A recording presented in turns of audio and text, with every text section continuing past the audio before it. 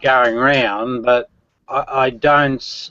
You see, I hold the view that the Bible through time. Well, sorry, I'll just add one other thing. I hold the Torah to be spiritually valid, but I also hold the view that through time, religions have been politicized, and that Jesus' true message is one of knowledge, gnosis, or knowing, not one of belief. So that's me. Okay, so are you? I'm sorry, I might have missed it, but are you a Christian then? You said you thought you're not a Christian. No, certainly not, because well, I wrote a book, Tommy. Is it Tommy? Yes. Yeah, I wrote a book called "What's This Thing Called God?" And I think that's the fundamental question that people don't properly understand. And my research was over a 900-year period, and it concludes that along the journey, the empires politicized the religious story for political reasons, and that led to a corruption of the true story, which can be found in the Jesus sayings, but also in the Torah. Mm.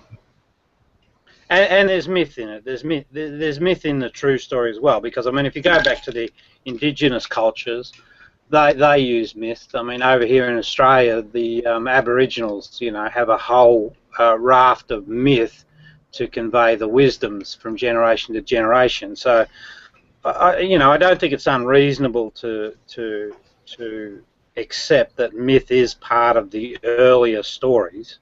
It seems to be evident in all other cultures. Why do you think? Sorry, I didn't mean to interrupt, but no, it's okay. Go ahead. That the myths and the actual story, as written in the Bible, maybe they came from the same source. You know what I'm saying? Maybe they're just different versions of the same thing.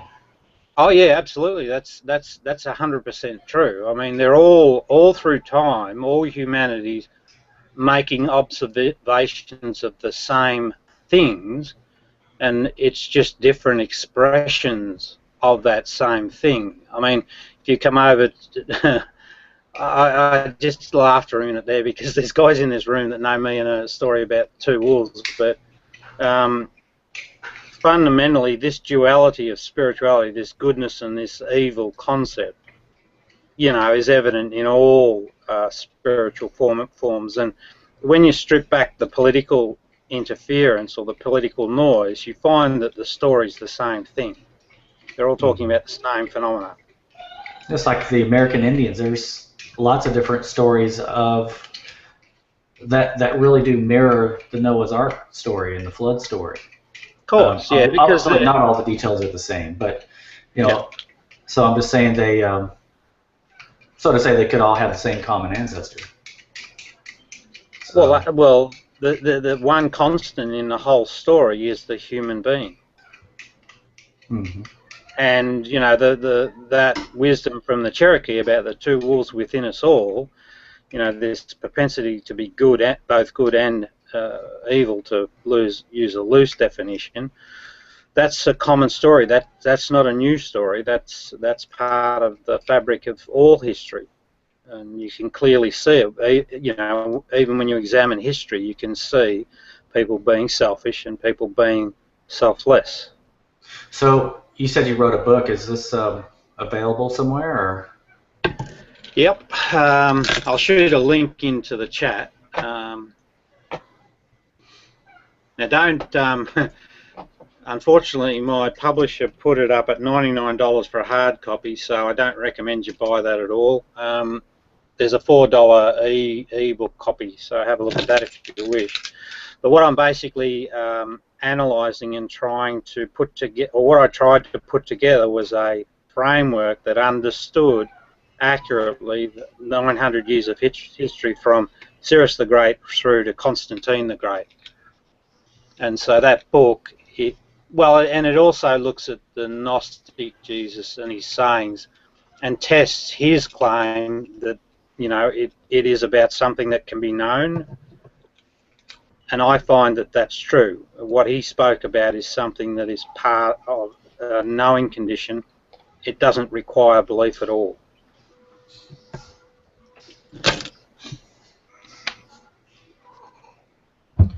Well, I think I'm going to have to disagree with you on that. Well, that's okay. Good. No problem. That's the way it works. Okay. The Gnosis, or the Gnostics, the Gnostic Gospels, came about long after the events actually occurred. That's why the Gnostic so-called Gospels are not included in the canon of Scripture. There's many reasons, but that was one big part of them.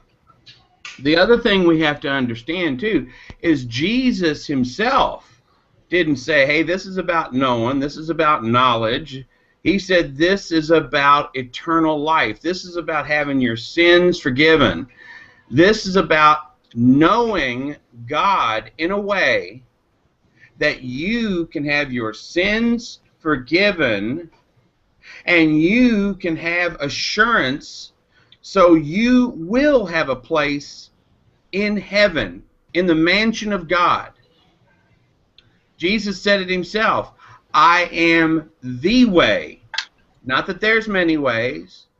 I am the truth. Not that there's multiple truths. I am the life. Jesus said specifically, without him, there is no life. You're not going to have life to its fullest here on this planet, and you're not going to have life eternal when you shed off this mortal coil. Yeah. So I've just posted in the chat window, and I understand your viewpoint. Your viewpoint is very much the Christian Orthodox position. However, Rob, you think I can read? Come on, buddy, give me pictures.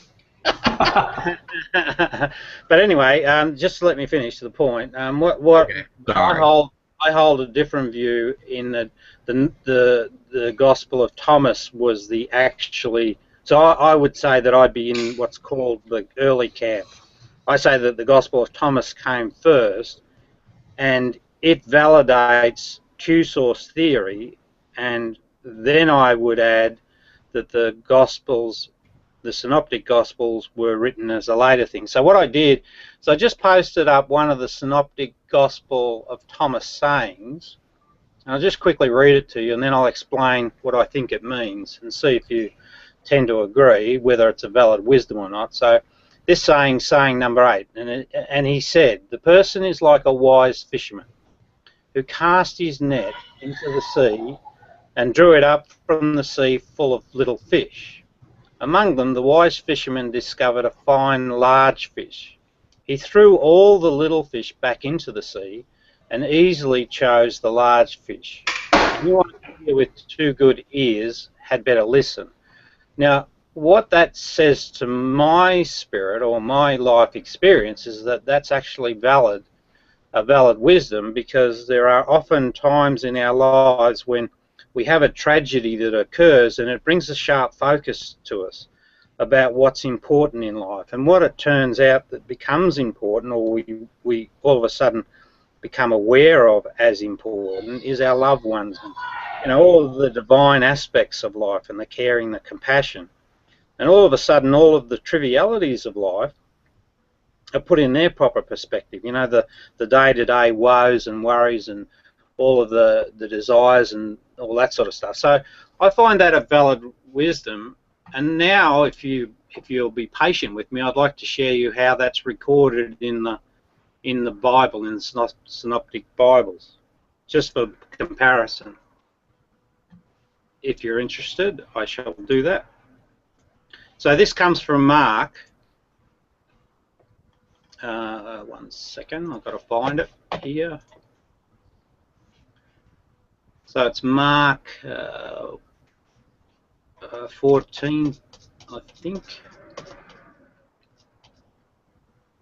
Yeah, so it's not Mark, it's Matthew 13:47, and it's called the parable of the net. Now, my position is that the first one is spiritually accurate, and it came first, and then this one was politicized, and I'll endeavour to explain why.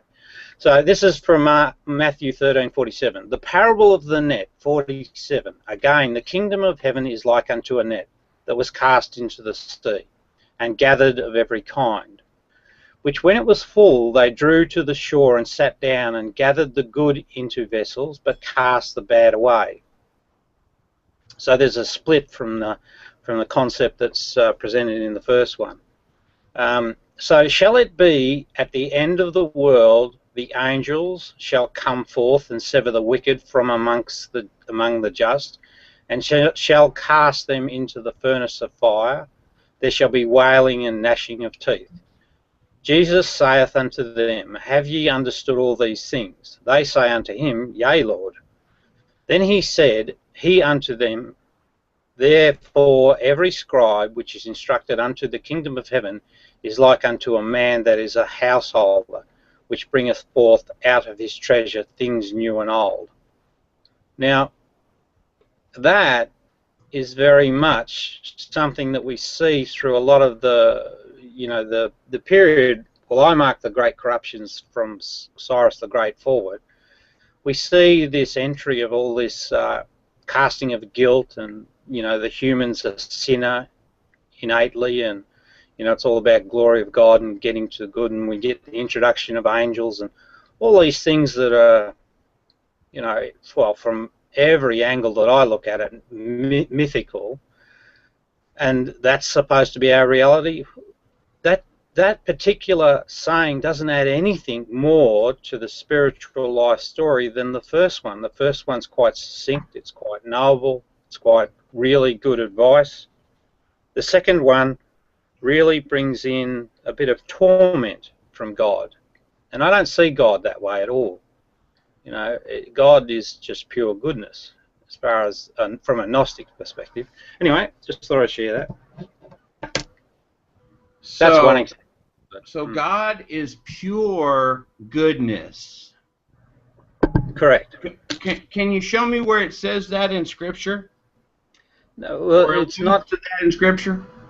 Why do you think we have Scripture? Isn't it to help us be informed? Would you agree with that?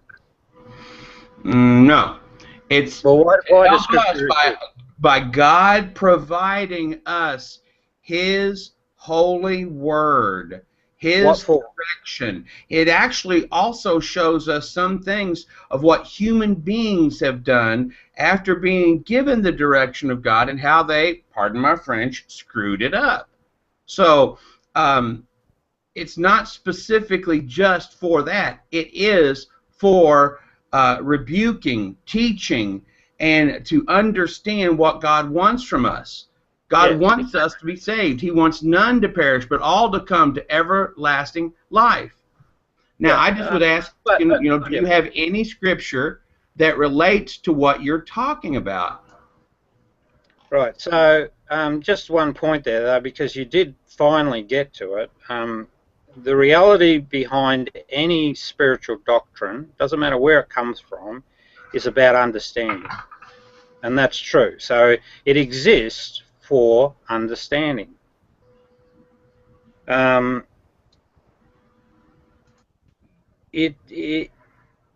yet the religious context is all about faith and belief. Now, a Gnostic Jesus does not subscribe to those premises at all, and quite accurately so. And here's the reason. If you listen to someone that tells you a story, and we know through history some people have told untruths, that's pretty evident. If you listen to a person and then you gift to them your belief, in that transaction you also gift power, or at least the opportunity for power. And this is the reason that these religious texts were politicized over time. But that doesn't mean that the Scriptures don't still hold the wisdoms. And this is the great confounding that goes on.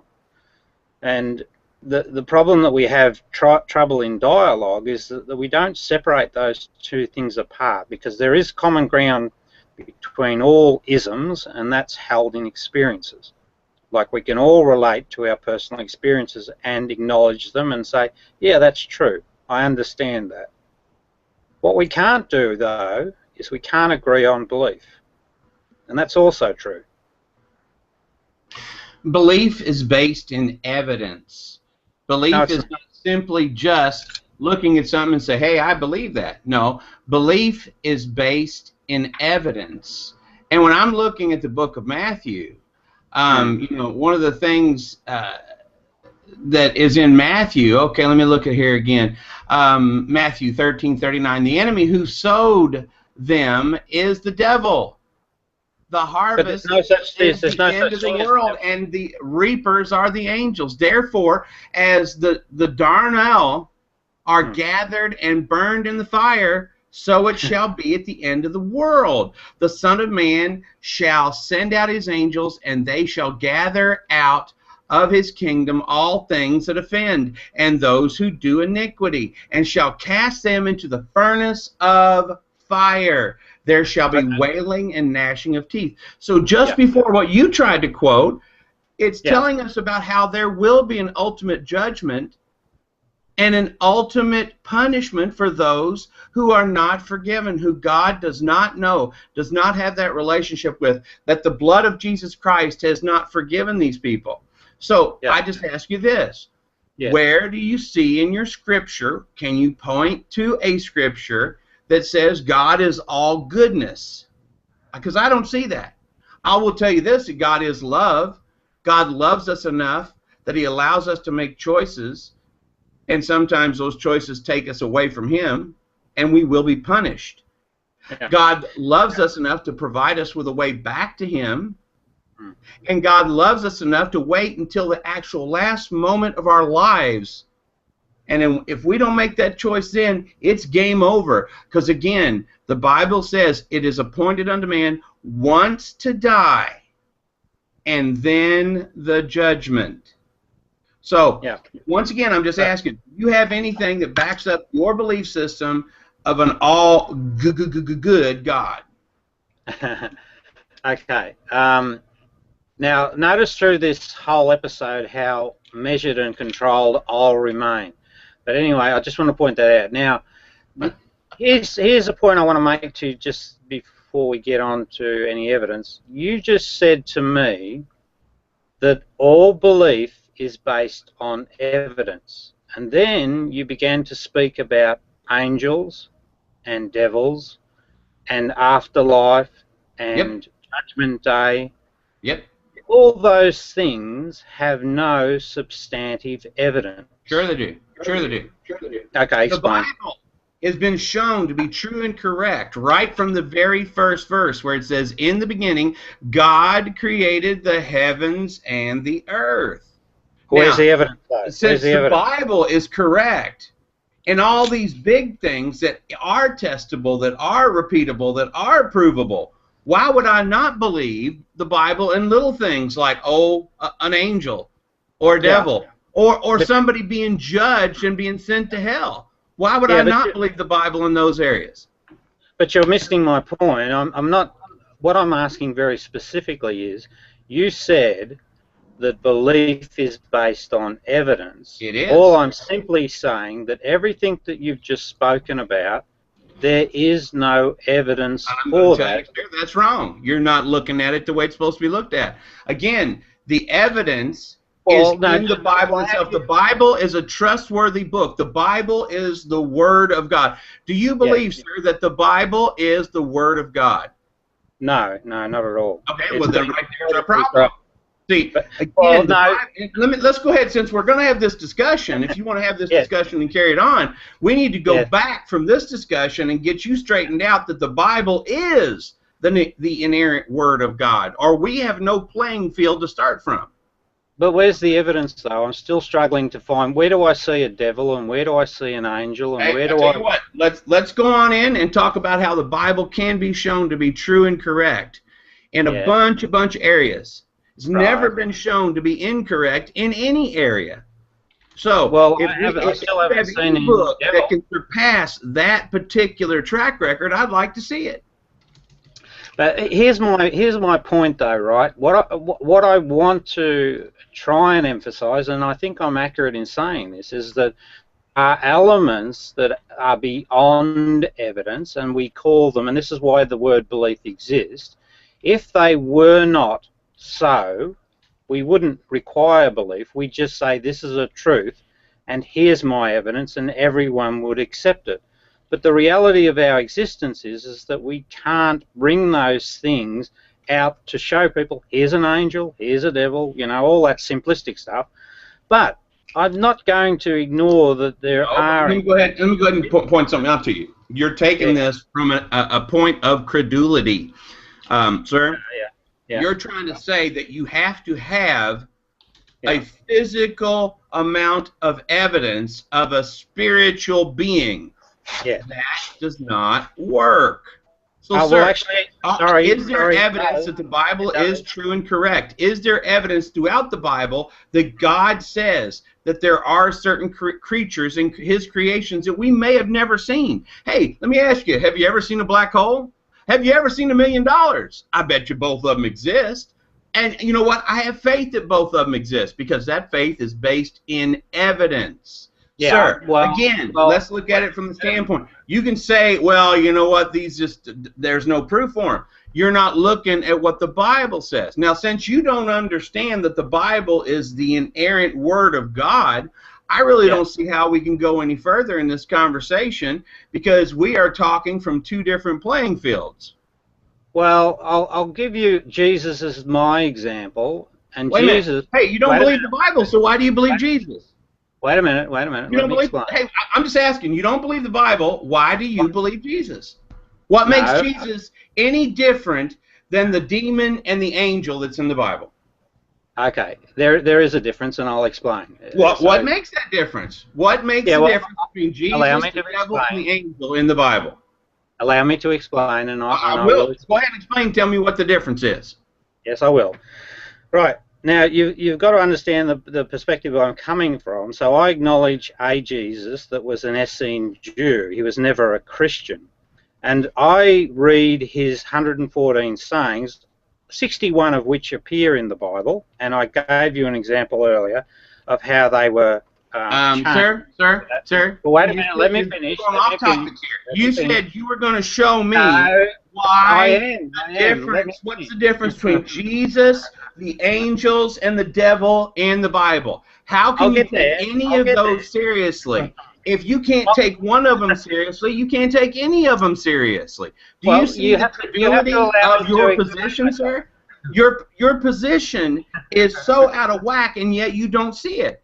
You can't take one thing and say, oh, yeah, this part of this false book is truth because I'm going to declare it that way. But these other parts of this false book are false because I'm going to declare it that way. Do you see where you're coming from, sir? Well, I actually do, but would you allow me to finish my point before you interrupt? I will if you'll stick on the point. You said you would show me why there is a difference between Jesus, the devil, and the angels spoken about in the Bible. Why is there a difference? I'm trying to do that, but you'll have to allow me to let you know where I'm coming from. So I'll try and do it as quickly as I can so that at least that appeases your impatience. Right. Sir, I'm not impatient at all. The only thing I'm impatient with is people who try and stall. Show me your patience then and just hear me out. Right, so, because that's the other thing too, you know, evidence is, you know, demonstrable. Now, so where I got to is I was saying that these 114 sayings are all perfectly knowable, even in our modern context. Wait a minute. See, here you go again. There's sayings of these angels, they're perfectly knowable. There's sayings of these devils that are perfectly knowable because, hey, they're in the Bible. They're in this false book that you call the Bible that you don't believe in, and yet you're going to take some of it and you're going to take that out and say, I like this. This will be okay. I'll take this. But no, this other part, you are being a buffet biblical reader. You're going to read what you want, and you're going to throw out the other stuff you don't want. Well, so, I tell you what, this is really the end of our conversation because you really don't understand what you're talking about to begin with. So I'm going to back out, let somebody else take up the conversation because you're just silly. Excuse me. Yeah. I kind of expect that sort of response because that's what happens when people's beliefs get challenged. That's understandable. But what I'm trying to communicate to you is that beyond all of the myth and the politicizing, there is common ground, and the common ground is found in a knowable experience. And that's where your true spirituality lies. It's not up in the clouds, it's not in the myth. It's part of the fabric of the human condition.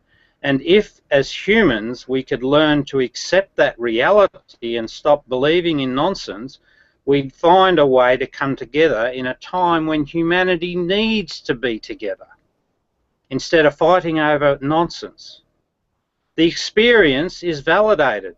We can validate each other's experience spiritually. How are you today, Adam? You still there?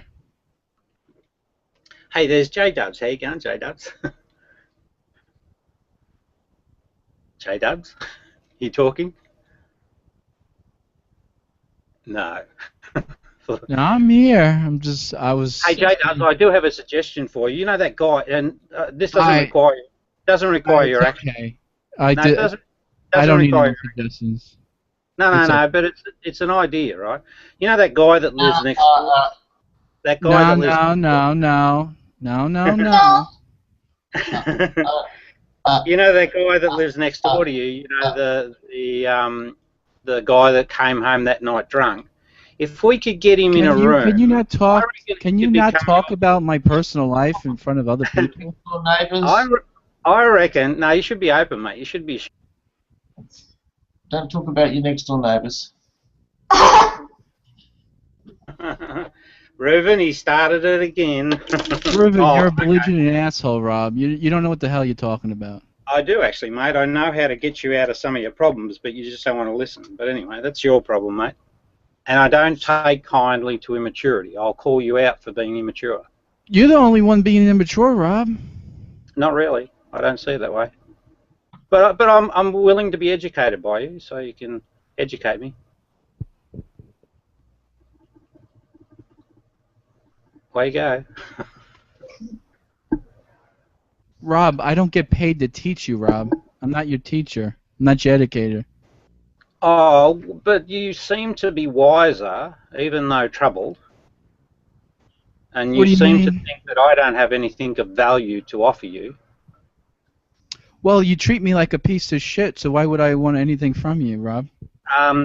Well, hang on, let's correct that. You were the one that pulled the censorship plug on 3 occasions. I let it go 3 times. I let it go 3 times. When you cost people, you get 3 times, and then I called you to account. All right, Reuven, can we get him out of here? Restrain the animal? See, there you go again, mate. You just want to play censorship. The best lessons in life, mate. What's up, Tommy? What's going on over there, man? How's it going?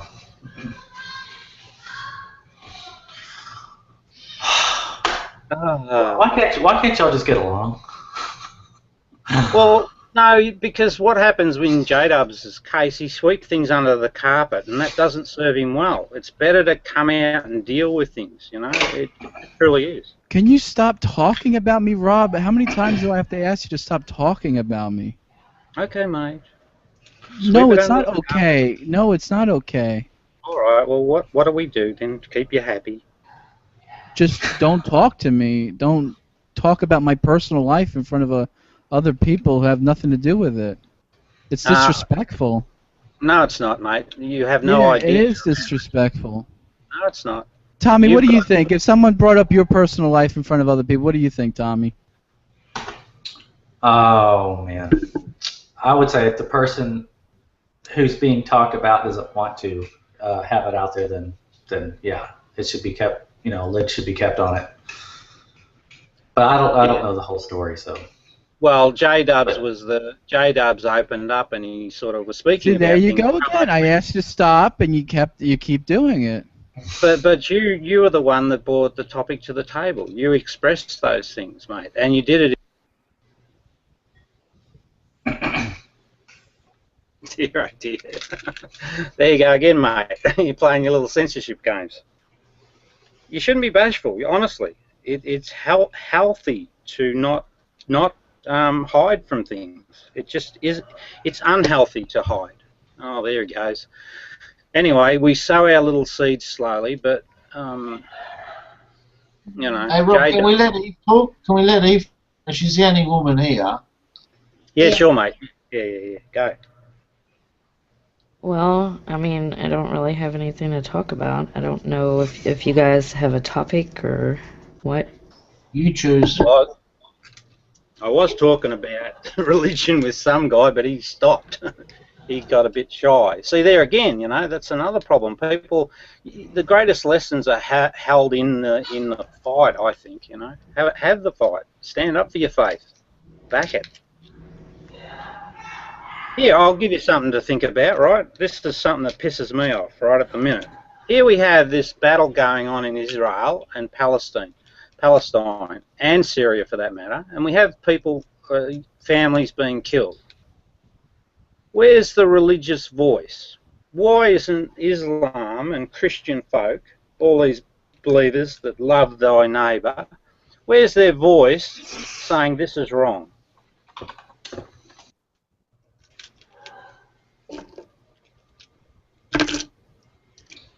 There's your answer. Not politics. It's not about politics, Eve. What it's about is that we, as a group of people on this planet, leave innocent families without a voice, you know, acknowledging their existence, the fact that they were murdered, and it goes by unchallenged. I'll give you another example. The chemical attacks in Syria. The UN comes in, they do a bit of a parade, but no one's held accountable. No example is set that that's intolerable. No effort's made to find out who actually did it. Where's the Christian and religious, you know, where's the Christians and religious folks whose premise, all of them, is to love thy neighbour? Where's their voice? I don't hear it. All I see is people bitching between themselves about whether there is a God or not. But I don't see any real stuff. Oh, I'm hogging the mic. Okay, sorry. I'll shut up. I'm just trying to give him a topic, Reuven. Give him some passion. Well, I think all Christians are appalled by. I mean, honestly I don't keep up with politics anymore because it's too depressing, really. And watching the news is depressing to me, so I don't watch it anymore. So I can't keep up with these.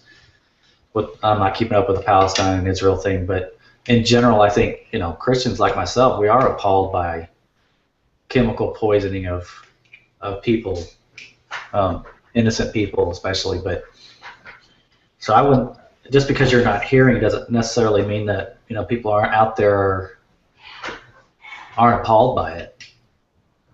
But, you know, we don't have as big a voice as we used to anymore. I mean, the media is pretty much dominated by the left, and from what I gather and from what I've seen, the left of all people, they seem least appalled by, you know, mass murder.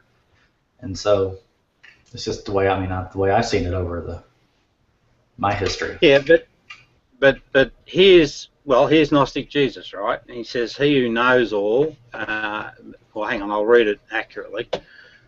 It's only a simple little saying, but it's quite accurate.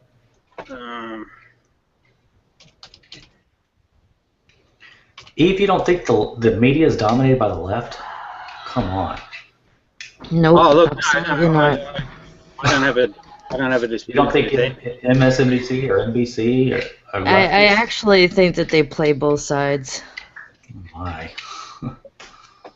Well, it's a political game. The media are owned by some very wealthy and influential people. That's the damn problem.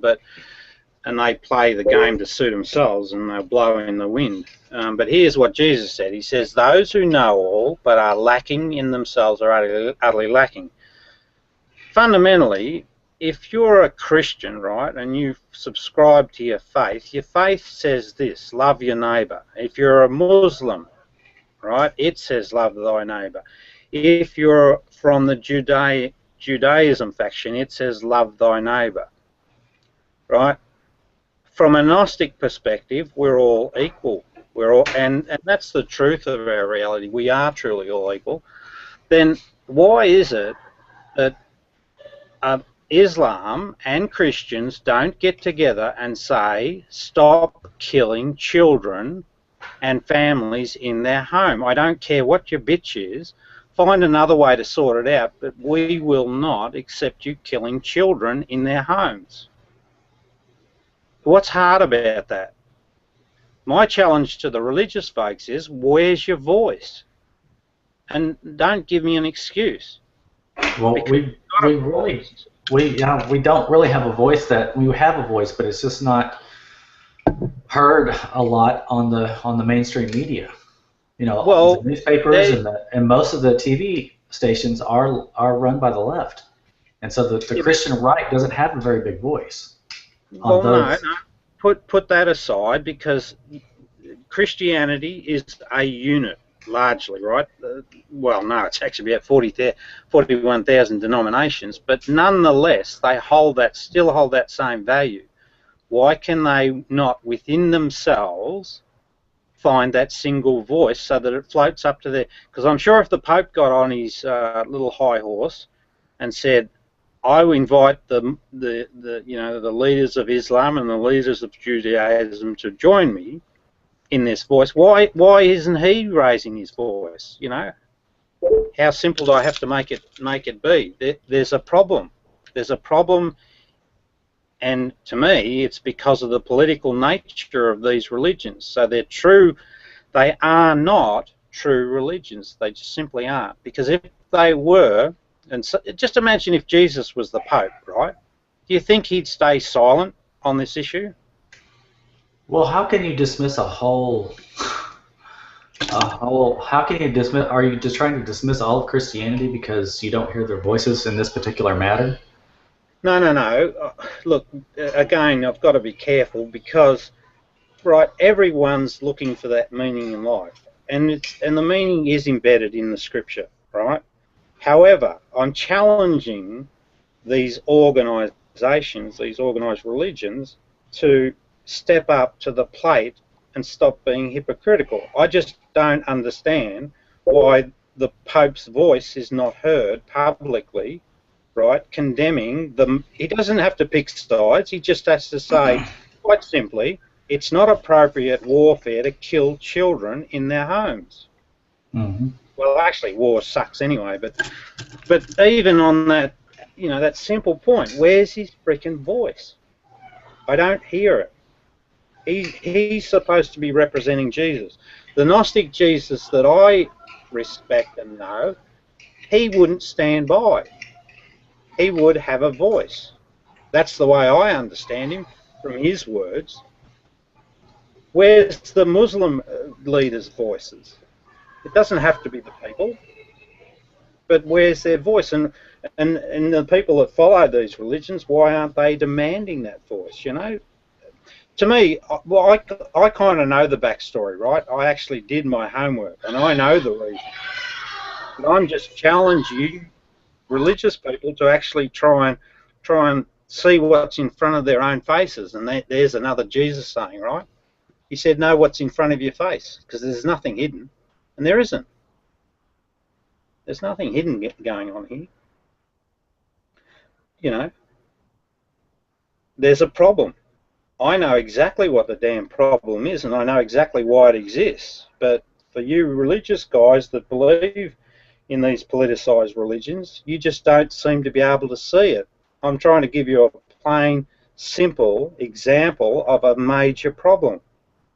As a community, if you think you know your God, as a community, you then have an obligation to stand by your neighbour. Your neighbour's not, an American. Your neighbour is a human being. Every human being. It's simple. It just pisses me off, that's all. It's just something for you to think about. Well, are there, like I say, I'm just trying to keep the conversation going. Are there other people up in arms over this who are not on the Christian side? I mean, is anybody it's not a Christian. Speaking out against I'm this? I'm not a Christian, but I stand with Israel. Yeah, you pick sides. That's inappropriate. It's not. That's the whole problem, that we actually have sides. That whole nation should not be a divided nation. It's just a group of people. They've all got houses. All you need is common law, and you piss off your religions and your politics. Well, sorry, well, you're always going to have a form of politics, but piss off classifications, and they should just live, you know. The reason that they fight is because of these divisions. So favouring one side, all you're doing is you're complicit in that murder because you picked a side. You've said that those other people. Right, Rob. I'm complicit in murder. Correct. Yeah. Well, not consciously, but in reality, it right, turns because out you don't want human garbage to kill innocent Jews while they walk into school. Yeah. Yeah, That's human garbage. Where's the compassion? Where's the understanding that there's tools in everybody? Where's the integrity? There aren't any wolves when you get your head blown off by a rocket. You know what I mean? Well, it goes both ways. What about the 160 families that are wiped out on the other side of the coin? Yeah, I mean, they were told to leave the premises, and they gave the fair warning. I think that's pretty admirable that they actually give a warning before they discharge weapons. What do Hamas do that? Do they give warnings to innocent people before they blow up rockets? What do you think? Where's the compassion? I think that the whole thing shouldn't happen, and it happens because of these divisions. Okay, humanity. Well, back to reality. There's a line. You know, there's West Bank, Israel.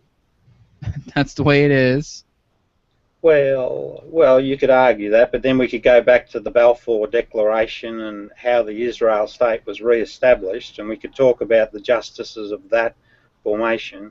We could talk about the impact of nationalism over the course of history and how well that's fared. We can talk about the corruption of the religious story and how that's being used to divide and conquer humanity. There's a whole raft of things we could talk about to put it into a proper context rather than just an emotive one gathered around, you know, a person that supports a religious paradigm and wants to back that side in the argument. But at the end of the day, children die, and people stand by and have these philosophical debates about ideas and watch the deaths occur, and then they find a way to justify the death. But the death still happens. So perhaps we have to wait till those events come to our own front door to get a better appreciation of what real tragedy is like for families to lose their loved ones, before we think that maybe war's not the solution, and that classification is just a belief. It's a notional idea that has no basis in reality. In reality, we're in fact all equal, except that we have little ego problems, right? No ego, no empire, no strife, no problem. Simple.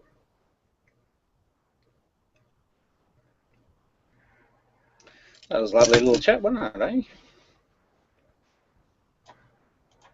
You see, if you actually take the time to study history, there's a lot more going on than just this little conflict that you're witnessing now. There's a bigger dynamic. Companies get bankrupted for wars that profit people. And all the while money's being made, people die. And they're real people. Just like you and I.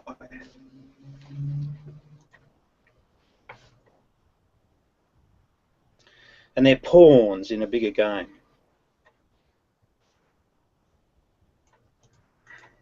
I'm just guessing, mate, you know. I don't read, I don't research. But I certainly don't take sides to make it any worse than what it currently is. Do you think war is ever justifiable? You get the economically you'll run into a problem, right? Because if you run low on resources, that's going to be a real world problem that's going to challenge any form of spirituality. However, if you're able to successfully manage economics, there is no case for war. None whatsoever. Well, what if one country's trying to occupy another, in an unjust way? They just decided they want to incorporate the boundaries, the borders of the other country. How would that not be justifiable for war? But you missed my point, right? What I said to you is that if economics was sorted, right? So that economics means just this. Economics is simple, right? All it means is that your needs are satisfied, right? Your everyday needs, not just superficial needs, but your everyday needs to get along and just enjoy the life experience, enjoy family and all of those things that are the big fish, if you like, not the little fish crap. You have laws to guard against people that get caught up in little fish. But if you've got your economic matters sorted, there is no case for war, because the invasion premise is about gathering the resources that belong to someone else. I'm saying that in an economic model where you're able to intelligently and equitably deal with resource allocation and the basic needs and wants are satisfied adequately, and there's no case for war. So that's why I put that qualifier in. So like when the Germans, they were trying to take over all of Europe and eventually tried to, they invaded Russia. They would have just went ahead and they could have just, or they wanted to just go ahead and dominate over the whole Asia and Europe theater. So what do you think of that? I mean, should they have been stopped? Well, ultimately, you've always got to defend yourself, right? So self-defense is always going to be on the table against an aggressor. But what you're dealing with there in that particular war effort is about empire building, right? Now, in the real world, right, there's this ego thing, and the ego's insatiable, ego's greedy, ego wants power, ego wants to own it all, and that's part of our reality. But that's the unjust part of our reality. And unfortunately, we can't seem to get our heads together, and it's because of things like factional religions. We can't seem to get our heads together to recognise ego when it emerges in our communities and stop it in its tracks. For example, Russia's President Putin, that's an ego on steroids, and it's uncontrolled at the moment, and it has the head of power. It's also got support from other quarters behind the scenes, but it's a major problem, and it's just the ego that's a problem, and that ego should never be in authority. But it gets its way there because of egoic interests. So these things are knowable. They're not fictional, and they're not just arbitrary. Yeah, but I guess the question I was asking is in your mind, is war ever justifiable in the real world? I know you can come up with... Yeah, but you see, again, I'll take you back to my point why I threw economics in. Again, if everyone's satiated economically, right, meaning that their daily wants and needs, there is no need for that first step that you're talking about. Well, if you want to defend your country regardless of the economics, I mean, if you want to... But what are you defending against? Remember, I said that if you're able to handle the economic situation, where's the attack going to come from? Because in that idealistic view, right, there is no attack. So when this country was first settled, do you think the Indians should have, the Native Americans, they should have just packed up their teepees and run off to Mexico and just left without a fight? Okay, so in history, there's three major events, right? You've got the attack on the American Indians. Well, there's probably more, but you've got the Aboriginal. You don't think there should have been war? What you're saying is the Indians should have just packed up and left. No, don't put words in my mouth. I just want to explain the reality, right? The reality is this, right? You've got the attack on the American Indians, right, and their nation, which was a grab for resources by the Empire. The Australian Aboriginal story was the Empire taking over their continent, and the scramble, and this is, you can go look this up, the scramble on Africa was engineered by a meeting that was held by Bismarck and the empires. And so these were all empire behaviours where they saw something, they wanted it, and they went after it. It's not a human condition, it's greedy, selfish individuals that hold the position of power that engineer those particular outcomes. See, I would throw communists in that. I would throw communists in there too, because they're greedy, they want power, they want resources, and ultimately they want land, and they want all the you know, the oil and all that stuff that goes with it. You know, that's why That's right. Yeah. So, but what I'm saying is, the Vietnamese invaded South Vietnam, and you know, that whole war started up, and then when we finally left, the North Vietnamese invaded Cambodia and killed millions of people. Which, where were the liberals standing up there? You know, screaming and shouting for all the slaughter that went on after we pulled out, and all those millions of people who got killed and raped. You didn't hear the liberals standing up screaming then. Yeah, but you've also got, and we'll probably dabble into the conspiracy side of it, but you've got Kissinger wielding a very questionable hand. You've got, if you go back a little bit in history and you have a look at the Japanese Sino Wars, you find that there's a banker that's bankrolling Japan and lifting them up to be competitive. So there's this fifth column that's evident through history that sort of seems to be tickling circumstances to play in their favour. Carnegie Steel being bought out by J.P. Morgan's suspicious.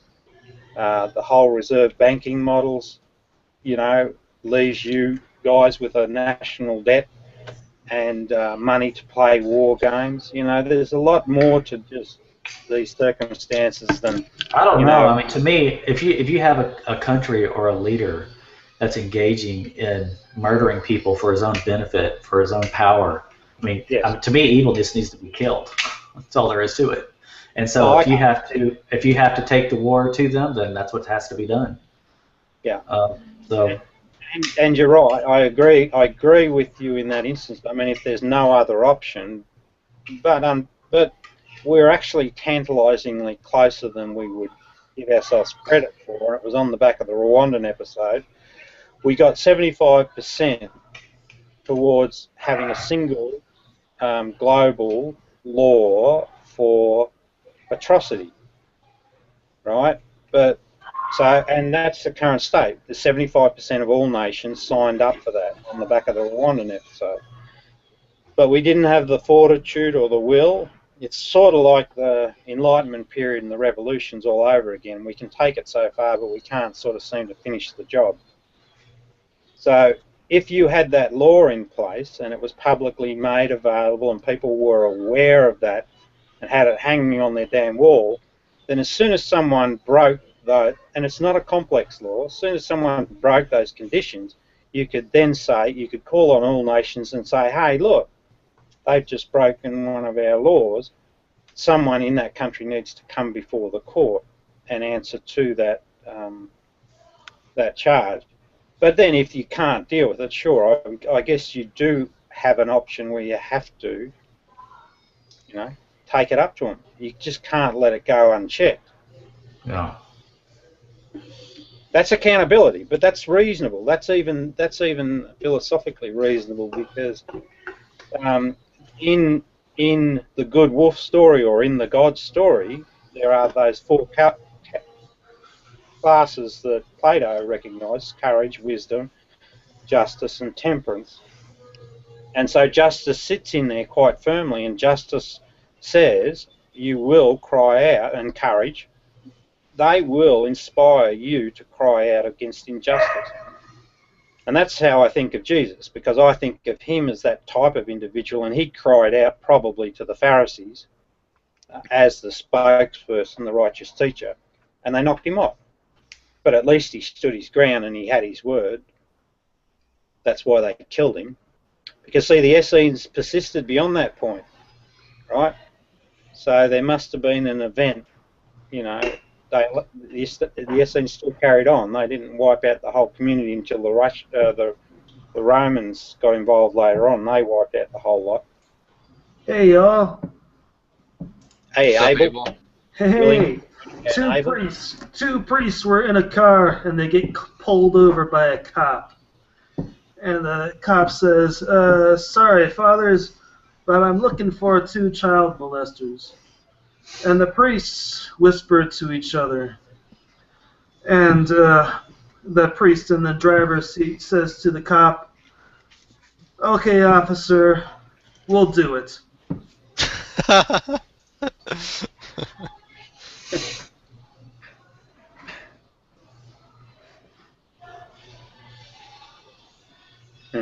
Did you hear that today?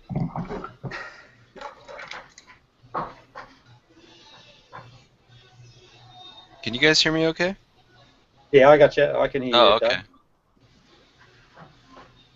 Hey, Doug, I meant to come back to you on that, and I'd spoken to Cerebus on this. You know that trio of incidents that you walked us through, one with the lever, one with the fat guy getting thrown off. And, Oh, yeah. Uh-huh. Yeah, I thought about that some more, and it's actually a false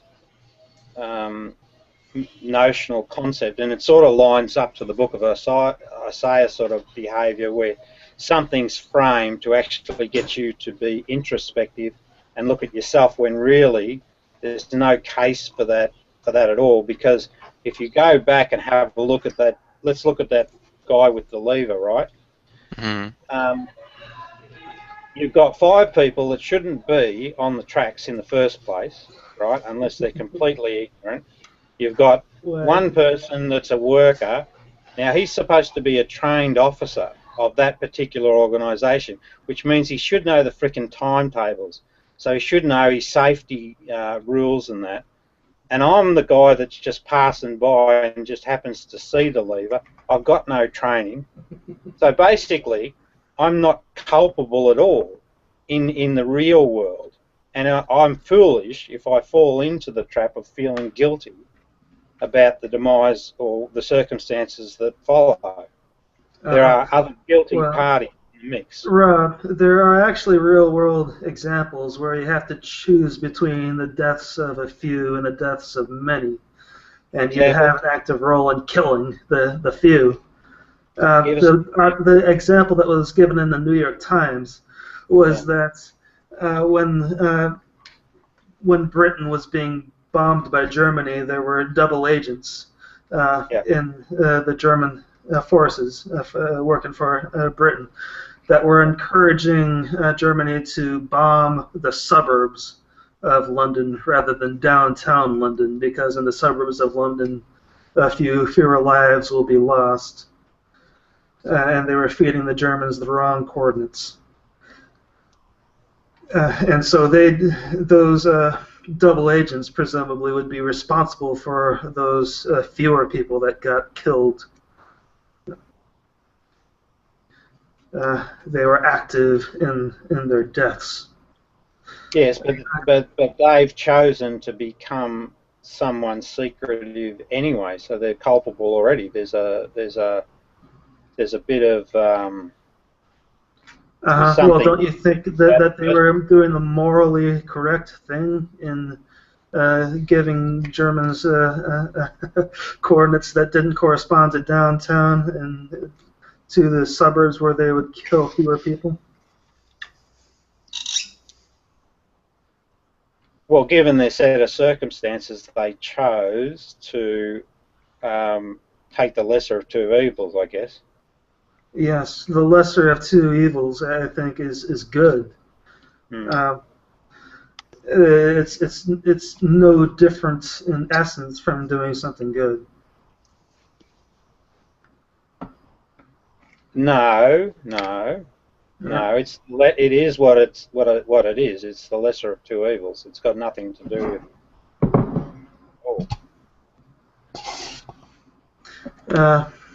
You've heard the phrase, desirable outcomes. The ends justify the means. I think that's actually true. The ends do justify the means, and people will do horrible things like let 5 people be killed for the sake of saving only one life. You see, even in that example, right, you probably, to understand the true moral set of circumstances, you've got to, again, look at the bigger picture, right? Mm. And you make your moral judgment where, it's like finding what's the root cause, right? And that's where you apply your moral judgment, because from that, disseminating away from the root cause, things get less and less clearer. Uh, So I guess what I'm saying, mate, is you can't do it in isolation. You can't just pick on that individual and say, right, bang, it's totally a moral judgment on their part. There's other factors. It's not just that person in isolation. uh-huh. And when you understood the big picture, then you could buy into whether they're guilty or not guilty. Okay. Better. You have a better understanding of whether guilt or non-guilty applies. Yeah. Okay. But if you're not consciously, right, responsible, and then probably that's the key word, for the outcome of any event, then there's no guilt. Oh, right. Okay. Yes, I agree. Yeah.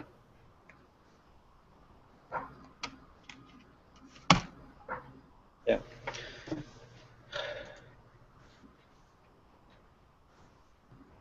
Well. Rejoice, for the Lord our God is good, and his love endures forever. Yee-haw! You sounded like a genuine preacher there. Hillbilly. Yeah, he is, I think. This is evidence for creation. This is evidence for evolution.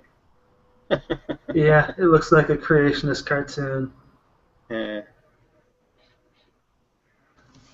I'm just trying to get my head around it. The only sins occur when you do harm to another consciously. Really? That's right. Yeah. So you lie to somebody, does no harm to them, you simply lied to them. That's a harm. Is that a sin? Absolutely, yeah. So who did it harm? You've harmed truth. Oh, well, wait a minute. Who is truth? Well, truth's reality. That's the real world. Who is truth? No, there's no who in truth. Truth is just... No. Yes, there is. Jesus Christ is the way, the truth, and the life. See, no, but he's again, gone, mate. If there is no absolute God, if there is no absolute authority, if there is no absolute Savior, yes, then there is no sin. There's no you and I. There's no absolute right or wrong. And because there is absolute right or wrong, we have to understand that there is a loving Creator God. No, you're wrong, mate. No, it doesn't work that way. Evolution is actually right.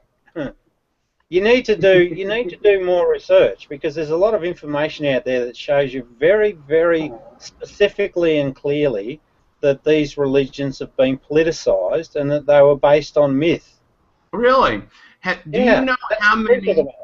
you know how many manuscripts we have of the Bible, the Old Testament, New Testament? Do you know how many manuscripts we have? Thousands. Too many? Can there be too many? Absolutely. You only need Now, if we've got 15,000 manuscripts and they all agree with one another, with the exception of punctuation and certain spelling, and verses, and all these texts agree with one another, where they say that Jesus is God, that He is the Savior, the Messiah, that He is the way, the truth, and the life. Now, if all these texts agree with one another, and you're going to say that's a bad thing, sir, I'm beginning to really doubt your intelligence in this subject. No, mate, I'm telling you it's a bad thing. And I'll give you an example that you might be able to relate to. Are you familiar with the doctrine that goes on in North Korea? Nope. what the emperors over there say to their people? Are you familiar with the doctrine of North Korea? Nope. Well, what they say over there, mate, is that that Kim Il-sung is a god on Earth, and he's got this ability to read into people's minds. And people over there, and this is fair dinkum, because if you don't believe me, I'll give you a video of a young girl that got out of that crap. But she was so scared to think negative thoughts because she believed, there's that word again, belief. She believed that Kim Il-sung could read her mind. Now that's a whole nation of people, right? They're all following one doctrine, and anyone with half a brain would say that that's a bad doctrine. No, it was not a bad doctrine at all. It's false. You think it's a good one? It's false brainwashing. Nobody can read somebody's mind. The fact is that if somebody believes that, their belief is not rooted in evidence. So can God there's a difference between just blind belief, which this poor person had, and belief rooted in evidence. No, mate. Now listen carefully to this, right? Do you believe that God can read your mind? Sir, God can do anything He so chooses to do. See, from my perspective, mate, I don't see the difference. You know, I think that Islam, but I know a bit more perhaps than you do because I did the homework and I looked at the historical story. Well, sir, I'm not going to say that you don't know a bit more about something that I know of. You know what? You might know more about being incarcerated since it looks like you're in the penitentiary in that little box there. Now, I'm not going to disagree with that at all. But, sir, when it comes down to Scripture, when it comes down to God, when it comes down to understanding who Jesus Christ is, oh, sir, I think I've got you head over fist. I got you there, sir, because you're proclaiming crap that is undefensible right from the very first question I asked you. No, I haven't. No crap. Are you a pastor, Jim? Are you a pastor from the Landover Baptist Church? No, sir. Hey, Jim, do you think 1 John 5:7 is scripture? 1 John 5:7 sounds like it should be. Let me look it up. I personally like 1 Timothy chapter 9, starting in 9 through 15. I like that one myself. Read it out, mate. I'm not asking if you like it. I'm just asking if you think it's scripture. And it was what again, John? What? 1 John 5:7. 1 John. Can you read it out, Dougie? 7. For there are three that bear witness in heaven, the Father, the Word, and the Holy Spirit, and these three are one. Yep, I agree with that. Now, were you aware that that verse does not appear in our earliest manuscripts of 1 John? Yes, sir. Does that make any difference to the Scripture? Again, when we look at what the Scripture says, certain Scriptures do not appear in other Scriptures. Even if we were to take this out completely, even if we were to take this out completely, it does not change the Word of God that is being conveyed, because you can find the doctrine of the Trinity in many other places in Scripture. This is not the only one, sir. This is the only explicit reference. Oh, come on. How about when Jesus is baptized? You ever thought of that one? It does not. It does not explicitly lay out the Trinity like this verse does. Break. Sure it does, sir. Jesus Christ comes out of the water, and then a voice from heaven states, "This is my Son, in whom I am well pleased." And then the Holy Spirit descends on him. You've got God the Father, God the Son, and God the Holy Spirit all right there. But it doesn't say that they're all. It doesn't say that they're all one. You think this does any damage to the Christian faith? Well, Doug, this will, I promise you. Listen very carefully, right? Sir, I've been doing this for 20 years. I doubt you've got anything that's going to damage my faith. I do, sir. Listen very carefully to this, and you can validate this, right? You go back to your Bible, and you search your Bible for the word Father, right? and you search for through every single text leading up to the book of Isaiah, you'll not see the word Father used in reference to the God. It'll only ever be referenced to the term of, the human parental context, right up to the book of Isaiah. It's at the point of juncture of the book of Isaiah that we actually start to see the word Father being related to the Father in heaven. Another interesting point I want you to search and have a look what's at. that got to do with the price of rice in Albegoria before you go from one point to another? It's got a lot to do with it, mate. It's got a heck of a lot. Okay, well, what is it? What's it got to do? Right, well, I'm going to read to you what Jesus said about the Trinity that you're speaking about. Wait a minute. You're changing the subject. You said that the word Father is not used until a certain time, and now all of a sudden you're changing the parameters of what you're talking about. All right, okay, sorry. Let me stay with the story then. So what happened, and this is acknowledged by scholars, right? For 100 years, scholars have said, right, probably largely in concert, that the book of Isaiah was not, in fact, written by a person called Isaiah in total. They certainly say that the last two parts, so that's from Isaiah 40 to the end, was written in the days of a person called Cyrus the Great. So let's assume for a minute that that held some truth, that the scholars are actually right with all of the research that they've done. Well, hang on a minute. That means that Isaiah can't be totally accurate. Now, if we look at Isaiah... No, wait a minute, whoa. What do you mean he can't be accurate? Well, it can't... Well, it means that the Bible is or whoever wrote it has told a lie. No.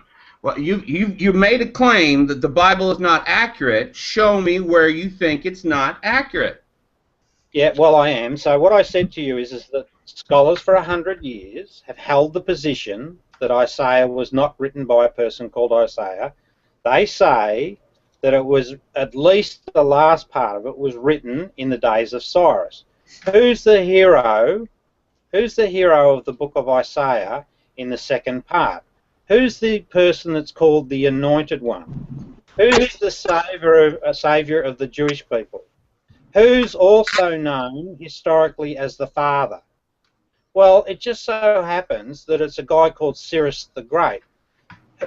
If you look at Zoroastrianism and have a look at that religion and have a look at how they use the term Father in their context. Oh, so now you're going to relate other religions to the way the scriptures are written? Is that your proof?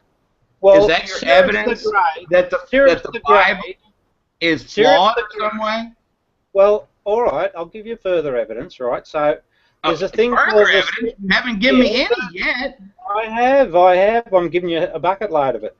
And I can keep going, so don't worry about that. I can take you but it ain't evidence. And show you that's a load of crap too. I can show you the whole lot. But anyway, the Cirrus cylinder, right? Go and have a read of what's on that, because that's a legitimate document. Well, it's actually a piece of clay, but it was actually written in the days of Cyrus, right? And on that particular tablet, it shows how when Cyrus took over Babylon, he produced some propaganda about the god of the Babylonians, who was called Marduk, and he also had a rebuilding program. Once you've had a look at that, go back and have a look at the book of Isaiah and have a look at its structure and have a look at the fact... I don't mean to interrupt you, but yeah, sir, you come at me like I've never looked at this before. I got to tell you, sir, I've been doing this for over 20 years. Okay. There's never once been an example of any other faith, belief system, so-called Holy Scripture that has anything to do with how the Bible was structured, the context of the Bible, what the Bible says. No, not nary a one, sir. So, I mean, if you've got something to say, if you've got some gun proof, why don't you bring it up? Why does scholarship say that for 100 years, right? They haven't been just saying it. This is 100 years. Why does scholarship question the book of Isaiah? You saying you know what? There's all kinds of people who call themselves scholars and question the Constitution of the United States. Does that mean the Constitution's wrong? Well, heck no, sir. No, So there's all kinds of people that could say, you know what, I'm a scholar. I went to school for 14 years. Doesn't really matter that that was just the 7th grade, but hey, I've been a scholar. So now I'm going to say that this book ain't worth the paper it's written on. So no, sir. Come on. It doesn't matter what people's opinions are. Come up with some facts. You want to bring evidence? Don't bring people. Hey, you were the one earlier bringing about people's beliefs. Don't bring in belief into the situation. Bring in fact. Bring in evidence. Or lay down and admit defeat. I'm trying to, mate, but you keep trumping me with your beliefs. I'm not trumping you with beliefs. I'm trumping you with trying to get you to come back to the conversation that we originally started. That is, you said you had drop-dead evidence that could prove to me that the Bible wasn't right. Then you also said you had evidence that could show me that there was areas why Isaiah wasn't right. And you have yet to do anything but babble on and on and on about other people's beliefs. Do you have evidence or not? No, that was science. Like the Cirrus cylinder, that physically exists. You can go and have a look at that if you want. And that clearly shows... What's that cylinder got to do with the price of rice in Albegoria? I'll say it again. It shows that Cyrus the Great and his boys had no qualms about rewriting the religious text and framing themselves in the picture of the big deal. It has nothing to do with the Bible. Well, didn't Are you going to show something related to the Bible, or are you going to try and give some kind of false history lesson from people who don't give a rat's butt about nothing? Now, I thought we were talking about the Bible here. I thought you said you had something about the Bible. I have a question about the Bible for Jim. Okay. Good, sir. Perhaps you could explain to me how what I'm supposed to take from a part of the New Testament where Jesus kills a fig tree. I'm trying to find any kind of valuable lesson from that because I find it to be kind of empty, odd, if not gross. I don't understand that. He does it. He does it twice in the 4 Gospels. He goes up and curses a fig tree. Can you give me chapter and verse on that, please? All right, 2 seconds. I would like a question answered too. Why does in Mark, why does Jesus raid the temple at the end of his ministry, whereas in John he raids it at the beginning of his ministry? When did he raid it? Beginning or end? Well, actually, sir, there's no difference in the time frames of when they actually show Jesus running out the money changers. Actually, there are, because there are key events within both the Gospels, and they're placed in a sequential order. And in one of the Gospels, many events that happened before the raiding of the temple in Mark happen after the raiding of the temple in John. So they actually are in different time spots. No, sir, I don't agree with that. If you could provide any evidence to that. Okay, sure. I absolutely will. Okay, Jim, I got you some scripture here. We'll do it's Mark 11, 12 through 14, and we have Matthew as well. That would be Mark 11, 12 through 14, Matthew 21. Okay. Mark 11, verse 1. And when they drew near to Jerusalem, to Bethphage and Bethany, and at the Mount of Olives, he sent out 2 of his disciples, and he said to them, Go into the village over across from it, and as soon as you have entered into it, you will find a colt tied, on which no one of men has ever sat. Untie it and bring it. And if anyone says to you, Why do you do this?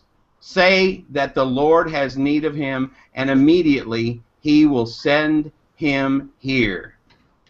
And then they went, and they found the colt tied to the door and place, and blah, blah, blah, blah. I don't see anything about a tree here.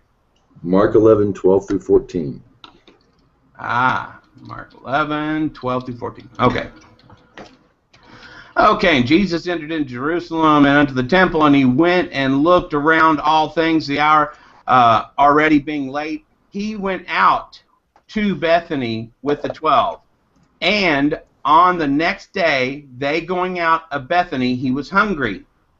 He, seeing a fig tree with leaves afar off, he went to it, if perhaps he might find anything on it. And when he came to it, he found nothing but leaves, for it was not the season of figs. And Jesus answered and said to it, No one shall eat fruit of you forever. And his disciples heard. And they came to Jerusalem, entering into the temple. Jesus began to cast out those bought and sold in the temple. And he overthrew the temples of the money changers and the seats of those who sold doves. One moment, please, and I'll get back on this fig tree thing. Let me get in here. Talks about also in Matthew 21. He walked up and he kills it. The fig tree withered at once in Matthew. It doesn't mention that in Mark, but that it just shriveled up and died. I'm trying to figure what kind of lesson would a tree killer teach us, especially when there's a law prohibiting any Jew from killing fruit trees, especially in Deuteronomy 20:19. And that's a conundrum I have with Jesus. That's one of the reasons why I've stuck with God, but left the Christian bit behind me because of, I mean, that's one example right there. I've never heard a satisfactory answer given to me by a Christian. And you seem to a knowledgeable man, so it's tough. Do you have a hypothesis for why that story exists? Well, certainly. You know, there's a couple of different readings into this. I'm going to tell you straight up that this is my interpretation of this scripture. I can actually go back and kind of show you some other scripture that why I believe what I believe. But you know, the place for the green or the fig tree is a big part of it.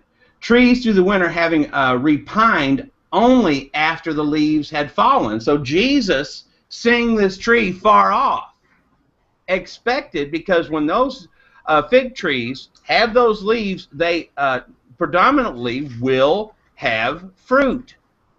Now, seeing that far off, and then coming to it, and seeing that it has no fruit, then he tells that tree, guess what? You will never bear fruit again. Why? You know what he does? Have you ever heard this particular analogy before?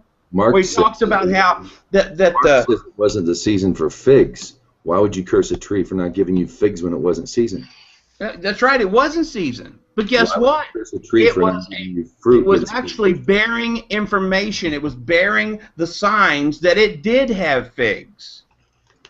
It was doing so falsely at the wrong time. And now, since it was bearing this information that it should have figs because it's full of leaves and it should have figs, it's not the time of figs, but some trees do that. Just because it's at a specific time doesn't mean it's written in stone that they never do produce outside of that time frame. Now, you've got the reaping and the sowing. You've got something that it says it should be bearing fruit. What does Jesus say to us as Christians? When we are grafted into the vine of Christ, the vine of Christianity, what does Jesus say to us? Gotcha. Jesus says that if we are grafted into that vine, the vine of Israel, the vine of Christianity, then we will bear fruit, and the Master will prune us. You know, pruning's not an easy thing, but when you are pruned, you will grow, and your fruit will grow with you. But guess what also it says? It says if you do not bear fruit, then you will be cut off and thrown into the fire. Again, another reference of what false Christians will have happen to them on the last days when they say, hey, look, I knew you. I cast out demons in your name. And Jesus will say, away from me, you evildoers, I never knew you. But see, God forbids cutting down fruit trees in Deuteronomy 20. Mm-hmm, sure does. So now, do you think the creation the creator of the creation is going to be subject to that. If he needs a tree to use as an example about how being a false Christian, a false believer, and how it can happen that you will not bear fruit and you will be cast into the fire, do you think that would be a problem for him to use that as an example? Well, I really don't see any problem with that. We're talking about Jesus. Well, it looks like in Deuteronomy the rule was in the context of laying siege to a city, so maybe it's not applicable. Yeah, it is. That's exactly why it's applicable. Because Jesus was laying siege to a city? Is the tree of the field a man to go into and siege before you? You have the right to cut down a tree in a land that's not yours. No, you don't. Yeah, so maybe Jesus was destroying private property in that context. No, sir, he didn't destroy the property. He caused it to wither. It doesn't say it died. He caused it to wither. You know, let's go back and look at what Jesus did in the temple when he cast out the money changers from the temple. You'll notice specifically that Jesus ran out the animals, that Jesus turned over the tables of the money changers, and Jesus handed the doves to these people and said, "Get these out of here." Why did he do that rather than just letting them go like he did the others? Because they may have flown away and those people would have been out their work because the other things were easily gathered. Hey, Jim, I put the links to the verses between the Synoptics and John's Gospel in regards to the cleansing of the temple that I was talking about. And John's Gospel happens in chapter 2, right near the beginning. In Mark chapter 11, Matthew chapter 21, right near the end, and Luke chapter 19 and 20. Thank you, sir. I will take a look at that.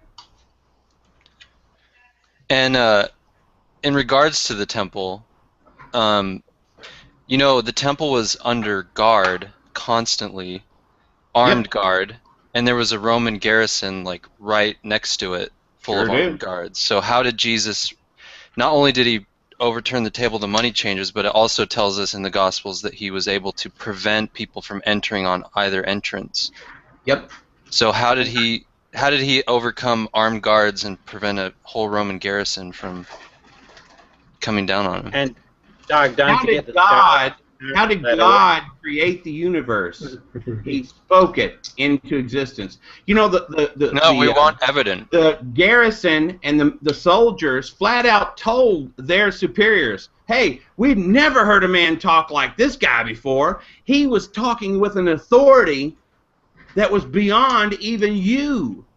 The Pharisees, the Sadducees, the governors. He was talking with an authority they were not familiar with. And I'm thinking Jesus just put like a so again, the same reason in front of the entrance, invisible force field. He walked out. He said to them, "Away from me," out he goes. He talked to them with an authority that they knew nothing about.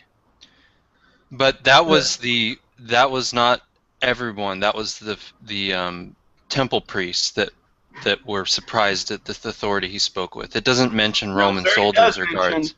It does mention the guards. Go a little bit later on when they're reporting to the Pharisees, you'll find it, that they actually were told, "Hey, why the Pharisees said, why didn't you bring him to us? Why didn't you do this?" And they're cowering before the Pharisees saying, "Hey, look, this guy's talking like nothing I've ever seen before." What verse is that? I don't know what to do. Yeah, that's exactly right. What verse is that? I tell you the truth, I don't know right off the top of my head. Do a little research, you'll find it.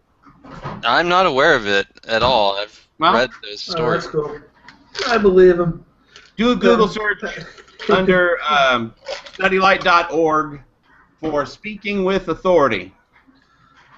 So, Pastor Jim, what do you make of the apocalyptic prophecies with a deadline, where Jesus says this generation will not pass away before all these things take place?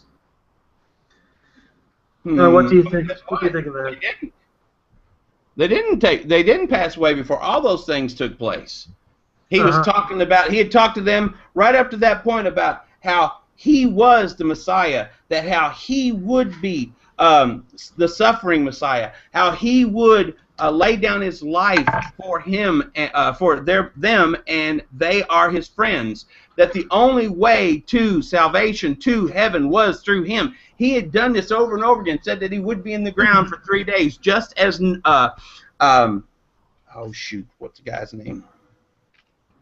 Was there an abomination that causes desolation? The guy from Nineveh would be in the belly 3 days, so will I be in the belly of the earth 3 days. He did all these prophecies, and they were all fulfilled before any of those people fell asleep. Now, there are future prophecies that are coming. There are future prophecies that will be fulfilled, but those are... Okay, some of them were fulfilled and others were not. They're yet to come.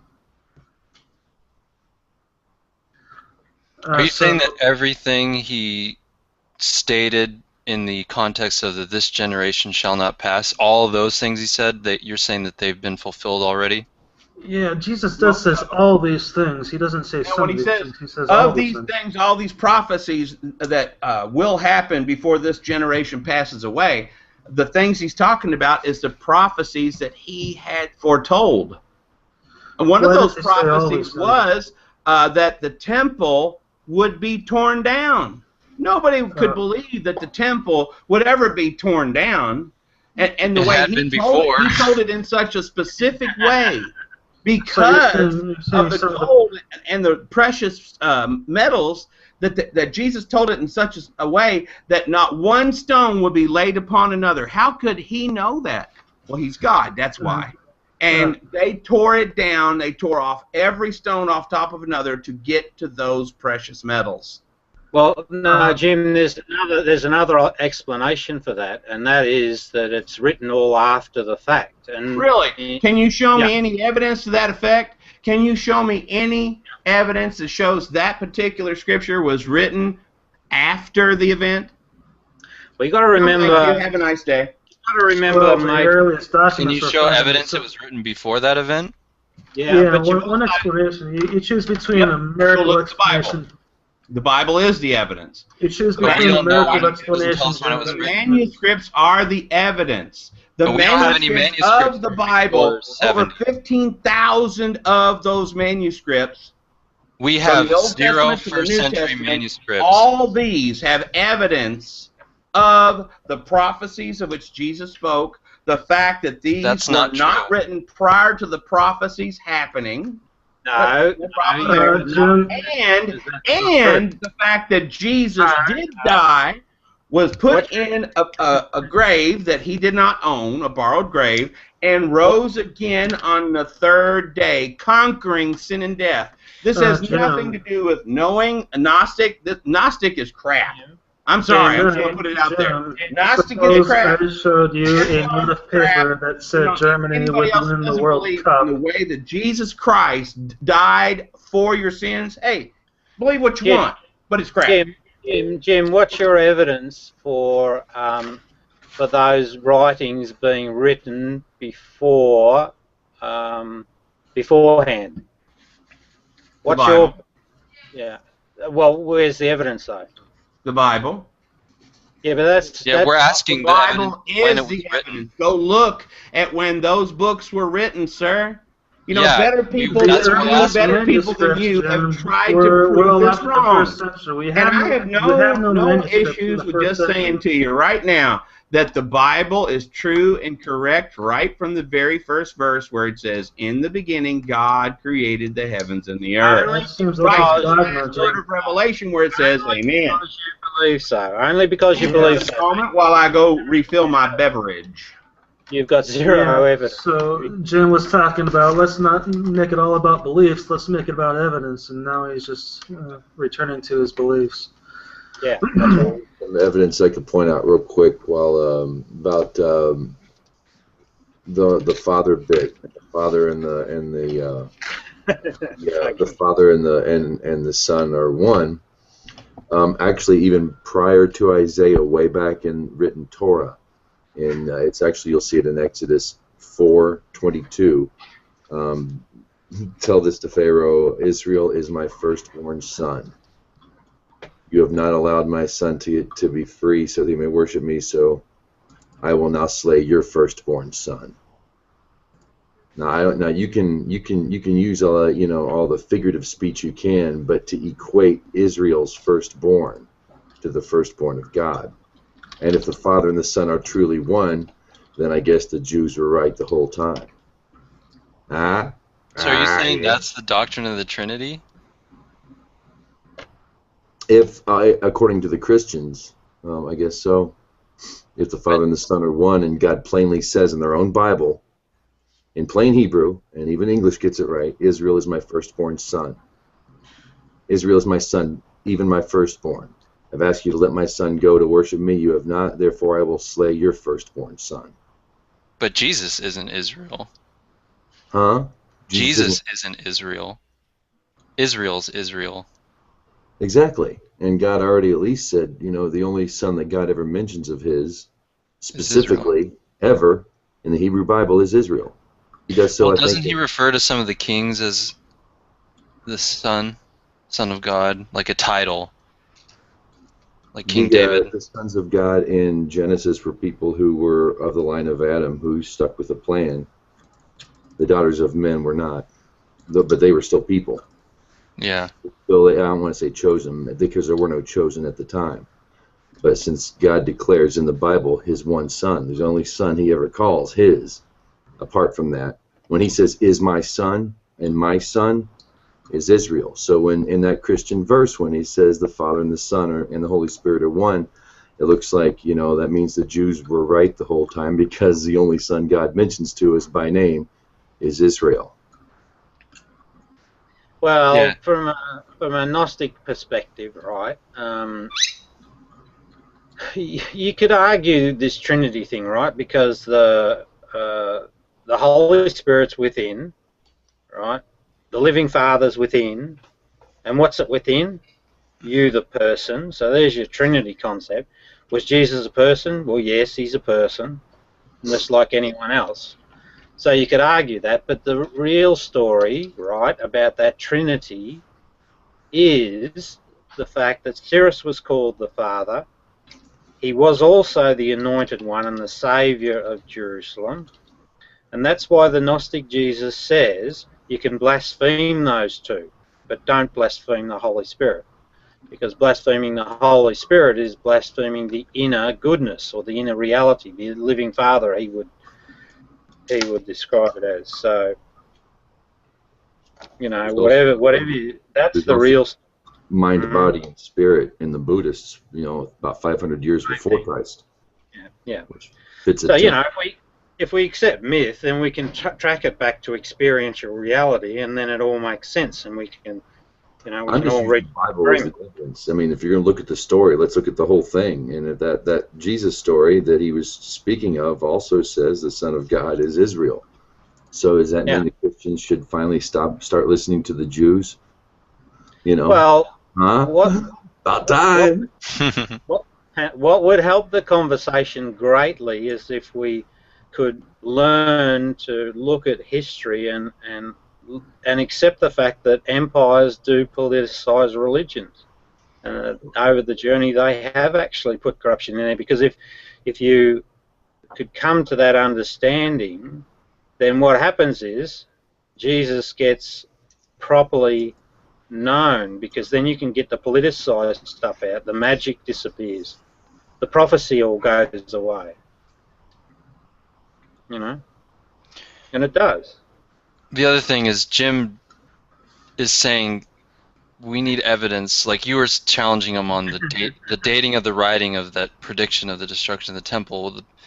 He's saying the Bible's the evidence, but the problem is we don't have any actual physical writings of that prediction even at all in the first century. The only first century thing we have is a fragment of John, and that's late first century. Yeah. And there's nothing from Mark or Matthew or Luke at all, zero from the first century. We have something from John from the first century, really? Yeah, it's a tiny little fragment with a couple. It's just like a credit card size little scrap of a Yeah. It's like this. I've seen it. Yep. It's like that. Okay. When they say credit card size, they're being generous. It's tiny. Like there's not a whole paragraph. Oh, There's parts of a few paragraphs, but not a whole paragraph. And that's your original fucking manuscripts. Oh, we've got all this original. Fuck you. You've never seen it. You're lying. well, that is significant. First century fragment from John from the first century. I didn't think it went back to the first century. Well, remember, even though we don't have manuscripts that old, it's still like a consensus among most scholars that at least the synoptics were written all in the first century. That's right. But obviously, I kind of assumed that the earliest manuscript was early second century.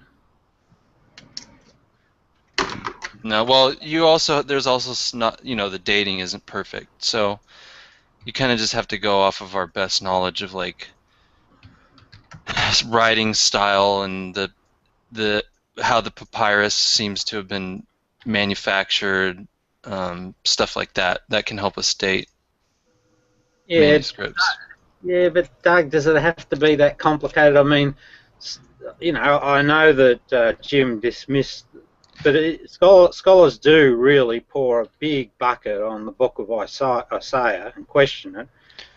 Yeah, I'm just talking about that particular.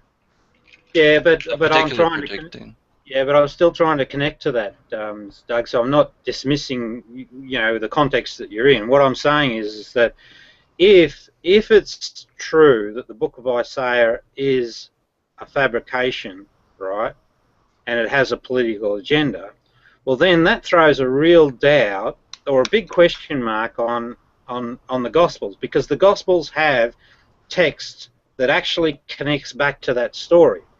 Mm-hmm. Right? So if one's fabricated at one end, then it follows that the other must be a fabrication, because it's actually hooking back to an untruth. Well, it doesn't necessarily mean that the people who are writing the Gospels and quoted from Isaiah, we don't know for sure whether or not they knew, they probably didn't, that Isaiah was not a true predicting document that was written long after the ostensible author's time. Yeah, but nonetheless, if the Isaiah is actually a fabrication, so it has no basis in reality. It's a story that's told to scare the bejesus out of the Jewish folks that are captive, and then it gives them the new orders, if you like. If that was what it was basis, it has no basis in any form of reality. So when you're making a connection 600 or 700 years later, you're making a connection back to something that's a falsehood in the first instance.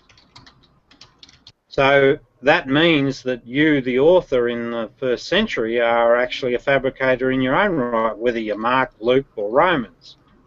But not necessarily knowingly. But you are still a fabricator because you're connecting to a falsehood in the first place. You're not connecting to anything of any real spiritual substance or contextual substance. It's a made-up story. And so you can't sort of be talking to an independent God, right, and getting wisdom for him, and he's the intermediary, right? So and he's sitting up there keeping the story straight. If you learn that the story that's first told is actually a fabrication, and therefore the connecting parts that are written, like the thing about the comforter or the comfort that the Muslims try and claim as Muhammad, that's a connection back to the comforter in Isaiah. And it's this connecting part back to something that had a political context back in the day, says very clearly that the people that put it together, whoever they were telling lies, or they were trying to preserve a context that was based on a lie. Well, I'm just saying that we don't, even though they were quoting from the book of Isaiah, I'm saying that we don't necessarily know for sure that those authors that were writing the Gospels knew that. Yeah, but whether they knew it or not, whether they're conscious or unconscious actors, they're still fabricating. Yeah, ultimately, they're the document. Well, at least the quotes back to Isaiah, they're quoting a late document. Yeah. And then if you come forward to the book of Daniel, you strike the same affair, because you've got Yale historians are saying that it's not written when it was said to be written. It has a dating. They say 164 BC. I dispute that. I think it's 160 BC after the facts, because of things in Jubilees and Enoch, and we've had that discussion. Yeah. So in any event, we both agree it's not pre-exile or during the exile. Yeah. So what you start to get a story that's being told in 1st century AD that's actually launching off things that are very suspect in their own rights. And I think what we're discovering here now is that this is part of the problem. We get locked into this minutia when we really should keep that bigger context in play. You know? Because my solution to this debate is that the Romans wrote that stuff. Because they wrote it after the fact, they can make it look like it's propaganda. Oh, yeah, but that's true. Well, you can believe otherwise, mate, but all the evidence, Jim. Believe otherwise? Oh no, the truth is otherwise, my friend. No, and it's you know not. what? I'm just getting too tired to listen to all this bull caca this evening. So y'all have a great evening. May the God of creation, the God of salvation, bless you all. Bye, Jim. Nice talking to you. Bye. Nice talking to you guys. Hey, Yeah, Ben. Hey, Rob. Rob, really, Yes, mate. read the Bible. Get I to know have, Jesus mate. for who he is. Yeah, God I bless. have. I know the story. I'm gonna get the last word. Rob, you're going to hell. Bye.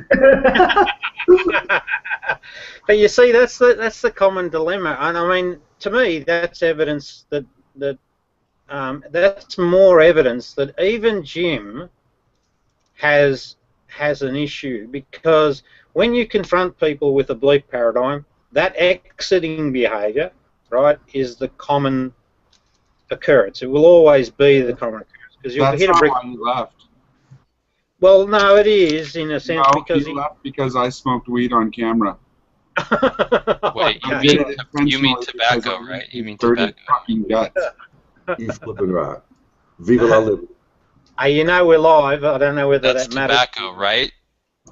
Wink, wink, right? Jello, that's tobacco, right? Wink, We wink. are live, mate. That's a true story. I'll put it this way: it's legal medicine. Okay, well, That's good enough. That's vague enough. It's it's all I need to. It's Christian hillbilly getaway juice. That's what it is. It's you know, he's got so much hate in him. I really like to drive him off. Like I feel dirty after listening to him talk.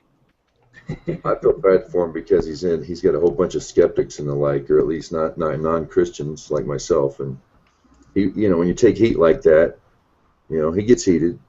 Yeah, I can understand why he would get frustrated. I mean, like you said, he's kind of in the den of he's in the lion's den, so to speak. Well, I felt a bit guilty. I mean, I didn't mean to sort of say to him, look, no matter what happens, Jim, at the end of the day, there is a common ground in experience, because I think that's an important point, because, I mean, gee, someday, somehow, we've, you know, got to, you know, the truth has got to come out, and there is a life beyond the religion, basically, you know, and there are good wisdoms that help us guide, you know, tread the path of life. So that's, but at the same time, I mean, you know, when people get stubborn like that, I'll just get as stubborn as they will be. I won't walk away from the debate, that's for sure. I wonder if it was Reuven and Mike's conversation going on over there in the chat room. about this, about how Scripture is the Son of God, and every turn that Reuben was giving him, I'm thinking, yeah, but the law specifically states you can't use the Bible to back up Jesus. All that the Hebrew Bible does is demolish the Jesus idol, you know. And it's not, you know, I don't want to attack my Christian brethren because I was born and raised by them, married one. You know, they got to wake up, man. Is your wife? Are you still married to a Christian wife? Oh yeah, oh yeah. Do you guys ever? I say she's a recovering Catholic until Mom comes around. Oh. And she's pretty laid back, you know, Irish Catholic, you know. Gotcha. Yeah. But she's real. She lets me do my thing, and you know, she puts up a tree, but you know, we don't put religious symbols on it or prayers or anything like that. She lets me do a menorah Gentile style. You know, she'll and you know, she's very supportive. She knows. She knew early on. I said I can't do the Jesus thing. I already made a promise. Can't do it. Good woman. And my mom's Christian. You know, my dad's Christian. My brothers and sisters are Christian. So it's not like I'm out to get them or to prove them wrong. But I'm out to prove them wrong. Yeah. Well, yeah. I mean, I started out Christian as well. So yeah, I can definitely understand what you're saying. Yeah, but the exercise shouldn't be about. Although, you know, I mean, I was guilty there as much as anyone, but it shouldn't really be about the fight. It should be about the search for truth, because the real problem is not the wisdom, not the spirituality. No, there's no problems there. The problem, because you can believe anything you damn well like, really, if you want to, but the problem is the politicizing. That's the real problem. That's why it needs to be held in open. But equally, you know, it's healthy to know the truth about things and confront those truths. And what did Tamerlane say about religion and in regards to politics? I forget. It's a really good quote.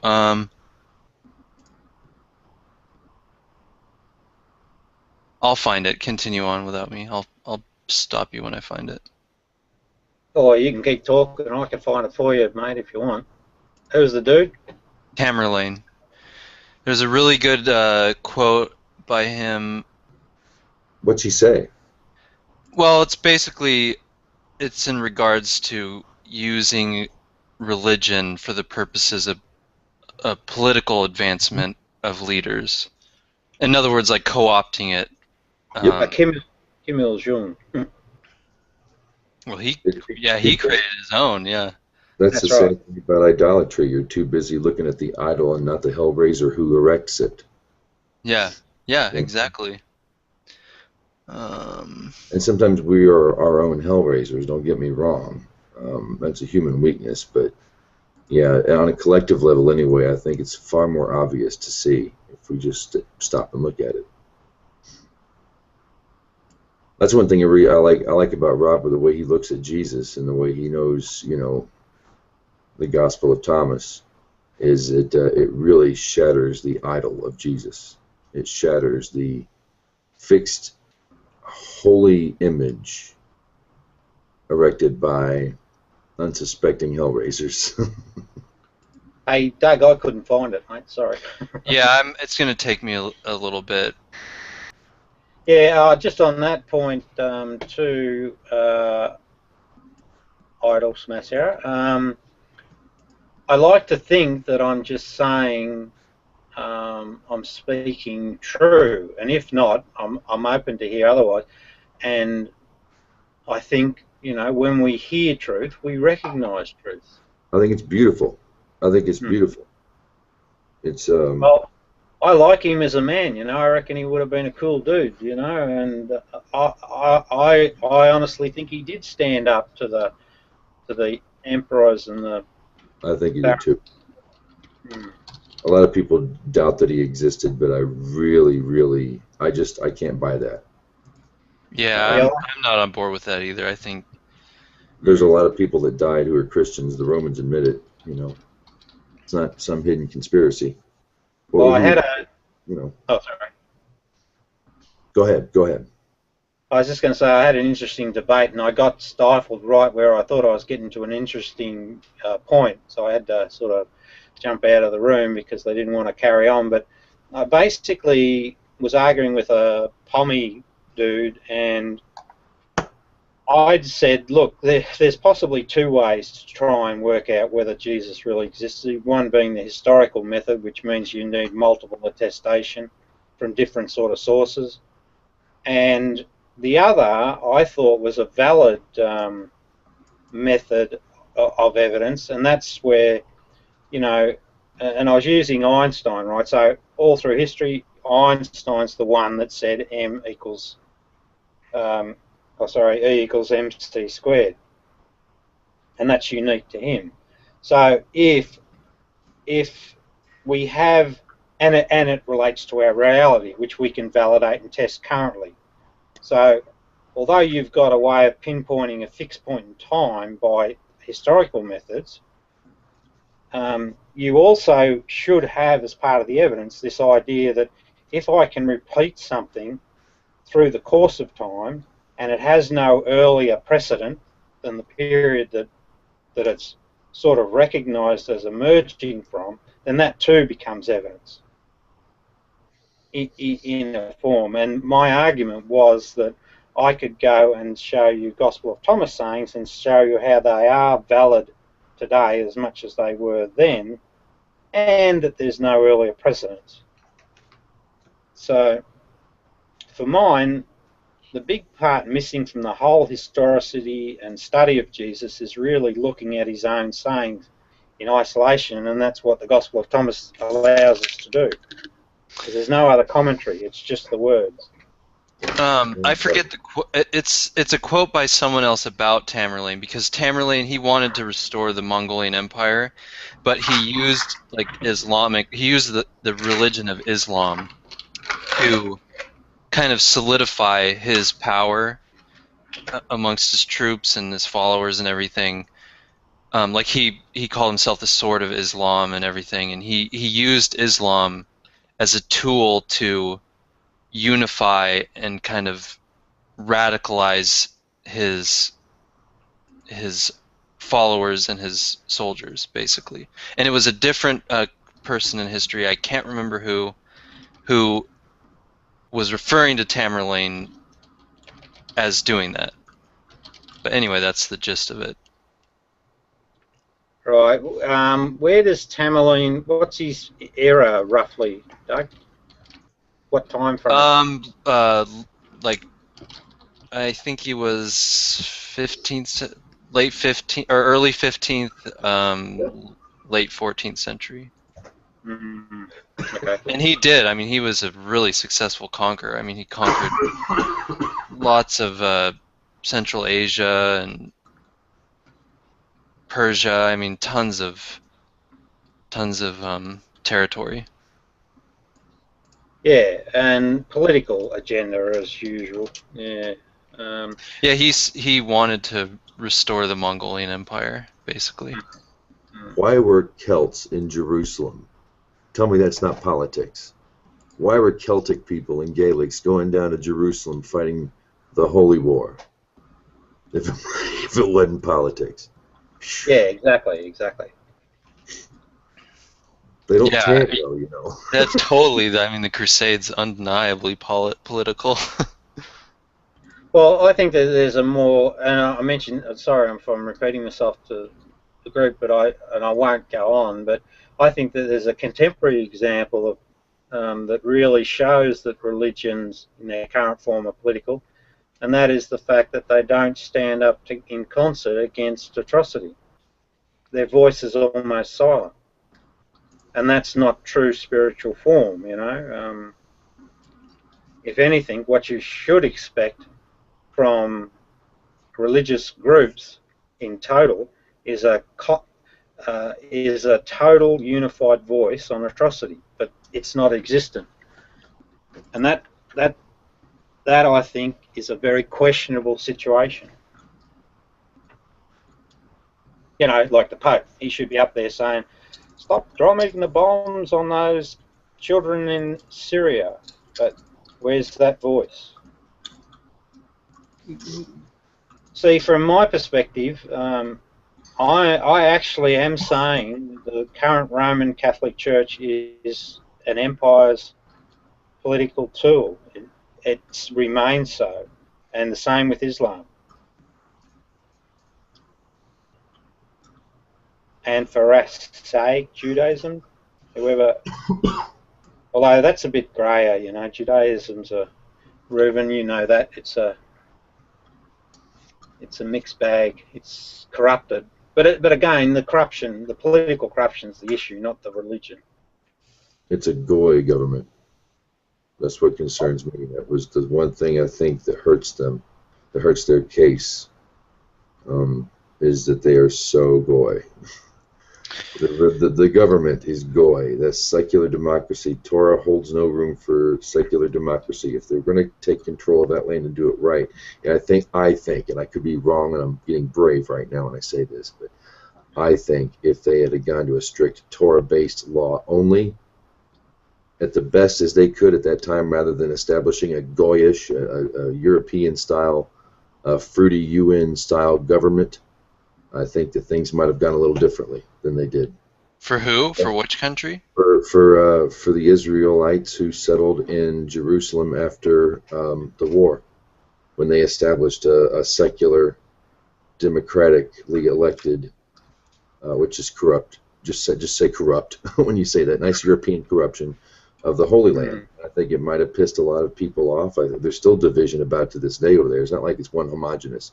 I mean, one thing Jews love to do is argue, but I think that if they had put more of a Torah-based government into it at that time, rather than putting instead of putting a prayer shawl on a flagpole, they wore it, more. I know different. I know I don't. I'm not saying I blame anybody, but I don't know. Are you talking about after World War II in the Balfour Declaration? Or are you talking about ancient history? I got confused. 1949. Oh, okay. Sorry, I just wanted to clarify that. It's just such a white government. Yeah. They actually asked Einstein to be the first prime minister of Israel. Did you know that? But he refused. Wow. Yep. Oh, wow. Think of how the world would have changed. No. He said that he refused because he had first president. Sorry, yeah, he refused because he had qualms about the leadership, or the political direction. Einstein was a flippin' badass. That's all I got to say. Yeah, don't make the mistake of thinking things would be a lot better if only Einstein was Prime Minister of Israel. I don't think so. There's nothing that could have salvaged that situation. Yeah, there were a myriad of reasons, Reuven, but one of the ones he gave was he had problems with Zionism, which he explicitly stated that. Yeah, and so he would have been thrown out of office from the very get-go. But it is a European concept. The Zionism we know of today is not the Zion of the Torah or the Scriptures. It's I agree with you. Different concept. And they wanted to build New Zion in Britain. That was like that was how they the enlightened society. There's my thing. Go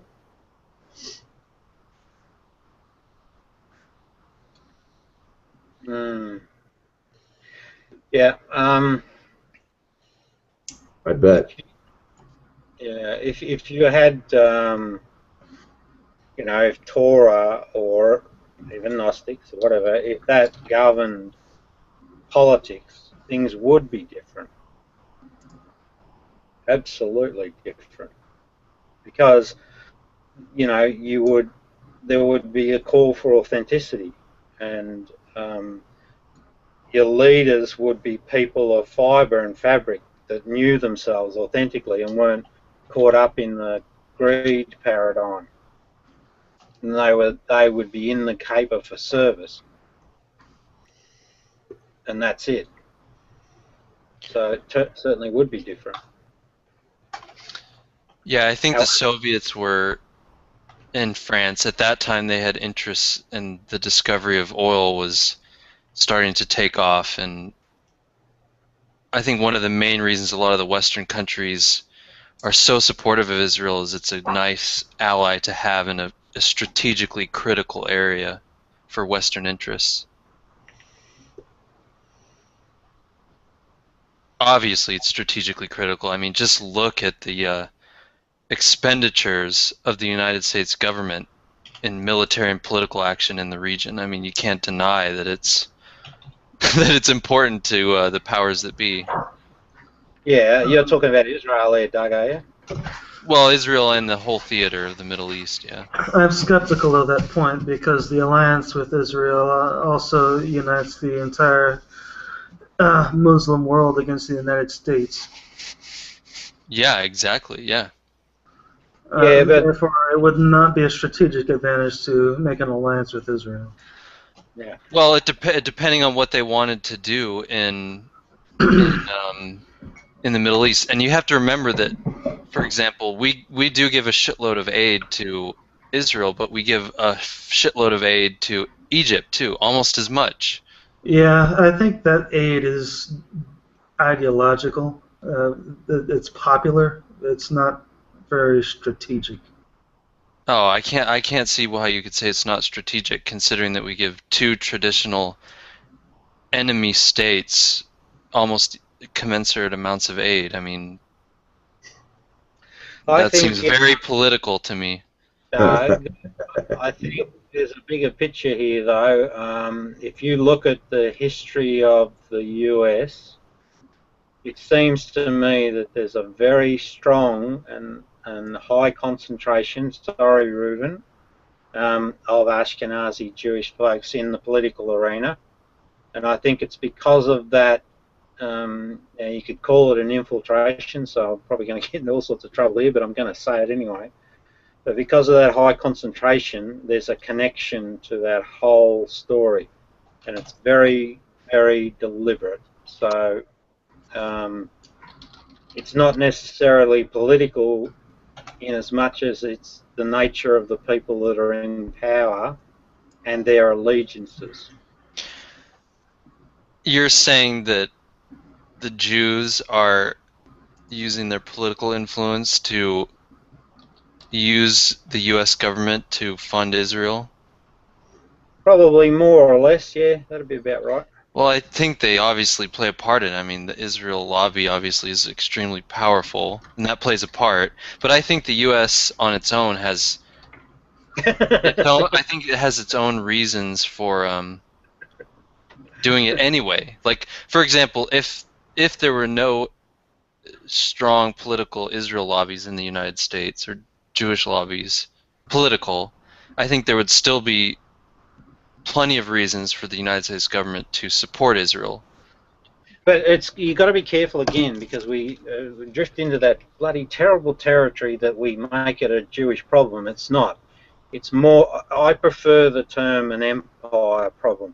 So what you've got, right, if you look at the history, you get this wave of Ashkenazi, highly powerful, intellectually smart people move into America. That's true. They occupy a whole lot of very influential and powerful positions. They are very wealthy. Wealth is a big issue in American politics. It has a massive amount of sway. And when you look at the concentration, and if you could actually list out that elite group that's, and just tie that story together, you'll find that they're a very significant force within the context of the political beast that's American politics. And it's from that basis, that connection, that historical connection, that tie exists. Yeah, I think it exists. I mean, it's an inconvenient truth, but that's that. I think if you were to lay out history, and like I said, I've started doing that. There's a lot of very strong indicators.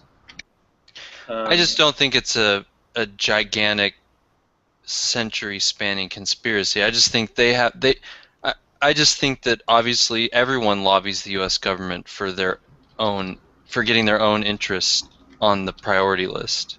Okay, Roth. I don't think the Jews are any different than, say, ExxonMobil, or any of the pharmaceutical companies, or I think everyone lobbies the U.S. government to get what they want done. Yeah, but what I'm suggesting, mate, is that all of those highly powerful entities, rub shoulders at time to time and collaborate for their own, agendas. But all right, Rothschilds, Ashkenazi, Kissinger, Ashkenazi, even Einstein, I think, Ashkenazi. That's right. The Ashkenazi Jews have a high IQ between 108 and 115. Yeah. And I think that explains their exceptional wealth and power. Yeah, it does, and that's indisputable. I mean, you can go back, if you follow that all the way back to Babylon, and Reuven will hopefully back me in this, you'll find that in the days of Babylon there was a commitment between the early, I'm going to call them Persian/Pharisee community that lived in Babylon, to educate their children. And we even have Reuven in our midst, and he's acknowledged even within our midst as a very intelligent person. So, there's plenty of evidence that backs the idea that's a cultivated outcome over a very. And you have the aristocratic Jews even in Israel and Jerusalem at the time of Roman occupation, that they were educating their kids, to basically Hellenizing them, essentially. That was one of the big reasons some of the more hardline Jews were so against them, because they were accusing them of kind of bowing down to the oppressor, trying to becoming like the outsider, becoming like the Romans, for educating their kids in the gymnasium and all that stuff. They were saying that they were betraying Israel. Well, that's why there was a big effort to get all the kids, all the kids to learn Greek, because Greek was the language of the elite, I think, at one point somewhere. It was. Well, Greek was used all throughout the region as kind of like the trade language. It was the trade language. It was that everyone had in common, and they could use it. If a Roman came to Israel or Syria, he could converse with someone in Greek, no problem. Yeah, so they use it mainly for convenience sake, and there's obviously historical reasons for that. Alexander. Yeah.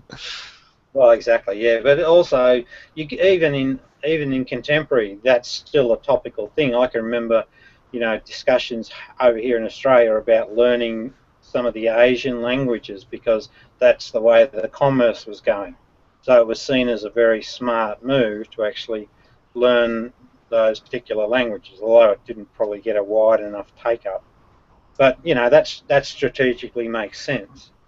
Yeah. But what I'm saying is that it is recorded history, I think, that, this particular group in Babylon did make a commitment to their sons, their daughters in some cases, Reuven correct me on that, to, really skill up intellectually. And that's got a long history, but it translates into a lot of wealth, power, influence over the centuries. Yeah, I think wealthy people in general, wealthy families in general, did that. Yeah. Not just Jews. Well, even poor folks aspire to do that, because they everyone learns that that's the way to get along. So. Yeah, but I mean, at that time, they just didn't have the means to get an education. I mean, most illiteracy was just ridiculously high in ancient times among the poor. See, another Ashkenazi is Jacob Schiff, the Jacob Schiff, I think it was, and he's the guy that financed the Japanese Industrial Revolution. I think it was some thing that lifted them, up to a competitive stage against China. There's a lot of. I like the term fifth column. There's a lot of fifth column activity going on around that political circles through history. So I'm just suggesting that because they have such might, power, and that's a reality, you know, that can be quite easily demonstrated. That's the fundamental connection back to Israel. And then, of course, you tie in the Balfour Declaration as well. Yeah, see, I don't know. I don't think it goes. I don't think the connection to Israel is super strong. I mean, how much of modern Ashkenazi Jews' political influence is really a derivative of activities in ancient Israel?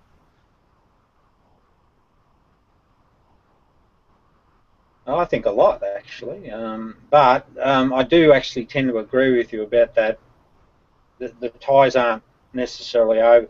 They're more superficial than anything else, because if you actually look at the story of the, you know, maybe the better word for the true Jewish people are the Canaanites, but if you look at their story through history, ever since they've had a terrible bloody outcome, like the Syrians, Babylonians, then the bloody Persians, all the time.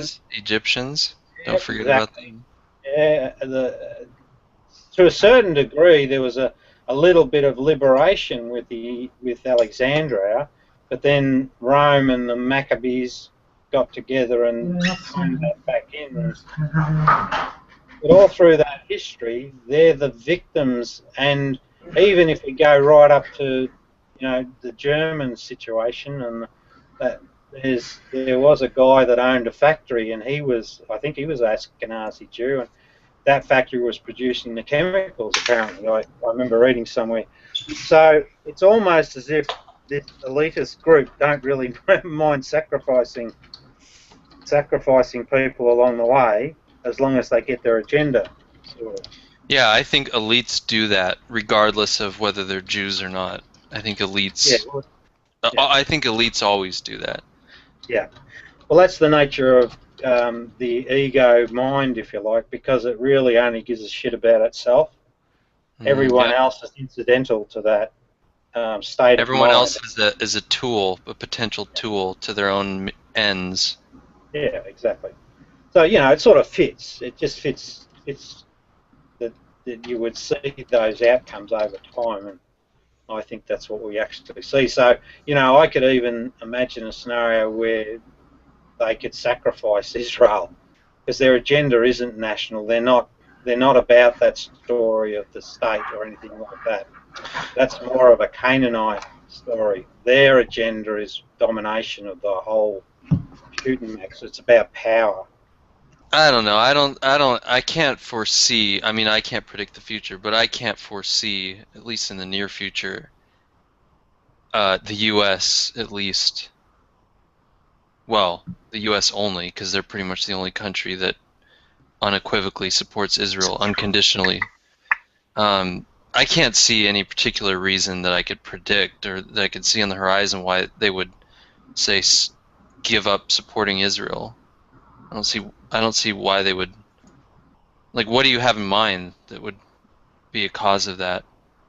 No, I don't see it. This is the way I could see one gameplay, right? This latest kerfuffle in Israel, between Israel and Palestine, although I think it was 3 young Israelis that were killed that triggered it. Was that the trigger? Yes or no? I never know the trigger of these things, honestly, and I don't even believe half the reporting I hear either. But if you look at history, right, if you look at the land mass that is Israel, you see over time this squeezing out of Palestine. That's just the way the territories have shaped. What I would think is possible is, well, here's a big world scenario, right? America bankrupt, the elite can't really service their little minions because the public purse has been broken. The political climate's tense. The threat against religion's getting stronger by the minute. Get out of Dodge, go and back Russia and China. That's your new home. all you've got to do is achieve a Russia-China move against America somehow. So one strategy could be sacrifice Israel to draw America as an excuse into the Middle East, the troops at least. And then when you've got them in that holding bay, wipe them out. Oh, I definitely think that the Jewish government has for sure had major influence on the U.S. government against U.S. interests in a lot of cases in supporting Israel.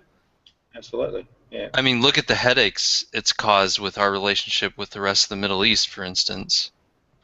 Well, the thing is, you shouldn't even be involved. This is something for a UN, right? This is a unified community should, and it's just like I was saying before about religions, how they piss me off.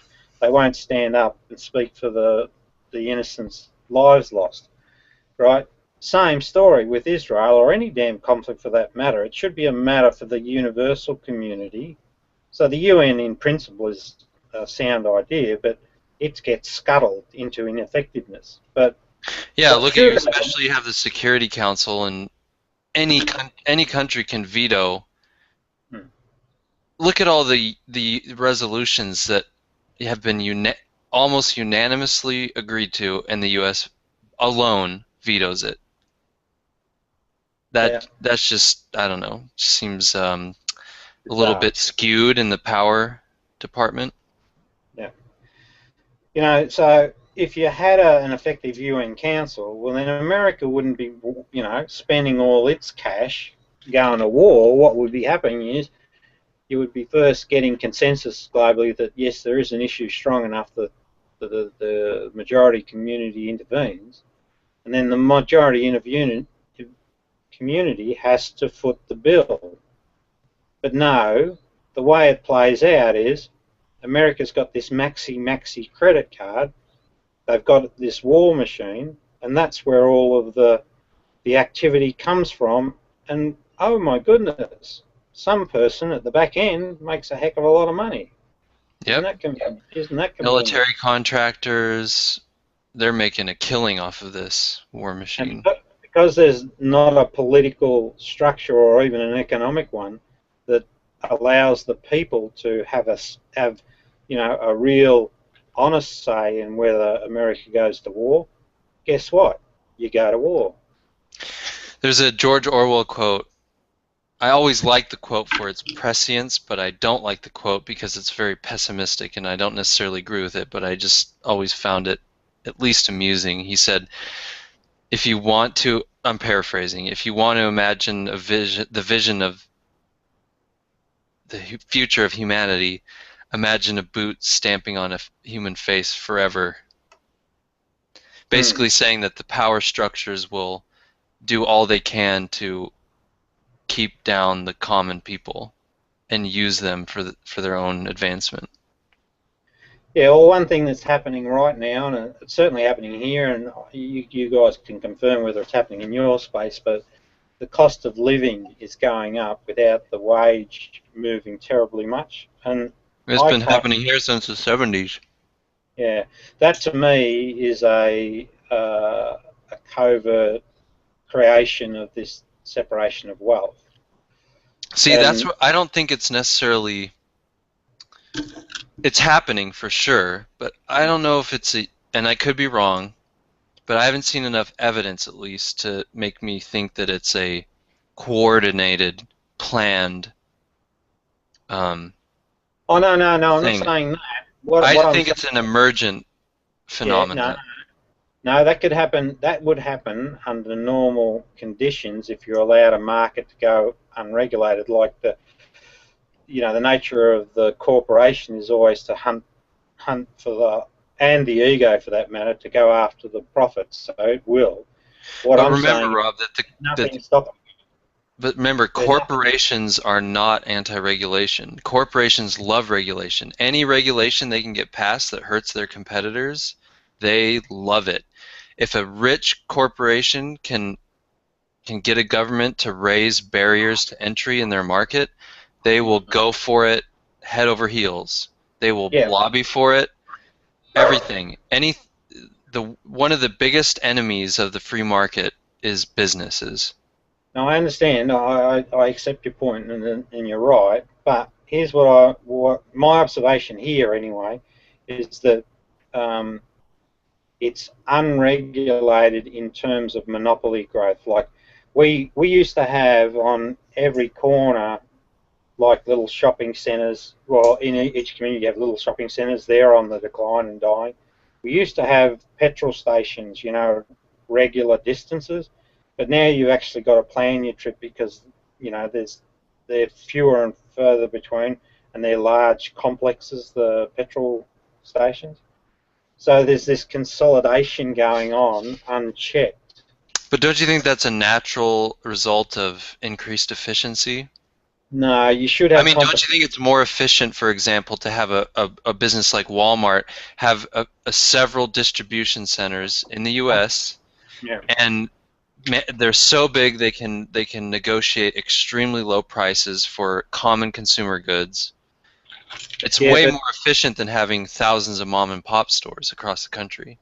But you got to have competition to keep price down. Yeah, I agree with that. But that's the problem. That's the problem is we have to balance competition with efficiency. I'll be back, mate. I've got to let someone in. Okay. I think I know what he's talking about. Before really the 1913 with the Supreme Court, the corporation was always a body that was heavily governed by the state and there to serve the public good. And when they made a corporation a person on a federal level, that brought in a whole different method of or madness of the corporation. They used to serve the public good by a king or by a commonwealth or whoever. They're heavily regulated. They were heavily regulated, and then they were given personhood with inalienable rights as if they were people. I don't know how good it is, but yeah, they like regulation now, but there's a lot of them that they really didn't like. I think that's where he was coming from.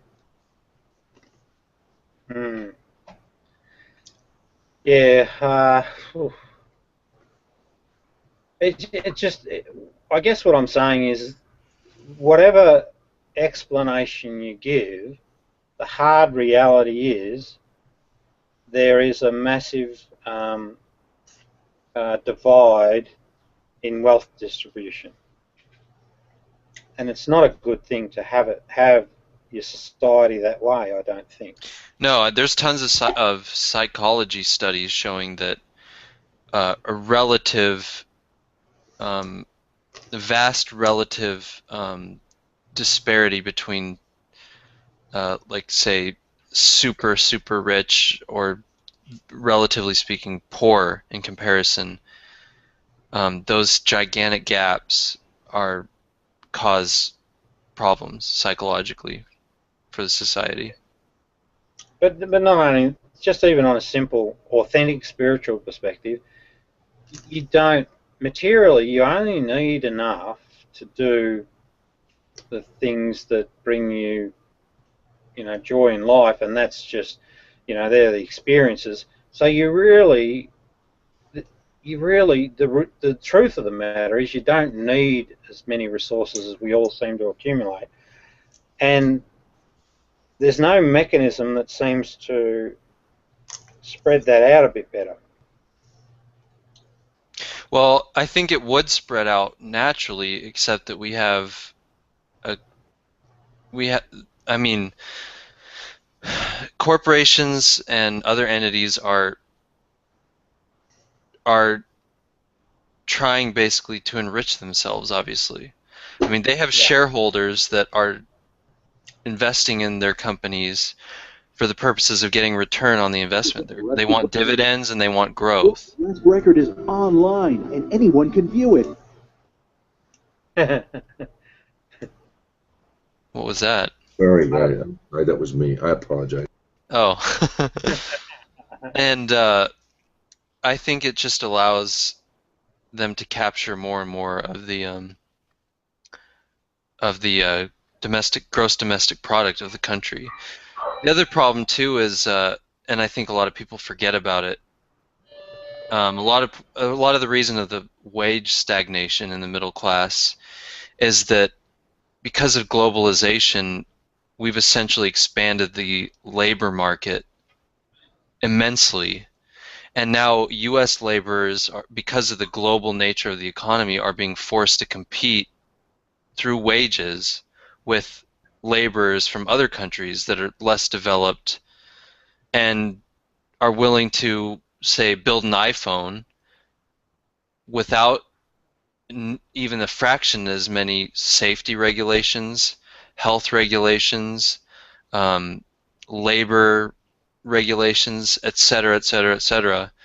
And of course, I mean, the corporations are going to go after whatever makes them the most profit because their shareholders, the millions of shareholders and people with retirements and 401ks, they want their corporations that they're invested in to make as much money as possible because that means a more return on their investment. So even everyday people who just have a 401k, everyone wants their 401k to perform as well as possible.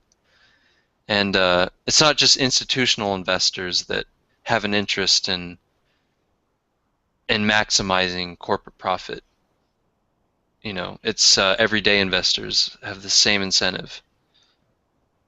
Middle class investors. You know what I mean? We're screwed. Yeah, I think our incentive structure is not ideal, basically.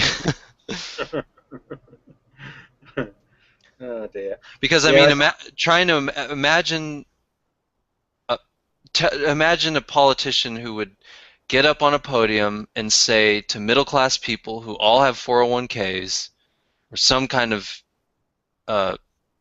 investment retirement fund, which almost everyone's is based on that now, because Social Security is like nothing essentially, at least in the U.S. Telling them that they need to be willing to accept lower returns on their investment 401k dividends. I mean, do you really think that would be a popular politician? I don't think so. No, but I wonder. See, I mean, if you look at financial institutions through time, and even going way back when they used to, you know, have bond issues and promise interest payments on those bonds to fund wars and that sort of thing as a way of getting money out of the people that were sitting on it. I wonder how solid those, and you know, you take fractional reserve banking and what else have you got? But you have these models where, and bond issues, you know, where you're basically creating money out of thin air. Typically, because it's the design of the system such that the people that are actually given the charge of lending or using that money don't have their, and I'll be candid here, don't have their balls on the block, so to speak. You know, well, some of them do. I mean, look at how the bonus structuring of a lot of these, say, CEOs and board members of investment banks. I mean, a lot of their financial rewards are in company stock. Not all of it, admittedly, but a big part of it. So they do, in some sense, have their balls on the block. Well, it's an overinflated ball, you know. It's a superficial one, but anyway, I mean, but in real terms, they could walk out of that job if they screw up massively, and they'll go and get golden parachute still for sure. Yeah, so it's not comparable to the loss that they can cause. You know, they don't have an equitable risk lined up against that. Not compared to your average investor. Definitely, that's true. Yeah. And then you look at the housing bubble and how that played out and how human behaviour sort of allowed that to crash. I often wonder about all this superannuation and the 401ks and the like. I wonder how much of that is tangible.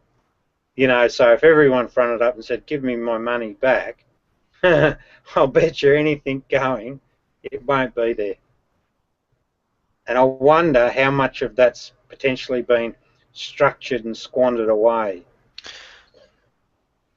Well, it's there in the sense that it's accounted for, but I mean, if you're talking about they want it in cash, if everyone that had a 401k wanted the cash, that would be a big problem because of fractional reserve banking. A bank runs of that scale would bankrupt banks because they only usually have about 10%, at least commercial banks only have roughly 10% of their book funds actually on hand, of their liabilities on hand.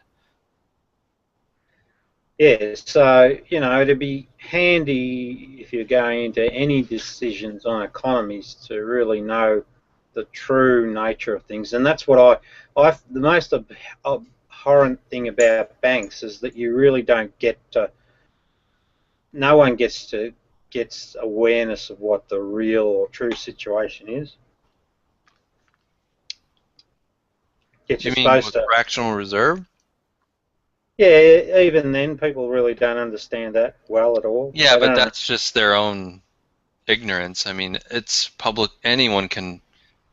Doesn't take much to find out that we're based off a fractional reserve system. I mean, it's not hidden knowledge. I understand that. I'm really having a crack at the system here for not being transparent. And it is transparent. I mean, there's no. They don't try and hide it at all. It's just completely. No. You misunderstand. I know it's out there for a few people. I'm saying that the system shouldn't exist in the first place. It's a bad because it allows people to accumulate massive amounts of wealth through the system and then invest it without really anyone vetoing the quality of the investment decision. Or it might go on superficially, but we saw with the housing market crash, you know, it really wasn't really well vetted, and people did get away with some very questionable behaviours. Yeah, I'm not sure what to think about fractional reserve. I think it's useful in some ways. Let's say you're a bank and you have $1,000, and there's no fractional reserve at all. And you have a customer that wants to borrow 100. Well, now you have $900, and you're not going to see any part of that 100 until he starts paying off the interest and starts getting into the principal.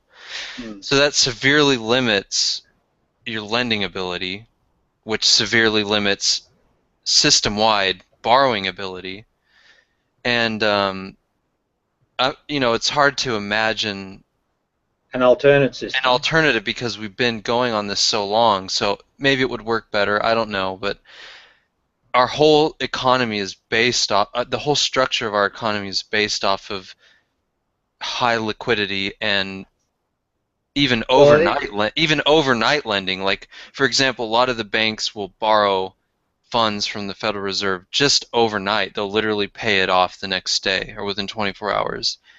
And the whole system's built off of that. So it might, for example, one of the problems with it might be that it would limit economic growth. It might cause higher transactions costs because there just isn't as much ability to borrow short term. I can imagine scenarios where it might have harmful effects. Right. Well, the Austrians have been working on the Austrian economics, School of Economics. They've been thinking about this for some time, and I just posted a link there, Doug, if you ever want to have a look at that. Yeah, Mises and Rothbard, yeah. Yeah, well, that one's... I used to be almost an acolyte of Austrian economics, if you will. What's an acolyte? I'm not familiar with basically an enthusiastic follower of Austrian economics. Yeah, likewise. I liked this guy, so that links to one of his major pieces, De Soto. Yeah, von Mises, yeah. Well, no, this is not von Mises. Oh, okay, yeah. I haven't read this, no. Well, that's a good one. I like that model because it does more than just rebalance the economics. What he does fundamentally, he says you change two laws, so that's simple, right? Two paragraphs in existing law change, and that sets off a whole change of events.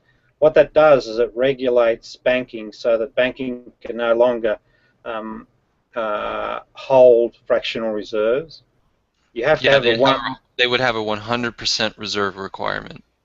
Correct. So if you put your money in the bank, it's guaranteed to be there, but you'll probably have to pay for that service and for the bookkeeping service of being able to look at your statement.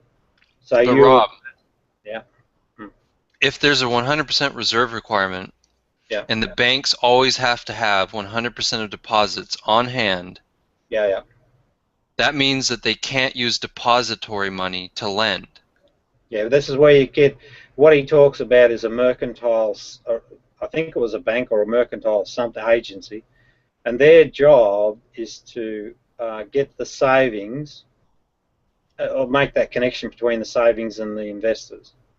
But you understand what I'm saying? If you deposit $100 in a 100% reserve required bank, they can't lend any of your money out, because if you go to withdraw your funds, it won't all be there if they lent any of it out. See what I'm saying?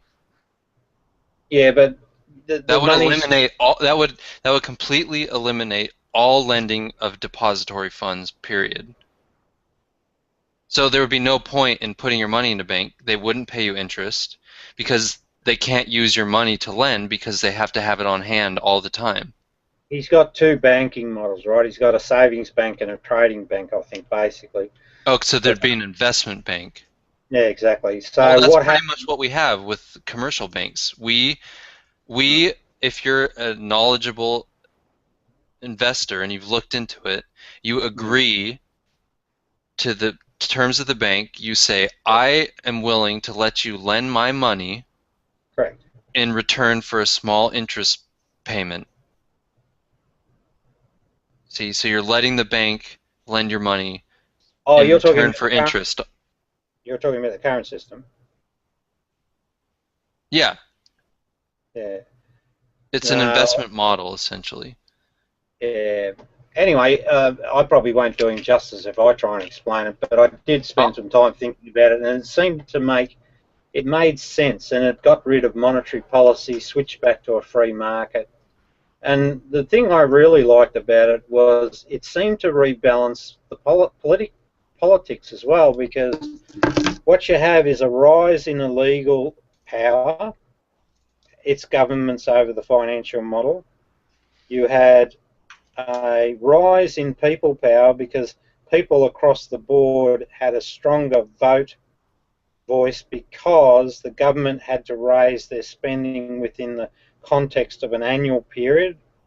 Like, you know, so you had to declare your spending in the surplus deficit cycle, right? Yeah. Because you had no other mechanism to raise funds. You couldn't raise it by bond issues behind the scenes. Yeah, and that's one of the reasons that I kind of parted ways with Austrian economics, because they believe in almost perfect equilibrium absent government regulation, which I think is utopian.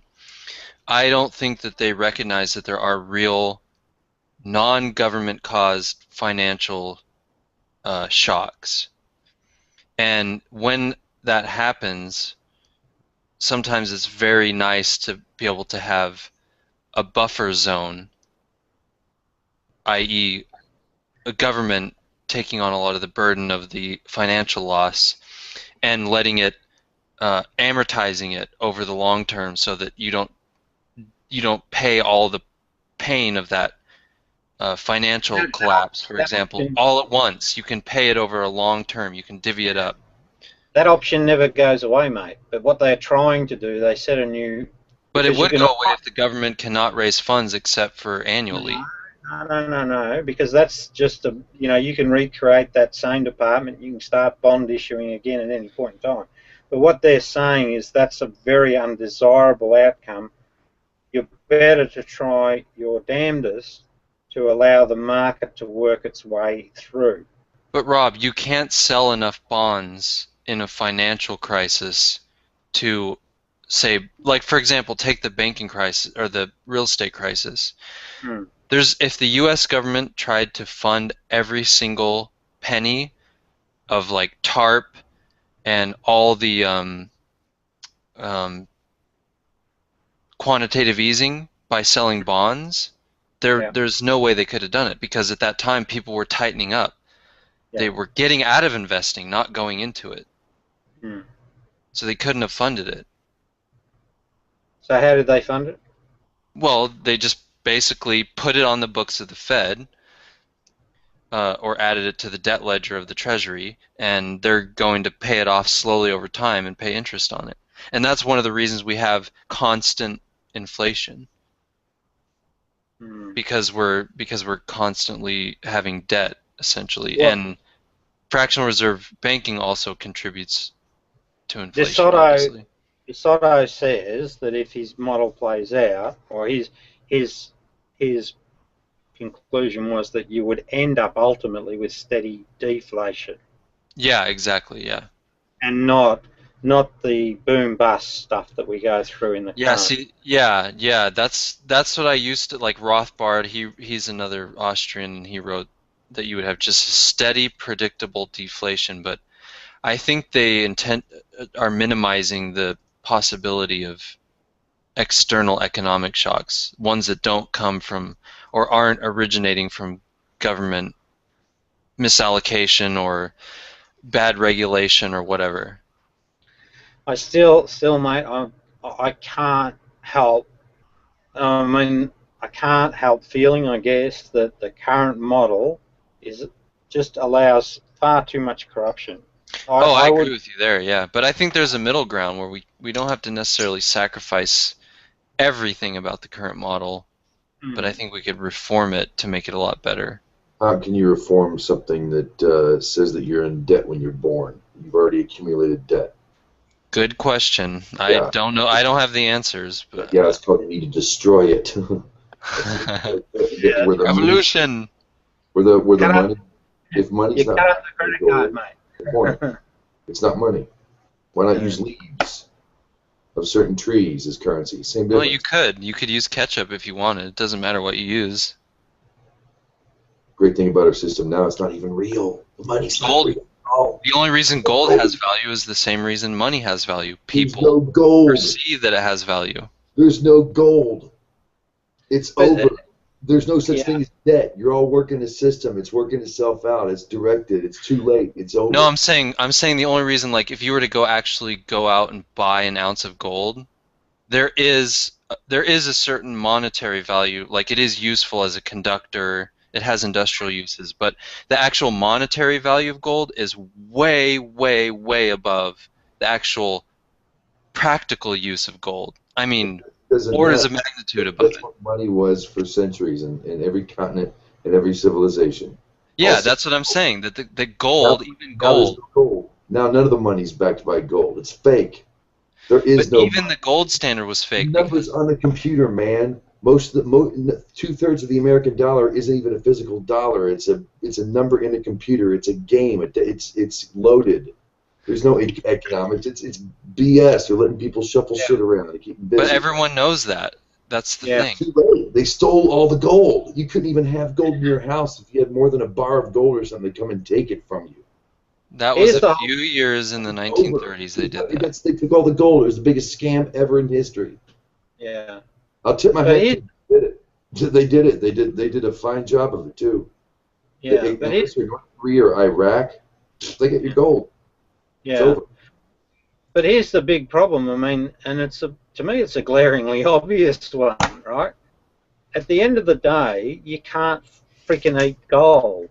You know, and look at our discussion. We talk in this discussion about economics, and we stay around the superficial sort of area, but where in the conversation are we talking about, you know, the actual raw materials that are really what the economy's about? So what I'm saying, I guess, is that the economic models that we've got don't, again, transparency is the problem. We don't get a clear view to the health of our economic resources through time. You know, like take fish stocks. I think that they're in a shitload of trouble. But we don't pay much attention to it, and we probably won't pay any attention to it until there's no more fish. Take forests. We don't you know, we might every now and then spend a moment thinking about the Amazon and the way it's being raped and pillaged, or the palm oil and that, and we'll have a blip of a moment, but then we just get back to our worlds. I just guess what I'm saying is we don't seem to have that transparency of our real world resources, and that's really the important economic. Yeah, but you got to remember the value of the U.S. dollar. Even though you're right, it's not. It doesn't have the paper itself doesn't have any value. The paper itself, you can't use it. Yeah, Sorry? you can make a hubcap out of coins. Yeah, there's value to everything. You can line the bottom of bird cages with dollar bills.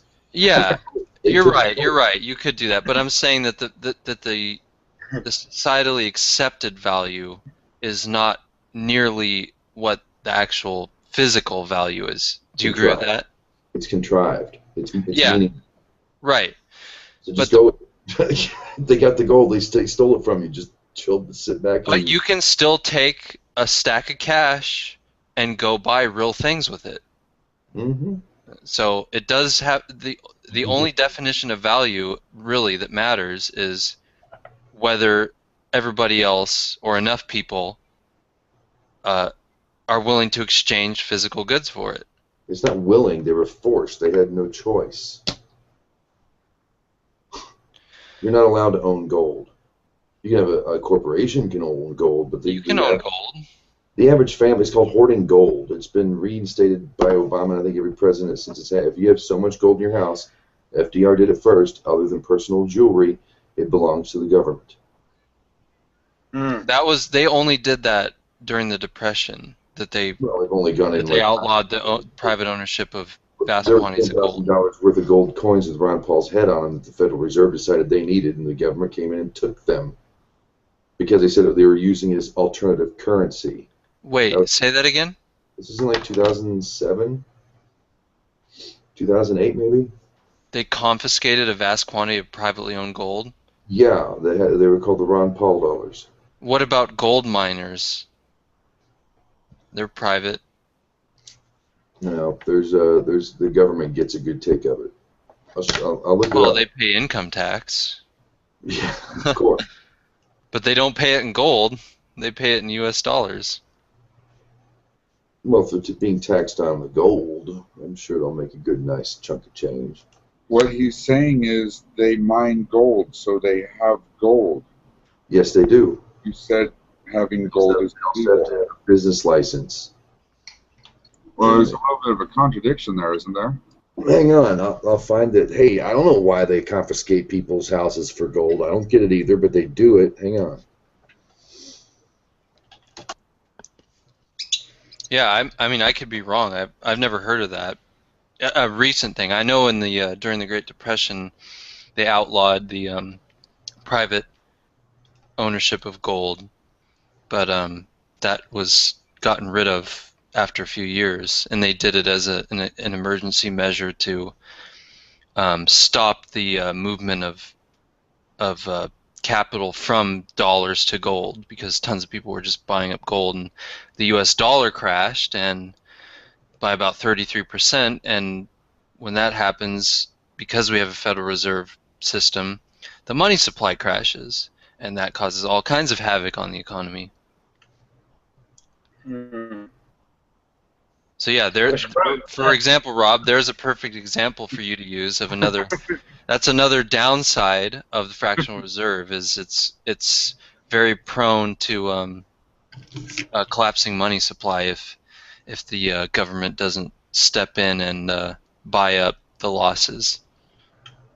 Like if a bank, for example, because a bank, like take an investment bank like say Lehman Brothers, they were able to leverage investments 50 to 1.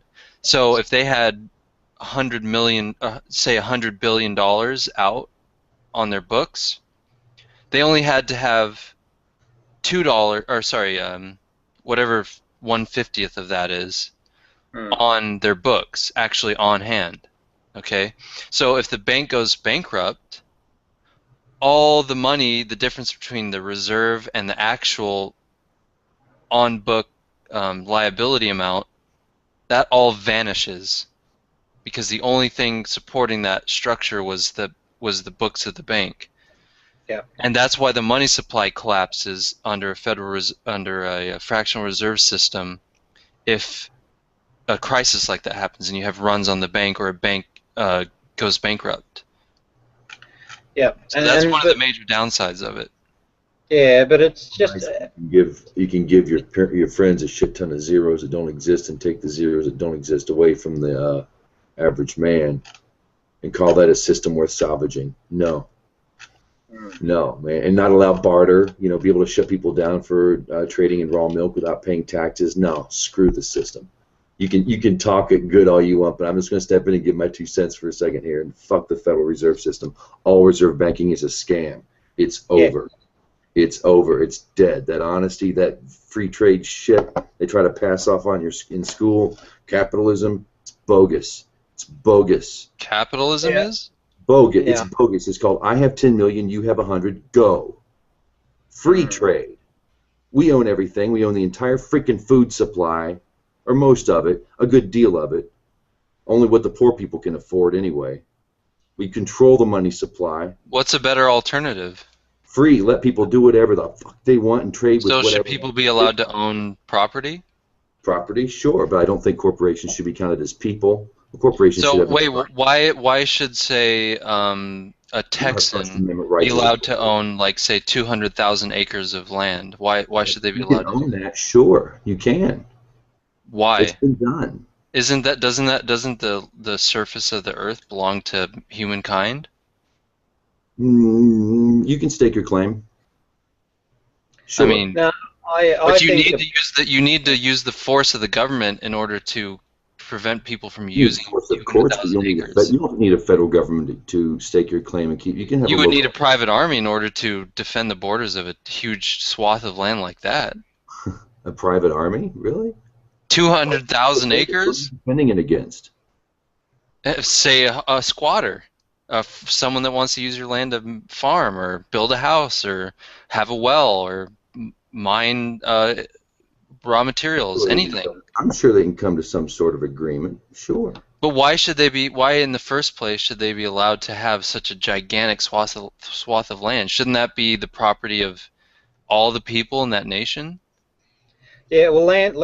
If you take the Aboriginals' perspective, I don't know. Did he steal the land for people? Did he have to murder to get that land? Did he take it and enforce people out of their homes? That's exactly the point. Did he get there first and put up a stake and have his friends watch over it? You know. If you look at the history of a lot of the land ownerships, the huge swaths of land, they originate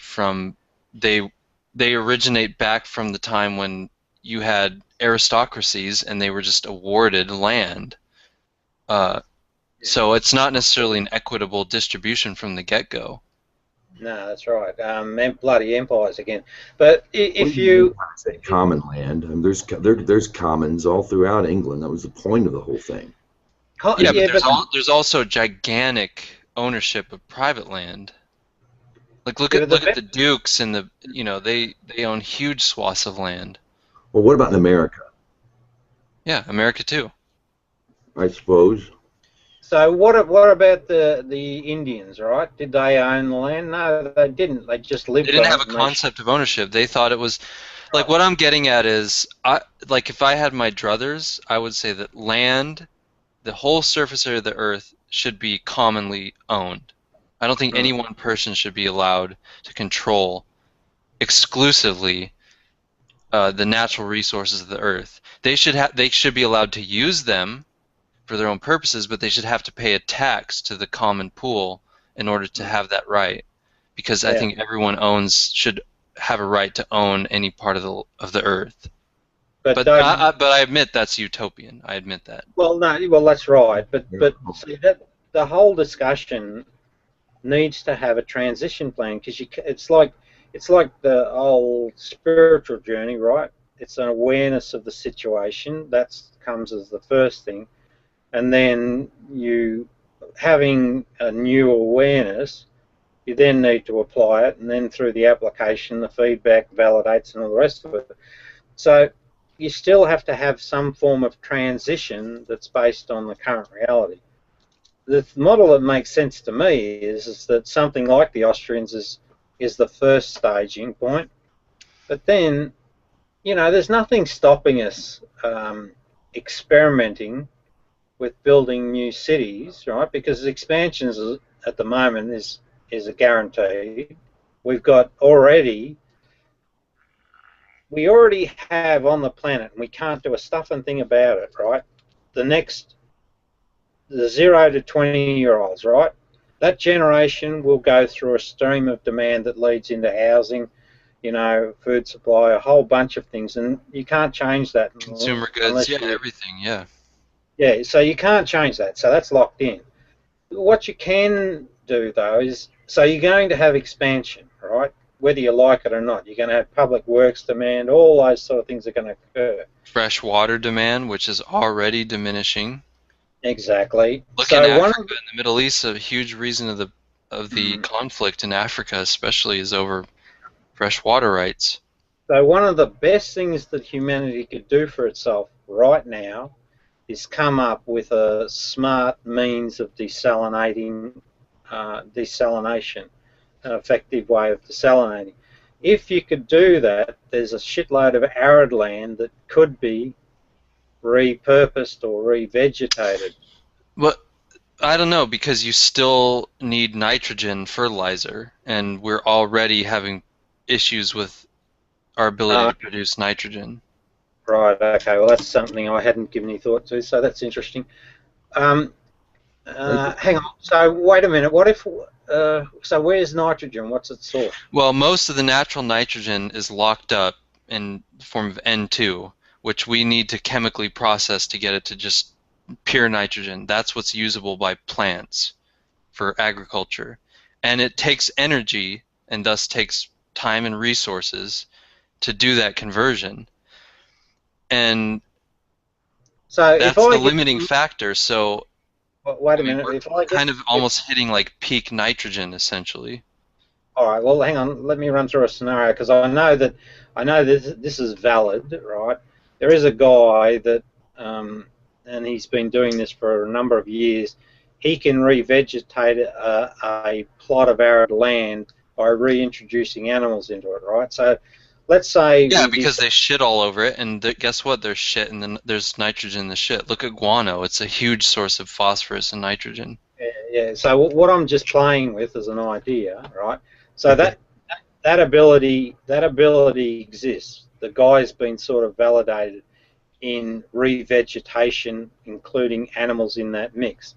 So is it then feasible that along that journey, so just imagine, I don't know, a 2-mile block of land, we've got water on it, now it was arid, we've introduced animals into that area, their populations, because they've got shorter lifestyles, you know, that they sort of cycle through a bit quicker than the human does.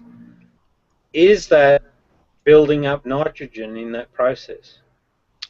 Not fast enough because of modern industrial agriculture. Sorry, wait a minute. Just for that particular zone.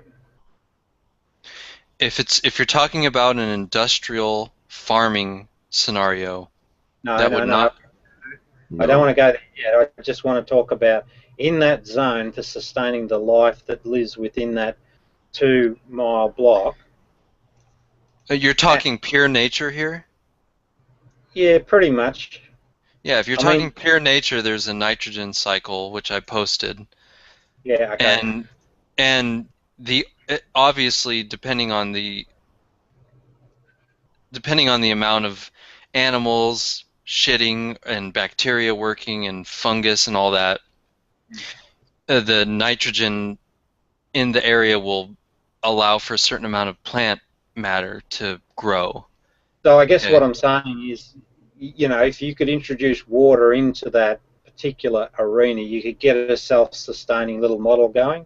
Yes or no? Yeah, you can, because like take a rainforest. Like, obviously there's a nitrogen cycle in the rainforest, nitrogen cycling through it, but also rainforests kind of create their own environment, so to speak. Like, they actually change the atmosphere enough to where they can raise humidity, and it rains. So rainforests produce their own rain. So for like if you go to Brazil and you see all this clear cutting of rainforest, huge swaths of it, Yep. that's not all going to grow back, because the only reason it's raining there still is because the rainforest is there. Hmm. And the rainforest itself is maintaining the rainfall. So when you cut huge swaths of it down, that changes the weather patterns, and the only way for the rainforest to revitalize itself, it depends on that rainfall. Yeah, But and because the of ugly climatic changes, it can't rejuvenate itself, because the natural rainfall in that zone without a rainforest is not sufficient to support a rainforest. See what I'm saying? Yeah. So, But basically, the key point is we can make our own nitrogen. There's a process where we can take atmospheric nitrogen, N2, and we can convert it into a usable form.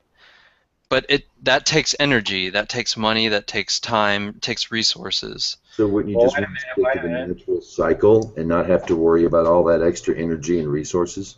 We could do that, but then we'd have to give up. We'd have to use as little extra zhush as possible to sustain the system.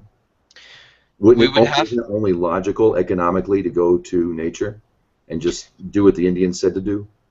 Yeah, but the problem is that we've built up an entire civilization across the entire globe. Hold on, let me finish. And we're all dependent on this industrial agriculture. The only reason there's 6-something billion people on Earth is because of this industrial agriculture. Then let's fix it. And the only way to be in balance nitrogen-wise and not extract it ourselves is to go back to what you're suggesting, which is nature, which there's no way we could support a population of 6 billion people giving up modern industrial farming. Economics. So you'd have to do mass starvation. Raising yard birds and all kinds of stuff. Yeah. They grow their own food. You'd actually have, you'd actually slaughter your own cattle instead of having them all shipped to, 4 different slaughterhouses. Have you seen the squalor these critters live in for like 13, 14 months, sometimes 138 months? Because it's economically feasible that we have 4 slaughterhouses. It's not just economically feasible. That freeing up of time and resource in the production of nitrogen has allowed us to expand in other areas. Electronics, technology, fossil fuel gathering. I mean, the whole economy is based off of essentially nitrogen and fossil fuels. And if we go back to only relying on the natural amount of nitrogen in the soil and do crop rotation and all that stuff, which we still do, but if we give up industrial farming, if we do it suddenly, you're going to just have mass starvation. You could teach a generation how to plant. You could teach that in school. But you can't plant anywhere. That's the whole point. You have to. The soil has to be able to support the plant life. You can't just plant anywhere. Garden. Yeah, we go out there and we plant. We plant plants and we give it. Do you put down fertilizer? Huh? Do you use fertilizer? Well, you make it compost. Okay. Well, you don't use any fertilizer. We do have some fertilizer. Okay. Well, what you're suggesting, we couldn't use any fertilizer. We have to make our own with our yard birds and our sheep and our horses. Yeah, it works. And that would require us to spend way more of our time and resources to just do the farming. Yep. Which means we would have to not use as much of our time and resources on other things, which means we would become poorer materially. Like walking on the moon. We wouldn't, or war. Yeah, we could spend our money on better things like, growing our own food. Doesn't mean we don't lose power. Doesn't mean we can't harness the sun or harness the tidal waves or harness wind. I'm not saying we can't harness the energy that's already there, but see, you're talking about having to create a whole other cancerous system when nature already provides it so well without man's need to do so.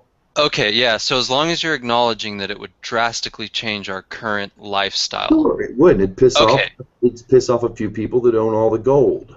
It would also piss off a few billion people that would starve to death. The commoners, the sheeple, they wouldn't want that. They wouldn't.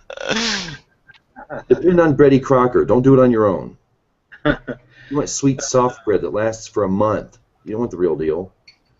No, but I was thinking it'd be worth the experiment, given that, I don't know, I reckon we're on a train wreck at the minute, the way, with everything, the way it's shaping up. But would it hurt that much if we actually experimented with some arid land and just see what we could make of it, see if we can construct a city, see if we could actually get that city to plan its annual resource demands and really not even bother with money, but let the resources govern. You can't do that without external input. Yeah, but initially you can get that external input if you put out. So if you could, and big if, I suppose, but there are certain high cost activities. Prisons is one. Aged healthcare is another. I'm talking about if you want to colonize, say, build a city in the desert in Arizona, like Tempe, you have to import water, you have to import nitrogen.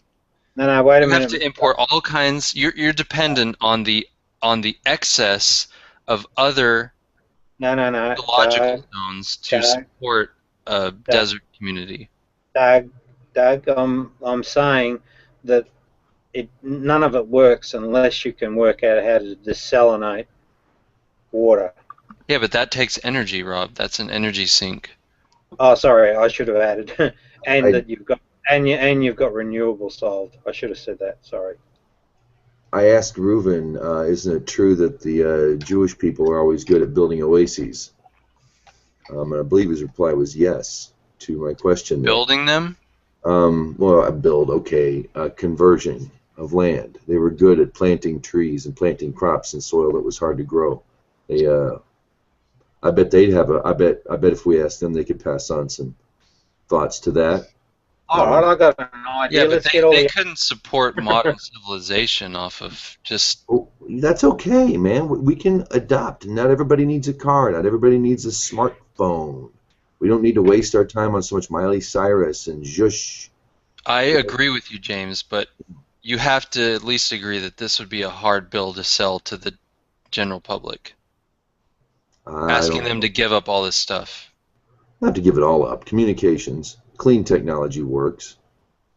No, but that's why you do a satellite model. Depending upon the system, prove your point first.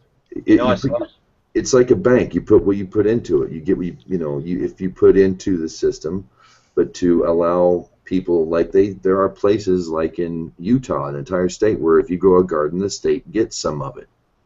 And there are places who will tear down your garden if you sell some of your tomatoes to your neighbor, because the state isn't getting its cut, and you can lose all your crops, and you can have fines put on you.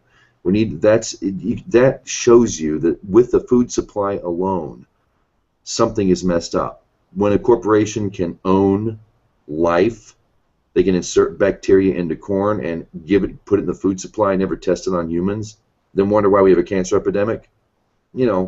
Obviously this capitalist system thing isn't working. It's going to have to, we're a little spoiled, we're a little fat, and we're a little too dumbed down. But I think in a generation we can improve. I think in 20 years, I give it 20 years, we could really change the way things are done for the better. Yeah, I mean we can, but we have to. I think society has to choose to. We would have to make a lot of sacrifices of our current civilization in order to sustain a civilization only on quote unquote what's naturally available. And to what extent are we going to rely on nature for our resources? Are we going to? I mean, you can't. For example, take the Oasis. Is it okay to divert the water resources of an oasis? I mean, that's already messing with nature. So, where do you say, okay, we can't go beyond this point of messing with nature? Where's the line? And that's a really good point, because regardless of what initiative you undertake, it has to have a really good grasp on our global environment. And we're getting that message loud and clear by climate change, that this is one planet, it is connected, it has a system that it functions under, and that system's under challenge, and it can't be dealt with in isolation. No. So, you know, but we don't have the political will right now to have a true systematic solution. No, but I think you're looking too much at the bigger thing. All I'm sort of saying is it's a pity that we don't start some modelling that's real world to see what we're capable of doing in arid regions, and then, you know, it'll either sink or it'll float. But at least it's taking an initiative and trying to work within that environment to see what's possible. Because I think that we're pretty capable. We've seen what's possible. It's modern civilization. The problem is that we've had to alter nature so much that we're causing the fastest rate of extinction of species since the I forget what the last major extinction phase was, but we're causing serious harm to Earth, and we're not accounting for the cost that it's going to cost us for damaging all these. Like, nature itself gives us tons of it gives us tons of free resources, which we're not accounting for in our economic model. Yeah.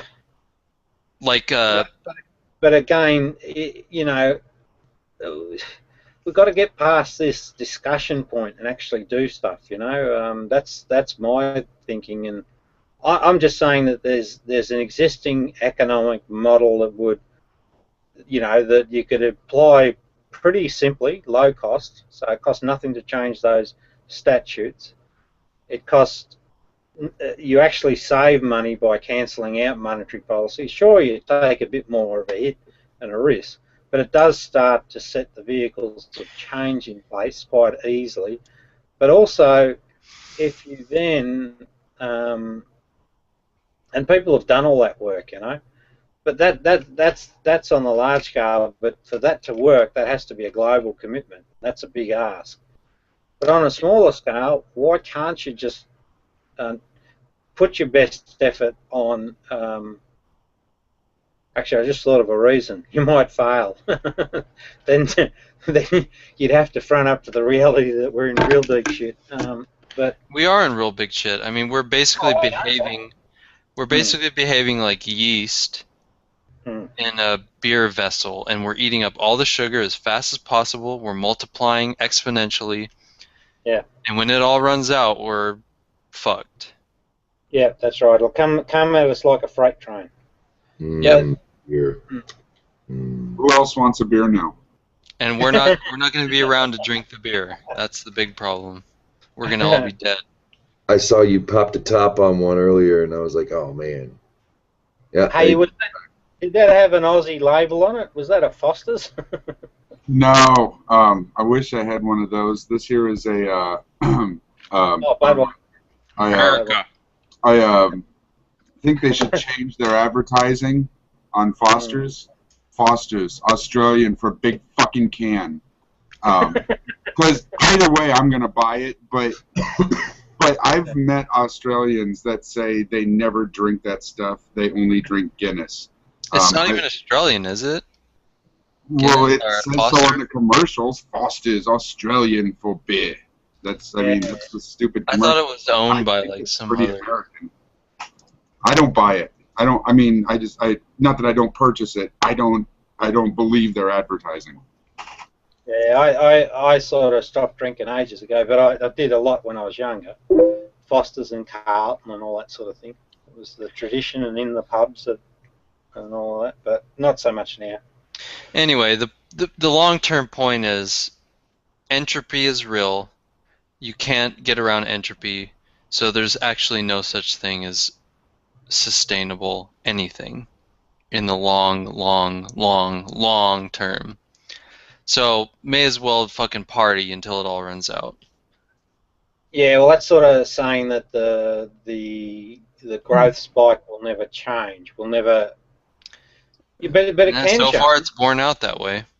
Yeah, but it could change. I mean, it's mathematically doable. I think it would take. I think it's 2 generations. I did some math on it.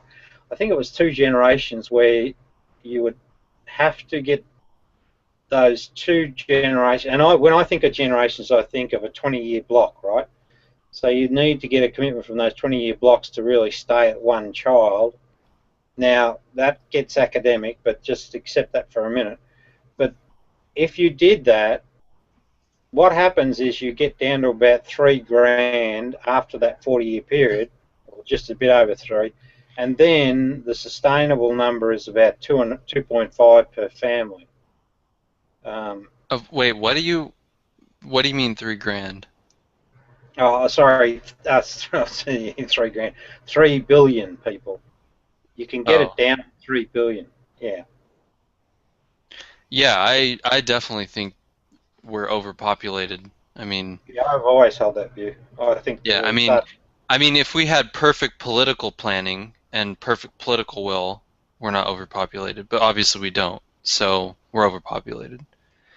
If we take the real world situation as it is right now, we're overpopulated. I mean, ideally, yeah, we could all organize better and we could support a population of our size, but look around. We're not organized like that, so. Well, our fishes and our forests. Yeah, look at fisheries are collapsing. We've already cut down half of the fucking South American rainforest, or a third, not half. Almost all of the European forests are cut down. Over 90% of it's gone. Species are dying at about anywhere from 100 times to 1,000 times the natural rate. Yeah, we're in deep shit. We found precious metals and gems in Africa. Woohoo! Yep.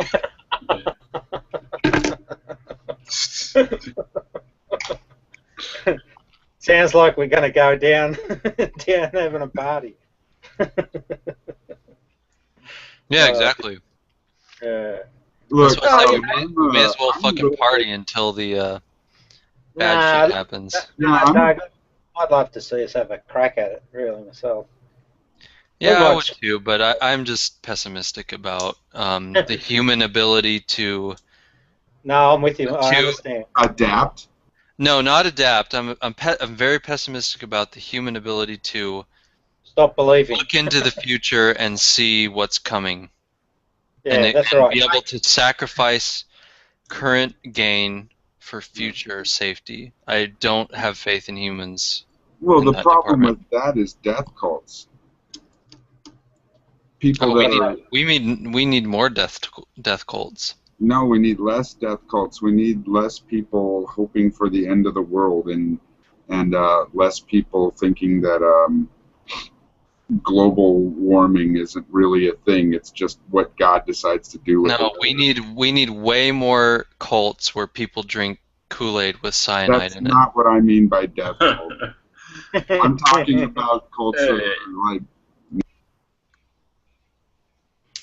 And at least they get some crazy about.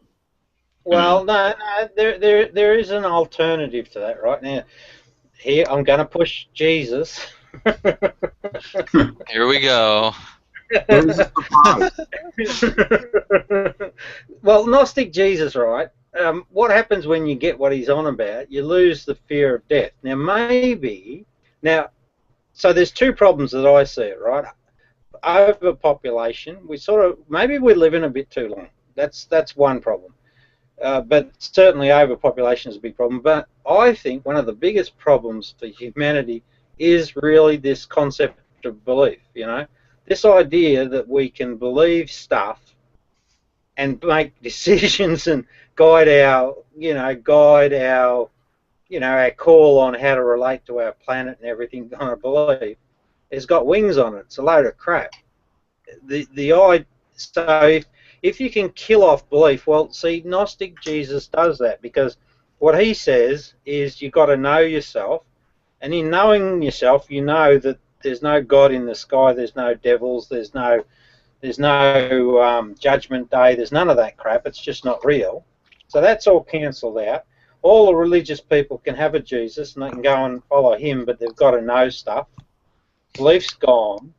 Now we can then all together face reality and realise that we've got some freaking real problems, and you know, we could do it together. Jesus saves the world. The problem is, though, that the Jesus freaks think that the end of the world is around the corner, and so who gives a fuck about maintaining ecologies? Wrong Jesus. God's gonna come in, and the world's gonna end, and everything. He's gonna make everything okay. So who gives a fuck about preserving the environment or any of that stuff? The rapture. Dark matter, what's up?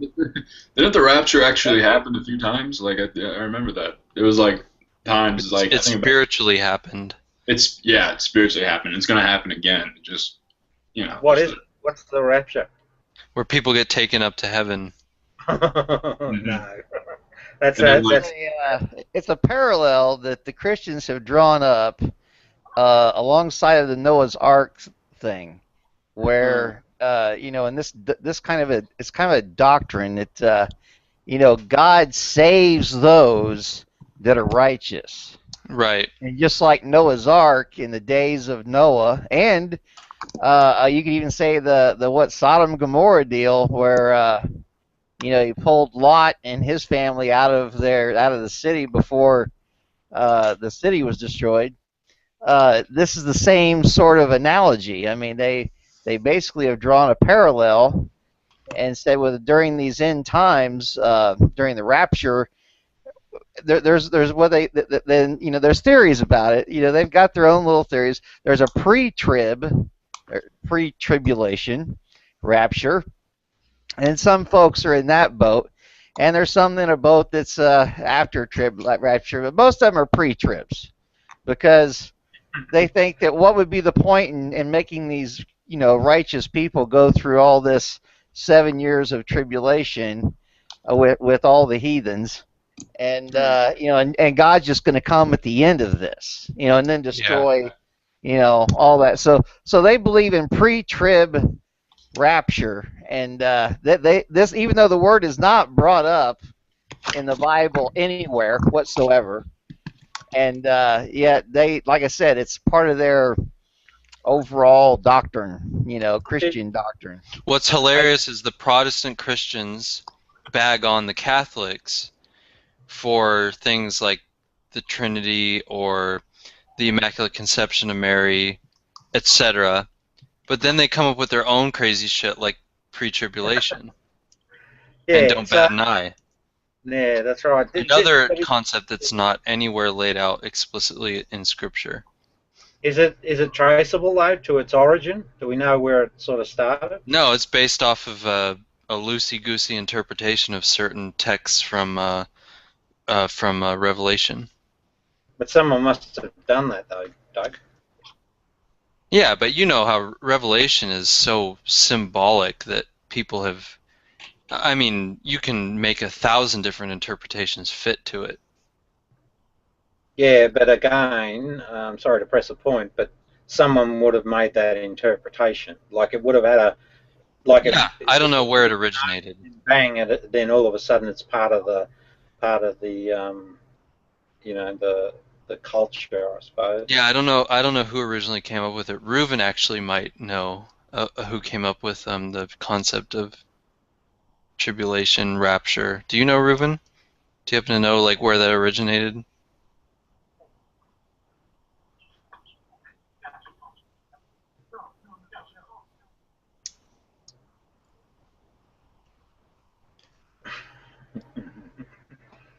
Darky was like, yeah. He's got a link. Oh, that's there. right. That's right. Okay. Darby, yeah. He had his own version of the Bible, isn't that right? His own translation. The Darby Bible.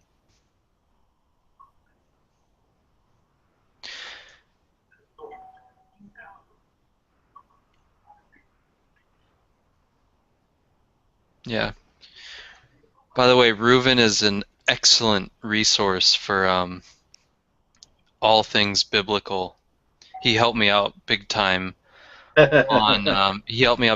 a question I had about which of the early church fathers, like Eusebius and all those guys, which books they considered to be authentic scripture or not. Like, for example, a lot of some of the church fathers, for example, thought like the Shepherd of Hermas was authentic scripture. So in other words, there are books that are today considered canon, which some of the church fathers didn't consider authentic, and there are books that are apocryphal that some of the church fathers considered canon, or should be canon, authentic scripture. And Reuven illuminated that whole subject for me, so thanks, Reuven. Very knowledgeable. Well, read my book and you'll have a framework that'll, although it's not perfect, but it's pretty close, I think, to the right story. It'll give you a framework to fit all that stuff in, because it is a very convoluted development.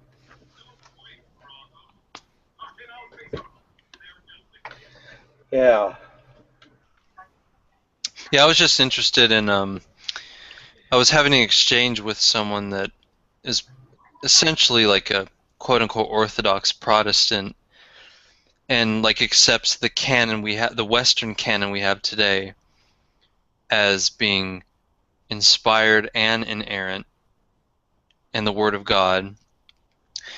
And he was kind of trying to base that off of the unanimous agreement, quote unquote, of the church fathers, the early church fathers, of what they considered to be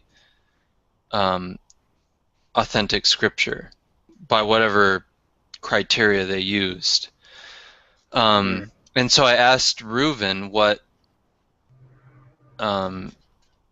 some of these guys thought about some of the apocryphal books and stuff like that, and he shed a lot of light on the fact that it wasn't so cut and dried. Like, several of them,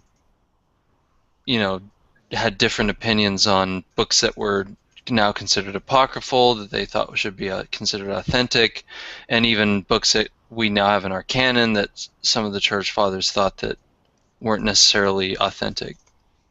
So it wasn't so clean as this guy believed. I like to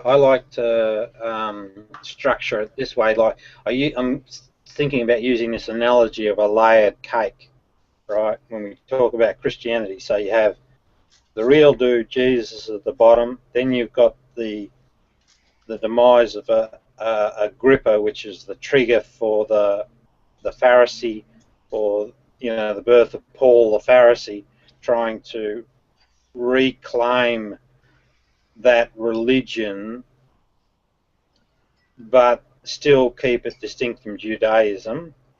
So sort of so the Pharisees trying to basically own control over the Christian, or Essene, I think it was Essene at that point.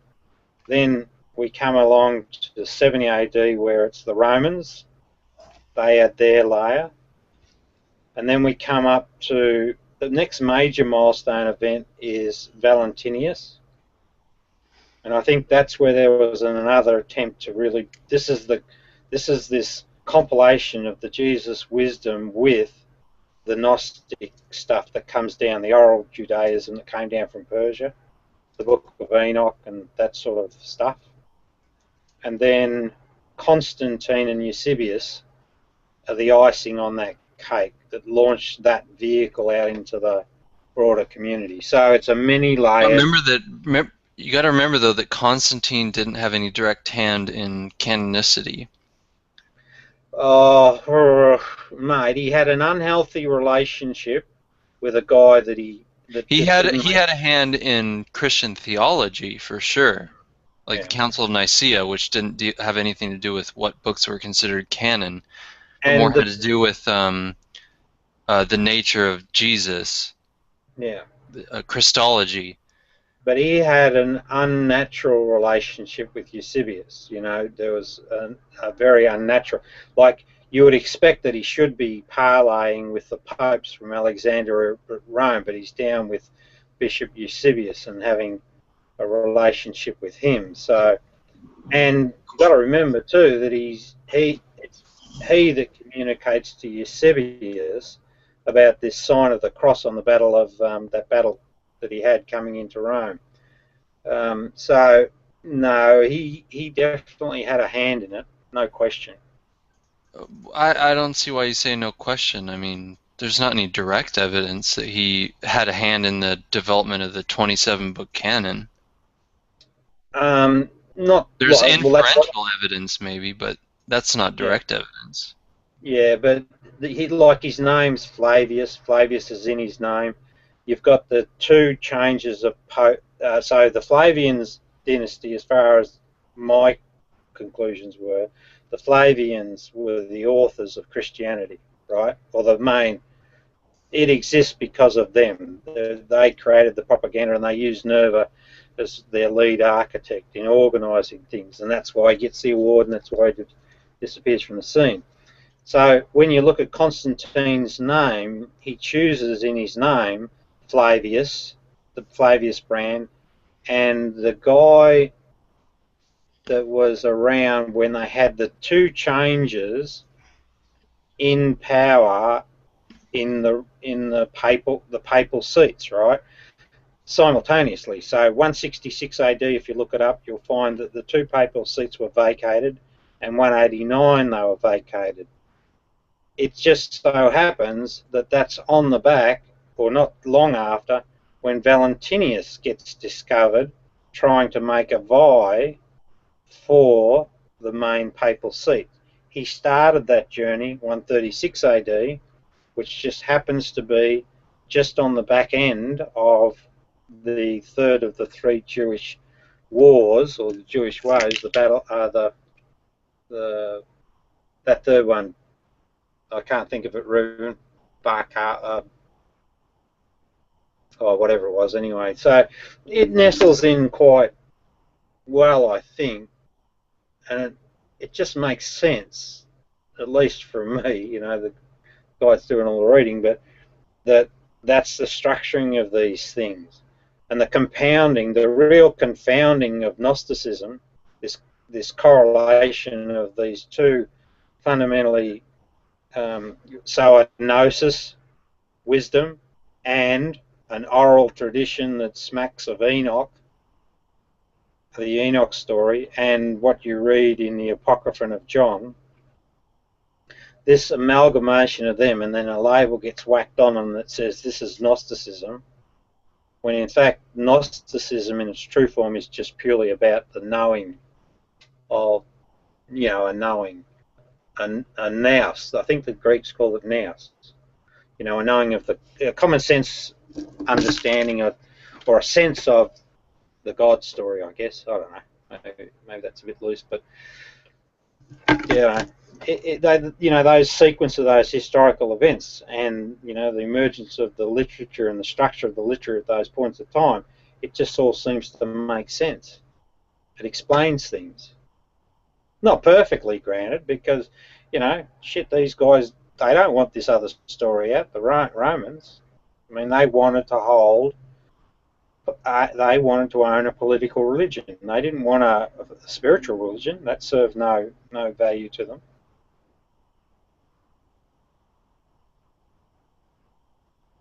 I think the layered cake analogy, whether I've got it right, wrong, or different, is a good analogy. And it helps understand things.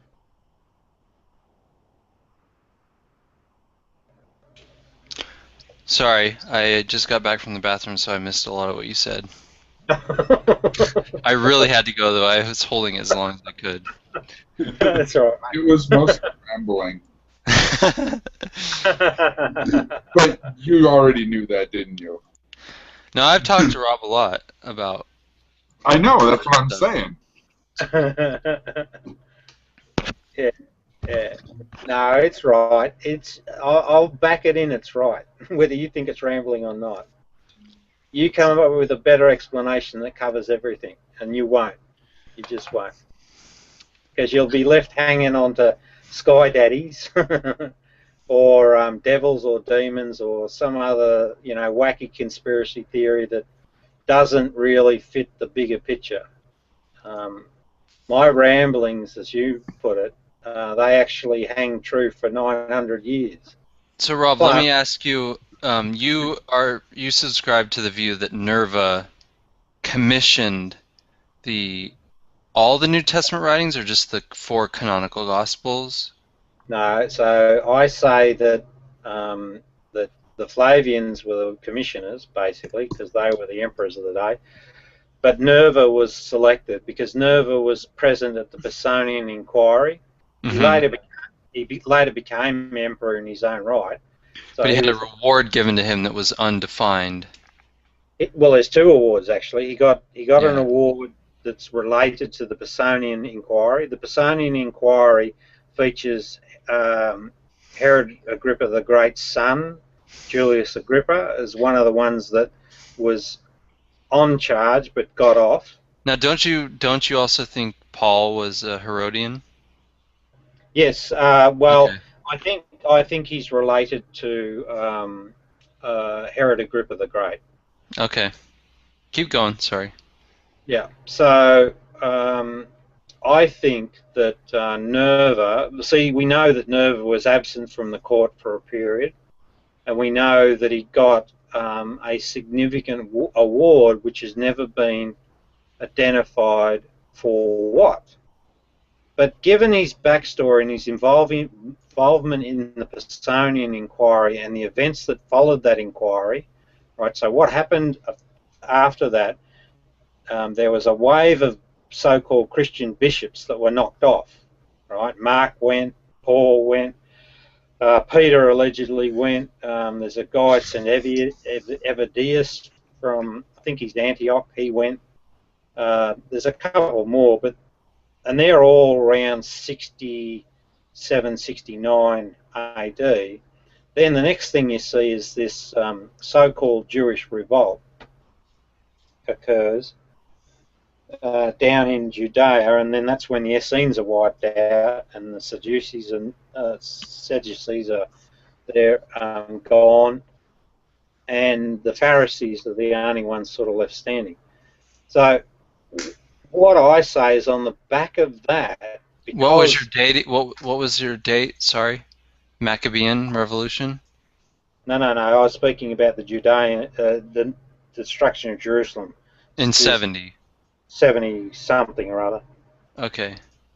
But it's on the back of that. See, Nerva's still in the mix. So Nerva's there at the beginning of all of that kerfuffle, that period of turmoil.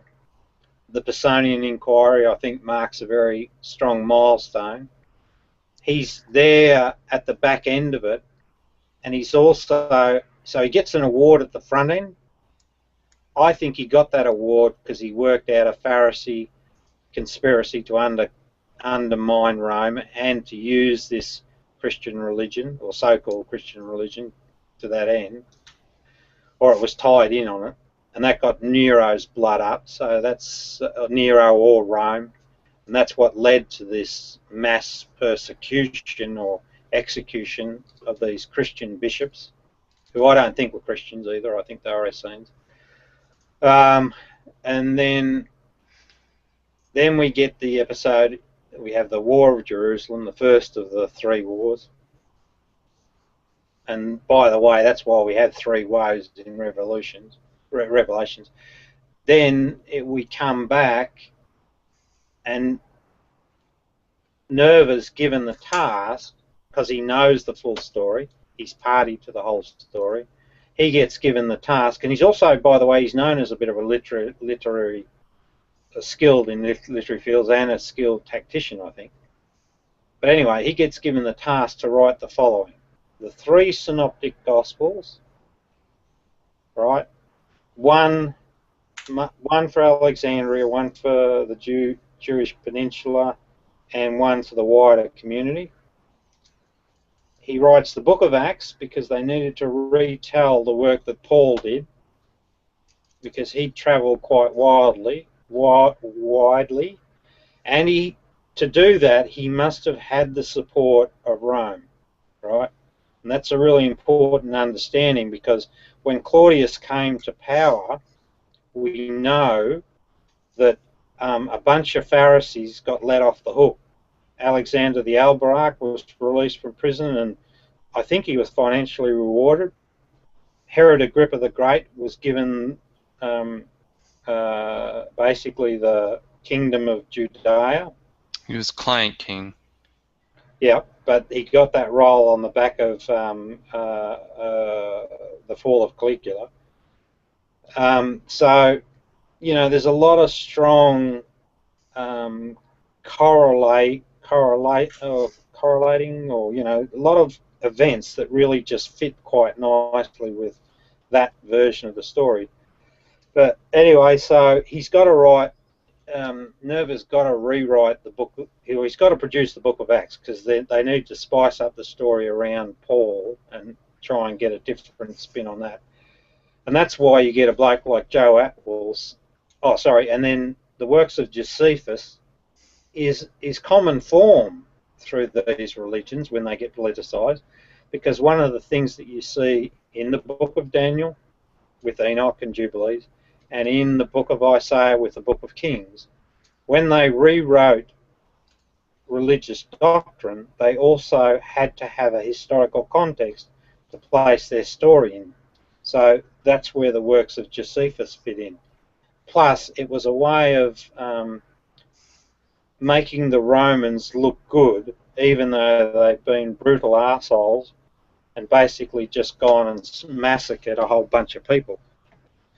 Right, so they wanted to make that spin look a lot better. So the works of Josephus are born, and, you know, I mean, you just have to look at what Josephus is allegedly supposed to have achieved to really wonder about him being a valid historical individual. He's more the fabrication than the Jesus figure in my book. So there you have it, mate. That's what, I mean, it just makes a lot of sense, particularly when you tie in, you know, all the rest of it. The book of Daniel, which you know quite well, the issue there, and the book of Isaiah, which I strongly think has significant scholarly backing to say it's very, very suspect. So, like, when would you say, do you think all the four canonical gospels were completed at roughly the same time, like plus or minus a few years within each other? Completed being written.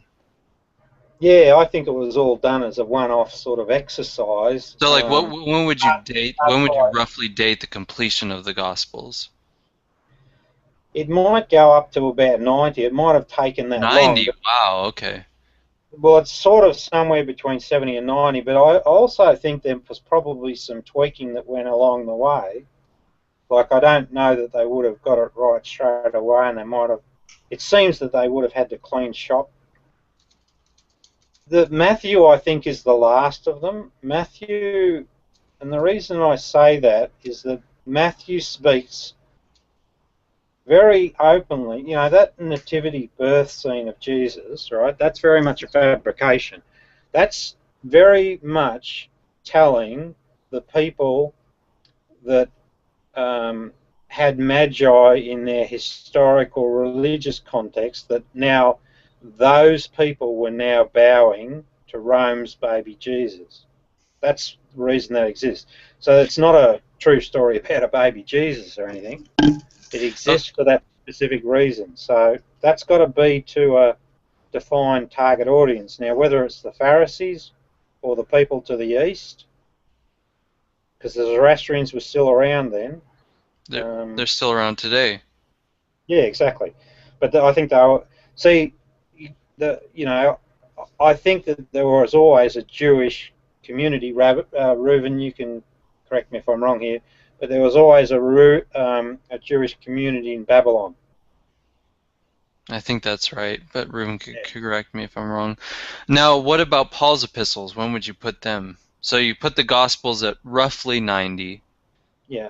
Or as possibly as late as 90.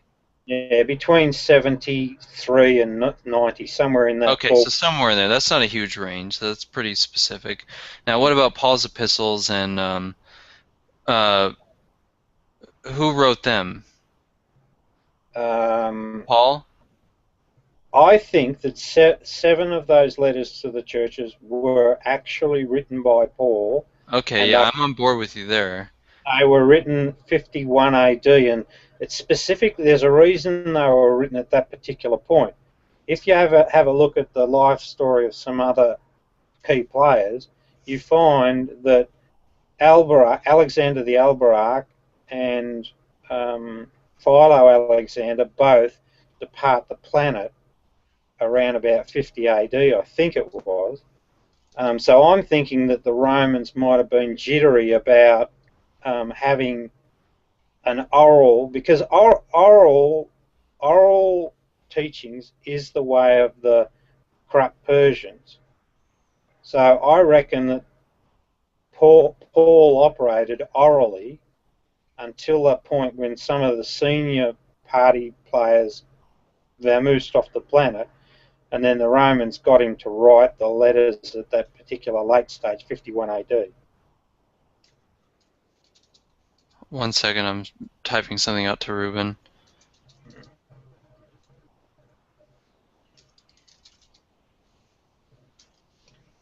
Hey, what's Reuven asking? Oh, and the other thing I wanted to mention, Doug, was I found a Talmud reference to the blood up to the horse's nostril that was related to that third battle, or third Jewish war, and that's almost the same content, or the same sort of phrasing about blood up to horses' nostrils. That's written in the third woe in Revelations. So Revelations could not have been written until post 136, or at least completed until post 136 AD. That then allows for Pompey, the episode of Pompey, right, to be part of that. And Nero. And Nero, it gets in. Yeah, I there. agree with you on that, totally. Yep. Yeah. I mean, that's pretty obvious, that one. Yeah, and we're pretty much on the same page on Daniel. I mean, we're only off, we only disagree with each other by a few years on the dating, but we both definitely agree it's in the 160s. Well, I can convince you otherwise by simply saying this. If you go and have a look at I think it's part 11, or the last chapter, it says 2,300 days, right? And then it also has mention of so many other days, right? Now, 2,300 days, if you do the math, is 6.5 years, or roughly in that vicinity. That's exactly the tenure of the battle, this battle that started in 67 and ran to 161. It also turns out that Jubilees explains the 77s, and it gives you the method of calculation, and you can come up with the 160 date, right? So whoever wrote that book of Daniel wrote it in full knowledge that the conflict would end in 160, the actual conflict. And the Romans were in there at 161 in it, and they established a treaty. So definitely they knew. Whoever wrote it. I just don't see how it could be that late, since he up to 160 he mentions everything historically relevant that happens. But then he completely goes off the rails in his predictiveness after that point. He doesn't mention the rebuilding of the temple, the cleansing of the temple. He doesn't mention that at all. Why wouldn't he mention that? Since leading up to it, he mentions all the relevant historical happenings, and he misappropriates the death of Antiochus. Why would he say Antiochus died in Jerusalem when he died in Babylon? That just completely goes against a later dating. Yeah, no, but you can't. He's not In other words, you can tell when he's predicting genuinely because he gets it wrong. Antiochus didn't die in Jerusalem. he died, or in Palestine, he died in Babylon. So how do we know you? he couldn't have been, if he had been writing in 164, he would have known that Antiochus didn't die in Babylon, yet he says he did. Yeah, but hang on a minute, mate. So you have to explain that, first of all. Well, not necessarily. Well, I you mean, do, because he made a prediction about something that didn't happen. Whereas if he was writing in 164, he would have known about that, because it had already happened in history. I'd have to, just one point, and then I'd like to actually discuss that with you, because I want to actually go and look up the passage and try and work out what's going on. But one thing is very clear, 2,300 days, right, which is the duration of the battle, lands you at 160 BC. So I have a question that goes back to you. How did they know that that was actually the end date? The other thing is, when you look at the 77s and you understand how that math works, you can actually mark time up to 160 BC as being the concluding point. And then when you get to that 160 BC, they say 3.5 of their sevens or whatever, that takes it back to the point in time when he actually died, which was one. So we do agree he died 164 BC, right? We're talking about Antiochus. Yes, yes. We do agree that he died then, yes? Yeah, and yeah, he died in 164. Yeah. Yeah, right. Well, the battle went on to 160, right? But yeah, but now, hold on a second. Let me just stop you for a second. If when do you say that the earliest Daniel was written? The earliest. It's got to be at the end of the battle. So it's got to be 160, or now how am I going to say this? Or forward in time. So 160. Okay, so if it's 160, then that means Antiochus is dead by the time of writing of the book, right? Correct. Yes, I agree. Okay, so then why does the author of Daniel say that he's going to die in Palestine? Okay, now... When we know from history he died in Babylon. And the author of Daniel would have known that if he was writing in 160. Sure. No, great, mate, and thanks for phrasing it that way. What I need to do now is look at where you're getting that idea that he died in... Well, that's why I sent you that video. He quotes the verse where he actually reads out where he's saying between the holy mountain, which is Zion, and the sea, which is the Mediterranean. So he's in Palestine. He's saying that he would die there. But we know from history that he dies in Babylon, right? Do you accept that Antiochus died in Babylon?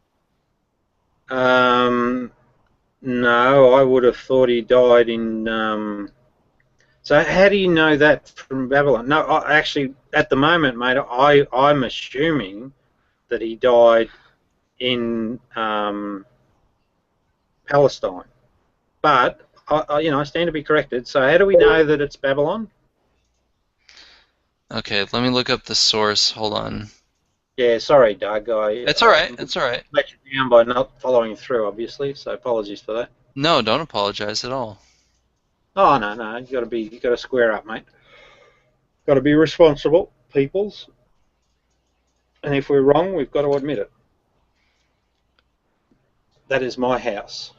I forget the source of that historical datum, and I'm trying to look it up, of Antiochus' death in Babylon. But an ancient historian accounts it.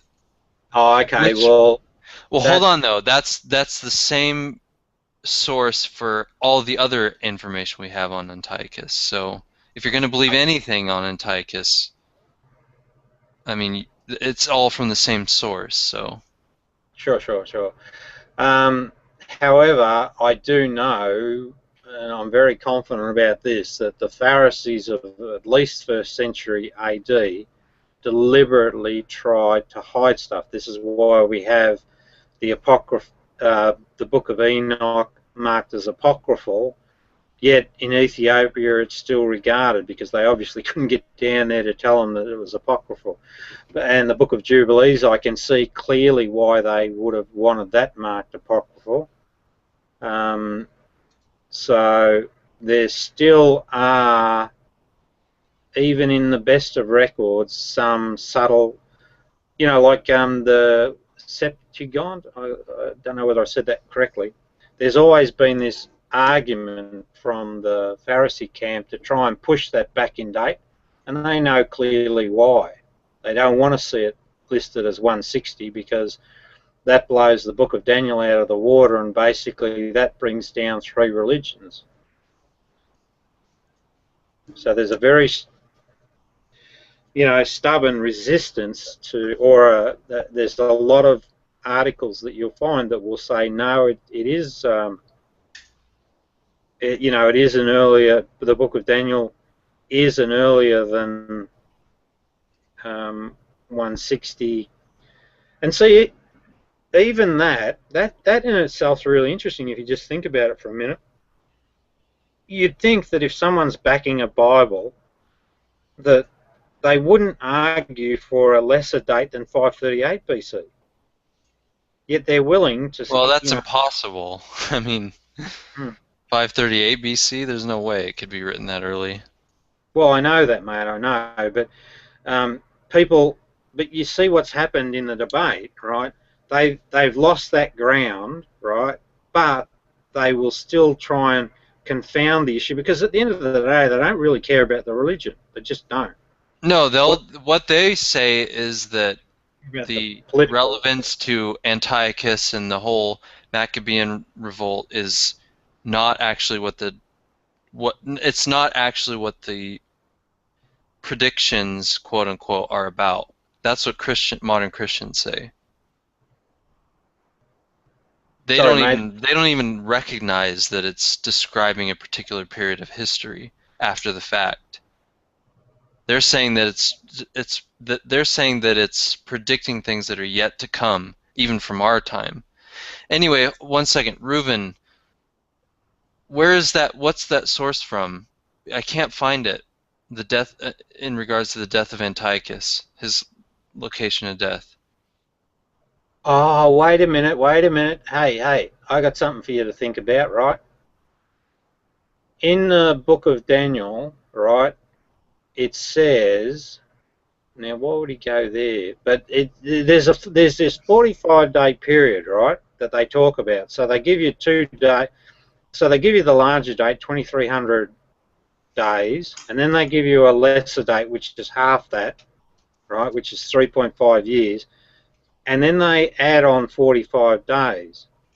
Is it not possible that he's wounded in battle and he's taken back over to the other place and he actually dies there?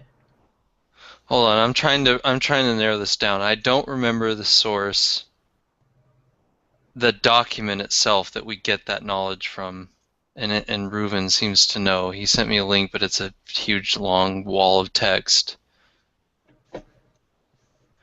Yeah, died in 164. That's right. My firewall wouldn't let me go. He's trying to. No, Reuven's being terrible person. Why? What's he doing? He sent that link and I put it in and my firewall blocked it. Don't go. Oh, really? My firewall did block it, but I don't think Reuven's trying to do anything nasty. But Reuven, all these bibliographies are getting this information from a one ancient source, as far as I'm aware. Like Wellhausen.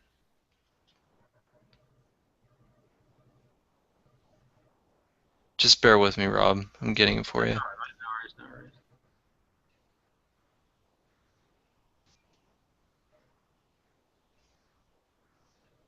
So I've been sitting here for a while, and I'm not a very smart guy. So You're smart. I admit it's probably no, really, I'm really not very smart. It's okay. This isn't like self-defeating or anything. I'm okay with me. But I I do not get what you guys are talking about. Like, I don't. I'm trying to understand. Like, I get your words, you know, I understand, but I don't know what you're actually talking about. I don't get it.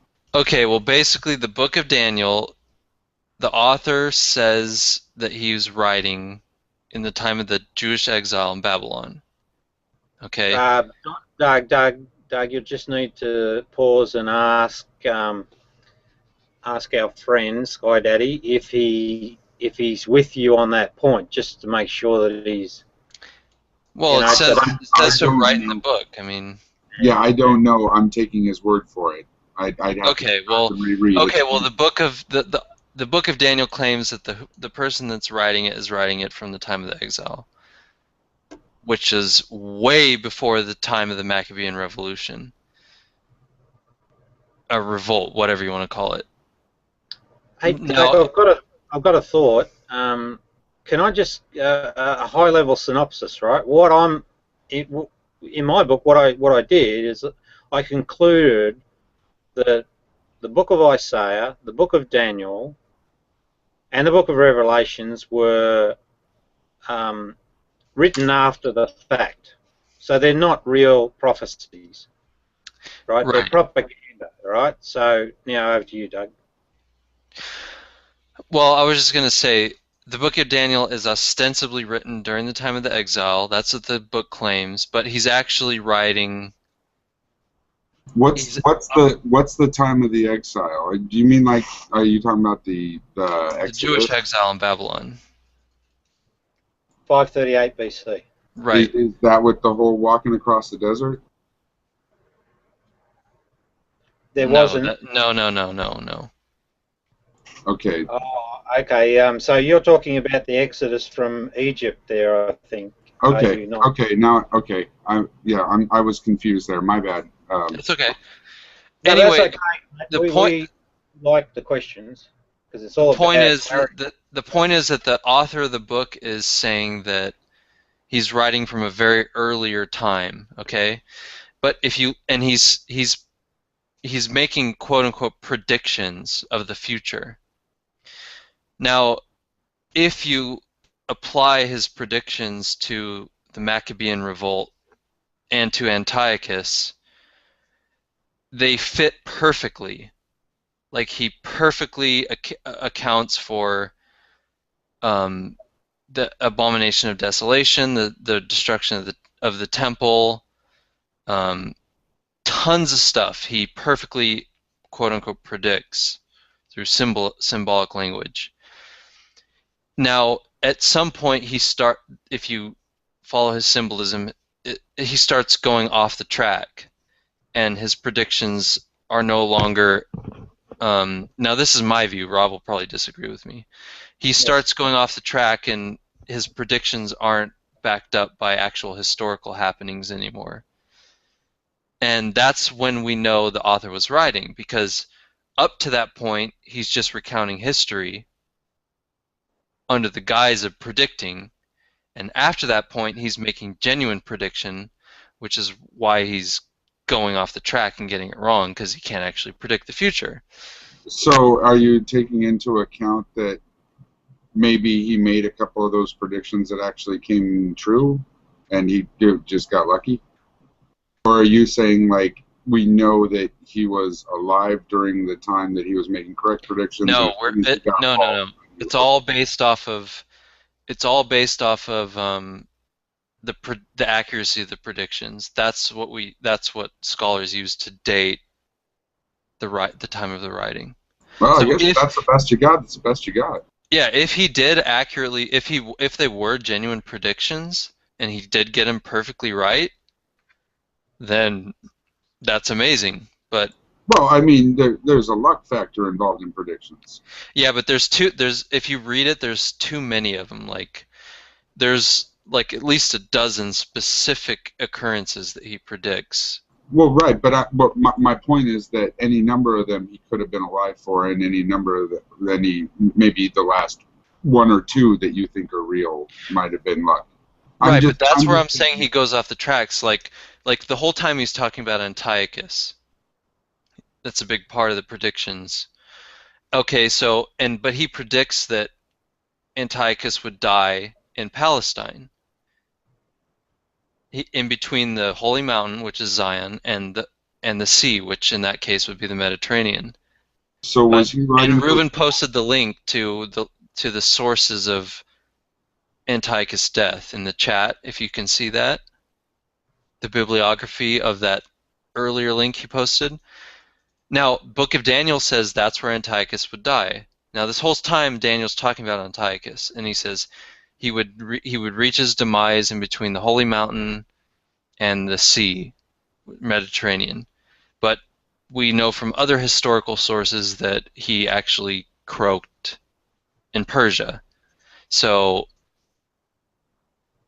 that prediction, quote unquote, well, actually it was a real prediction because he got it wrong, of Daniel. That's where we say, okay, now he's making genuine prediction. No. Well, you could take, because remember the odd thing about that 1335 day reference is that they add 45 days. So it could be possible that he's injured in battle in Jerusalem. Yeah, wherever the Maccabees were bluing, and then he gets taken for medical treatment and eventually dies in Persia. That's a possibility. Yeah, I don't know. Yeah, I think you kind of have to twist the text a little bit to. Yeah. To allow for I'll that. have to look at it. But I remain, see that this is where I fall back on this bigger picture story. The bigger picture story, and like the book of Isaiah to me is black and white. It's just that transparently clear that Cyrus, that's pure propaganda. There's just too much evidence to support that. If that's the case, that sort of says, right, big question mark on anything that's allegedly prophetic from the Bible from that point forward. When we come to the book of Daniel, it makes more sense just on a pure logical basis that it's written at 160 BC because then, it's after the fact. It just fits better than, stopping somewhere short. But there's too much he gets wrong, Rob. That's the thing. If he was writing from 164, he would have known. He would have had to have known that Antiochus was already dead and where he died. He would have known that. But does he say where he died? Oh, yeah, okay. It says he dies in Palestine. Oh, hang on a minute. Let me. Okay. And also, if he was writing in 164, well, the cleansing of the temple had already happened, the reconstruction, so the abomination of desolation had been done away with. So he would have known about that too. Why didn't he put that in? Why didn't he write that in? I agree on that point because I say that abomination of desolation, I think, had something to do with Antiochus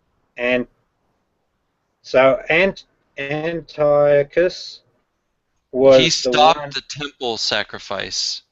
Yeah, and that was their abomination of desolation. He ends right in 164. No, that's not that, because he says that they end the sacrifice evening and morning or whatever. That's the verse that's talking about the ending of the sacrifice, the twice daily sacrifice.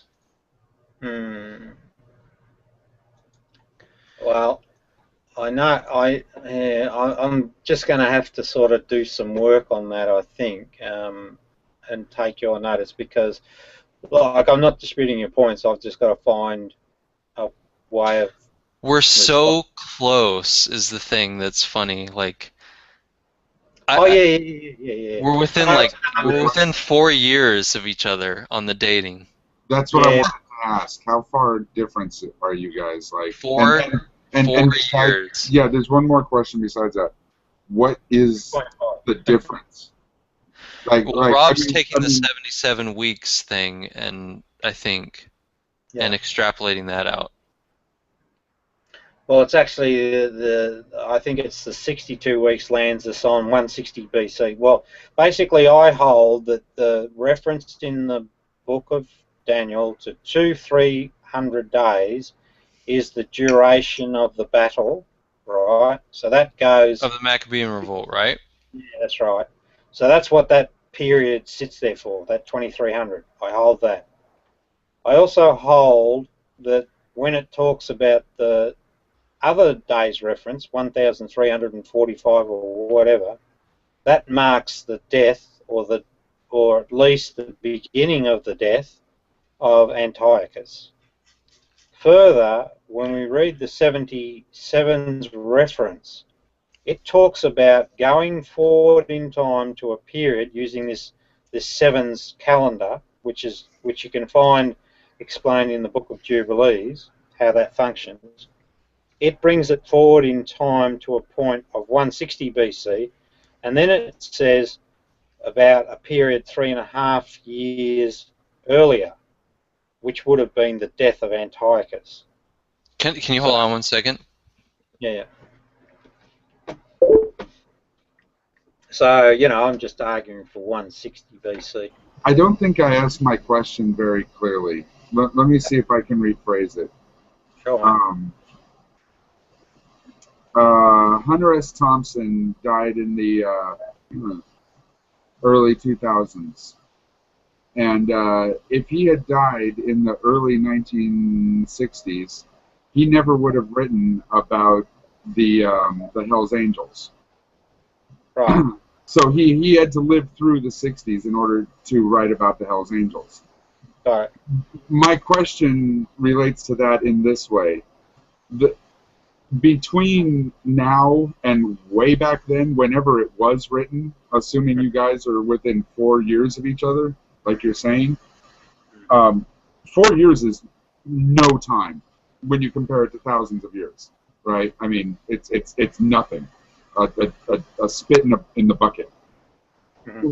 What is the real difference between whether it was 4 years earlier or 4 years later? What is it that couldn't have happened if it was 4 years before or 4 years after? That's what I'm trying to get to. Okay, I have an answer, but no one talk or it's going to echo because I'm going to be playing something. Is that okay? Is everyone cool with that? I'm muting. I'll mute too. So. Yeah, everyone mute. Now I'm going to play something. This is basically my position on it. Hopefully this will elucidate what I'm talking about. Okay, here we go. Hopefully you can hear it. I'll hold the mic up to my speaker. The answer to Antiochus' work is going to be an armed revolt. He believes it's not going to ultimately succeed. Why? Because God's going to be the one who will intervene, not Jews Maccabees.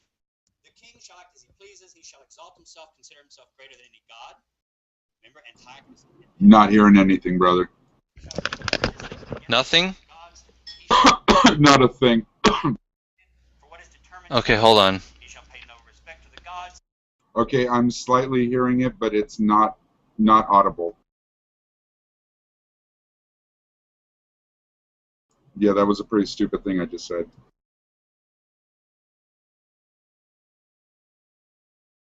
It's not intelligible. All right, 1 second. Let me try this, okay? Mute yourselves. Link it to Reuven. Hold on, just mute yourselves, okay? I'm going to play it.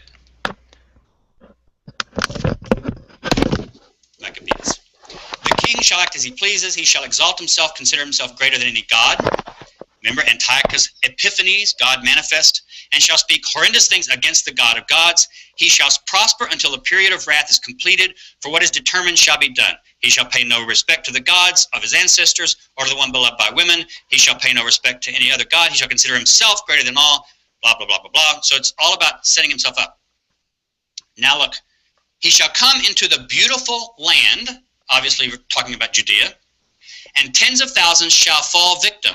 But Edom and Moab and the main part of the Ammonites shall escape from his power. He shall stretch forth his hand against the countries, and the land of Egypt shall not escape. In other words, Antiochus IV this time is actually going to capture Egypt, he's predicting. He shall become ruler of the treasures of gold and silver, and all the riches of Egypt, and the Libyans and the Ethiopians shall follow in his train. Not only will he overrun Egypt, he's going to go west of Egypt and take Libya, and south of Egypt and take Ethiopia. But reports from the east and the north shall alarm him, and he shall go out with great fury to bring ruin and complete destruction to many. He shall pitch his palatial tents between the sea. What's the sea? What's the sea? Mediterranean. Thank you. Somebody's awake. And the beautiful holy mountain. What's the holy mountain? Say it. Zion. Mount Zion, which is where Jerusalem is founded. Yet he shall come to his end with no one to help him. He shall come to his end. Wait a minute. He conquers Egypt, takes Libya, takes Ethiopia, comes back through Judea, sets up camp somewhere in that coastal area between Jerusalem and the Mediterranean, and there he dies. That didn't happen. Antiochus IV never took all of Egypt. He never took Ethiopia. He never took Libya. And he did eventually die, but he died way over in Babylon. He didn't die here. How do we know that this document was written around the year 164? Because this author doesn't know the end of the story. Notice how throughout the history, he's gotten everything right. Well, not every detail, but he gets a lot of it right. He knows when Antiochus the so-and-so wins a battle. He knows when one of the Ptolemies wins a battle. He knows when they tried to have a treaty between them and marry off one of their daughters to each other to establish peace. He knows when they've called truces. He knows when the Romans intervened and stopped battles between them. He knows all that. He knows that Antiochus profaned the temple. So this has got to be written after 167 because he's telling us all about this stuff that happens with the temple. He knows everything that happens up to 167. And there may be a little hint that he even knows about Judas Maccabeus. But he doesn't know about anything that happened to the cleansing of the temple. He doesn't know about the victory of Judas, which happened in 164. Notice how this is wonderfully convenient for us modern scholars. He gets everything right up to 167 and everything wrong at 164. Because notice what happens then, chapter 12. Right as Antiochus IV dies, according to his prophecy, at that time Michael the great prince, the protector of your people, Michael's an angel, the greatest angel, shall arise. There'll be a time of anguish. In other words, this is when all hell breaks loose. The heavens come down. Michael swoops in on a chariot from the sky with angelic armies, and they are the ones who bring the final victory. God breaks into history and brings the final victory. Judas Maccabeus doesn't win the battle. So this is how we date apocalyptic literature. Daniel is one of the earliest cases of what we call apocalyptic literature. Apocalypticism gives you this vision of what's going to happen in the very near future, and it answers the problems of suffering. And the answer is not arm yourselves and fight the battle yourself, because the odds are overwhelmingly against you. You can't defeat all of Rome. You can't defeat all of Greece. You can't defeat Antiochus IV Epiphanes by yourself, but God can. And so angelic armies will break into history and bring about the solution to the problem. And the apocalyptic writer sets himself up usually far in the distant past, like this guy says he's Daniel writing in the 6th century, and they narrate history through the ages, and you can tell, wow, he's got it all right. Daniel foresaw all this stuff writing way back in the year 580. And yet he knows about the Persians, he knows about the Medes, he knows about the Greeks, he knows about Alexander, he knows about the splitting of Babylon's kingdom, he knows about Berenice, he knows about the Romans. And so you think, he knows all this stuff, he got it all right. And you pick it up and you're reading it in the year 164 yourself, 165, and you think, well, he must be right about what's going to happen next. So you think, God's going to break in any day. We're going to be saved. We don't have to fight ourselves, we're going to be saved. And this is how we date apocalyptic literature. Where do they get the history right? And then when does the history go? Okay, that's basically it. Hopefully you guys could hear that. Yeah, I did, Doug. It was excellent. And I do remember that. I did watch it, actually. What I haven't done is taken it to task, and I haven't sort of put an effort into trying to find out where that's flawed yet. Okay, yeah. He's most of the time he's reading from the book of Daniel, like, and then he gives his he intersperses his comments on it. So for me, the two things are to look back at Daniel again and just read that part that he's talking about, but also, you know, find out his source for the Babylonian death. But again, there is that oddity about the person in question dying, and then there was this 45-day lag, and I've always wondered, well, why the hell did they put that in there? What's the significance of the 45-day lag? Because these things have significance. You know, they don't write it for no reason. There's got to be a reason. So.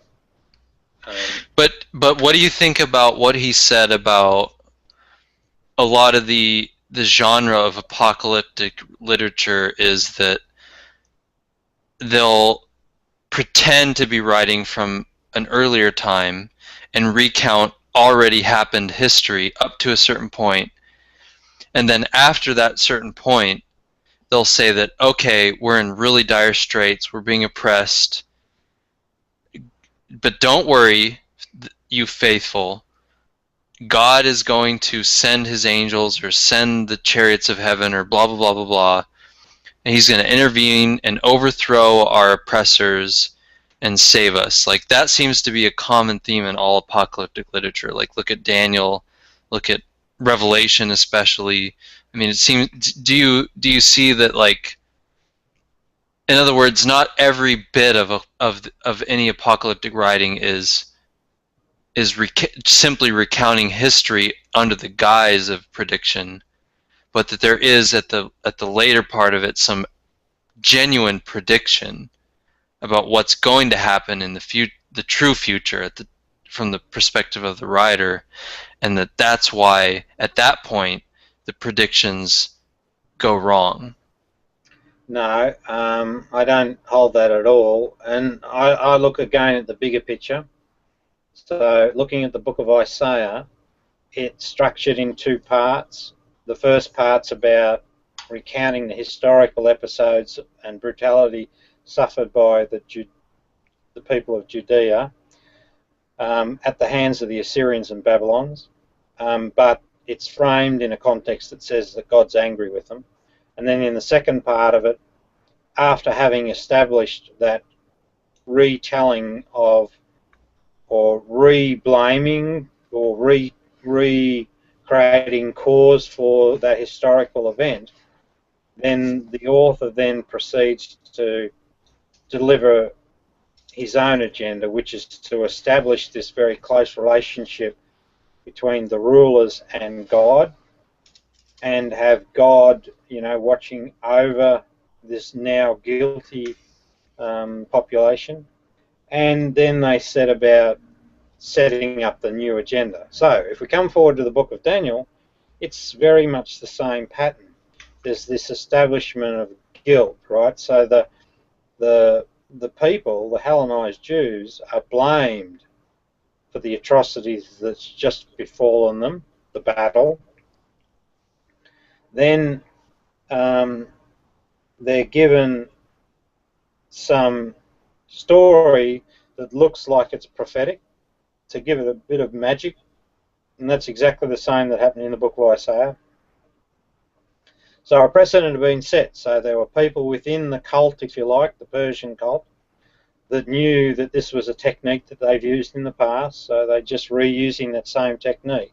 But their agenda is very clearly to get back those lost sheep into the herd, right? Mm-hmm. Say God's angry. God's angry with you dudes, come back. Also, there's a definite effort to make the people in Babylon look like dummies. That's what makes me think the Romans are involved. The recalendering makes me think the Romans have got a hand. But I mean, wouldn't you think the Jews would also have an incentive to belittle the Babylonians or to defame them? Possibly, if they thought that they we're breaking through, but you've got to remember that I look at the... This is where things get confounding with who's who in the zoo, so to speak. I kind of look at the priesthood, if you like, as always Persian Magi, just a rebranding, because they're carrying on the same story. Yet, so you're saying the whole institution of priesthood of the temple has its roots in Persian, from Persia. Persian Magi. Zoroastrian Magi. I'm assuming Zoroastrianism. Well, Zoroastrianism sort of has a potential to has some authenticity to it, spiritually speaking. But I think Cyrus is... I'm just talking about the origin of the temple priests, that's all. Yeah. Well, I hold that Cyrus, regardless of his propaganda, always was brought up in the Zoroastrian tradition. That was his religion, if you like. And the Magi were his people. And so I hold that the people that were involved, classified as the Jewish folks or the Maccabees, that they're descendants from that tradition. So you could call them Magi, but they, you know, or Pharisee, whichever way you want. But their priesthood started with the corruption of the book of Isaiah.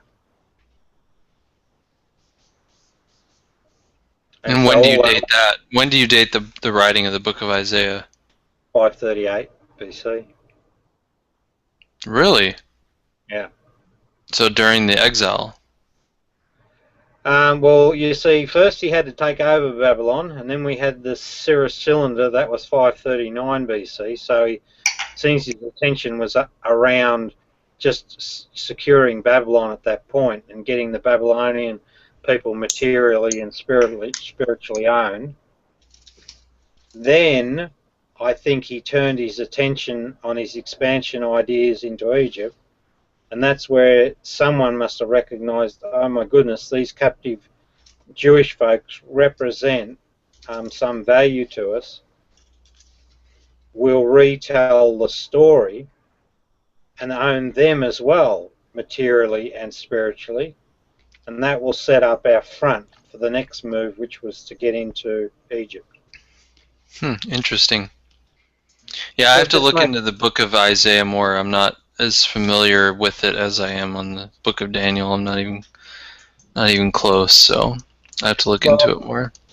Doug, I'll give you a link, a free link to my book, and you can, I'll give you the section to go to, and you can. It's not something that I wrote very heavily, but you can use that to see where I'm coming from. Cyrus. Oh, hang on. What is it? Yeah, scribe. Right. So this was an early piece of work. Whoop! If I can bloody get my so scribe. There we go. So if you go there, and you'll see an index there. If you go to section part 4 and the first corruption on page 85, that'll basically give you my conclusion, if you like. Yeah, I'll definitely check it out. Yeah. So I don't see a link yet, though. There it is, mate. Oh, okay, cool. So you can just jump. That's live access. You can just jump straight into that. Anyone else help themselves? Now, what section am I going to? So have you got it open now? Yeah. Right. So just scroll down. So go past the front cover, copyright, dedication. Then you should hit the table of contents. Yep. So go down. So my overall theory is part 4. 5 corruptions. So which corruption am I looking for? Well, it starts. The first corruption is the book of Isaiah. Okay, so page 85. Yeah, the second corruption is the book of Daniel. The third corruption is the Pharisees taking over. Oh, there aren't page numbers. Oh. Aren't there? Not on the text itself. If there's some way to jump to it. I don't know whether it works that way or not. Let's have a look. I'll just try. Yeah, there's a little hand there, so I'm on the index now, and if I click on 85, it jumps. Yeah, it jumps, mate. Use the index. Where did you click? I clicked on the actual 85. Of the table of contents? Yeah, yeah. So you see a little hand come up? Oh, let me try that. Oh, okay, got it. Okay, cool. I'll bookmark this and I'll check it out. Yeah. Thank you. No problems, mate. Alright, guys, that was fun. Sort of. I don't know about the rest of you dudes. No, but I in general agree with you that quote-unquote predictions in the Bible are not typically actual predictions. Here's something to think about, right? Right. Think about what a prophecy does for you in terms of spirituality, or at least whatever you've come to know spirituality to be. And then, as an adjunct to that, think about how does a miracle, Jesus walking on water, how does that add any value to your spiritual journey? No, nothing. I think the miracle stories are just provided as secondary proofs of the initial claim. Well, no, their actual role is to spice it up and put these are things that can never be proven, so it creates this concept. That's what I mean. They're trying to impress the reader, so that they'll be more likely to believe the rest of it. Yeah, but in the spiritual context, right, which is our reality, because I don't ignore spirituality, it is real for the human story. It has no place, is the point I'm trying to make. So what I'm trying to say is that, you can't find a place for those things. They don't bring anything to the table. Not spiritually, yeah. Yeah, and so... No, I think a lot of the miracle stories, I think their only intention, even from a secular perspective, is to kind of, as it were, establish the bona fides of the main character, which is Jesus. In other words, saying, the authors are trying to say, oh, look how great Jesus was. He did all these amazing miracles. He walked on water. He healed the blind. He raised people from the dead, etc., etc., etc. Like, that's what I see their purpose as. They're trying to tell the reader, even though I don't think they're historical, the intent of each of those miracle stories is to try to convince the reader that Jesus was divine, at least, and at most the Son of God, or God himself in some form, because he could do all these amazing things. Yeah. Well, yes, yeah, but that whole... See, this is where we get into this area of, at some point, religious folks, hopefully, if things evolve naturally, religious folks are going to have to come to the terms that myths are okay. You can have a myth. It has a fun, and myths are okay, no drama. They're talking to you about something that's still real. Just connect the dots and work it out. But don't mind having myths. That's fine. Yeah, like, I agree with that too, but, well, like, look at, But in that context, though, you can't say the same thing about miracles or prophecies. They don't have... I think it's a mixed bag, because if you look at, like, in Luke's Gospel, where it talks about the Roman taxation census, and that's the reason that Joseph and Mary had to return to Bethlehem, because that was, David's hailed from, and Joseph was his ancestor. Like, I think that's a complete fiction. Luke knew it, whoever Luke was, and I think Luke's readers knew it, that was a fiction.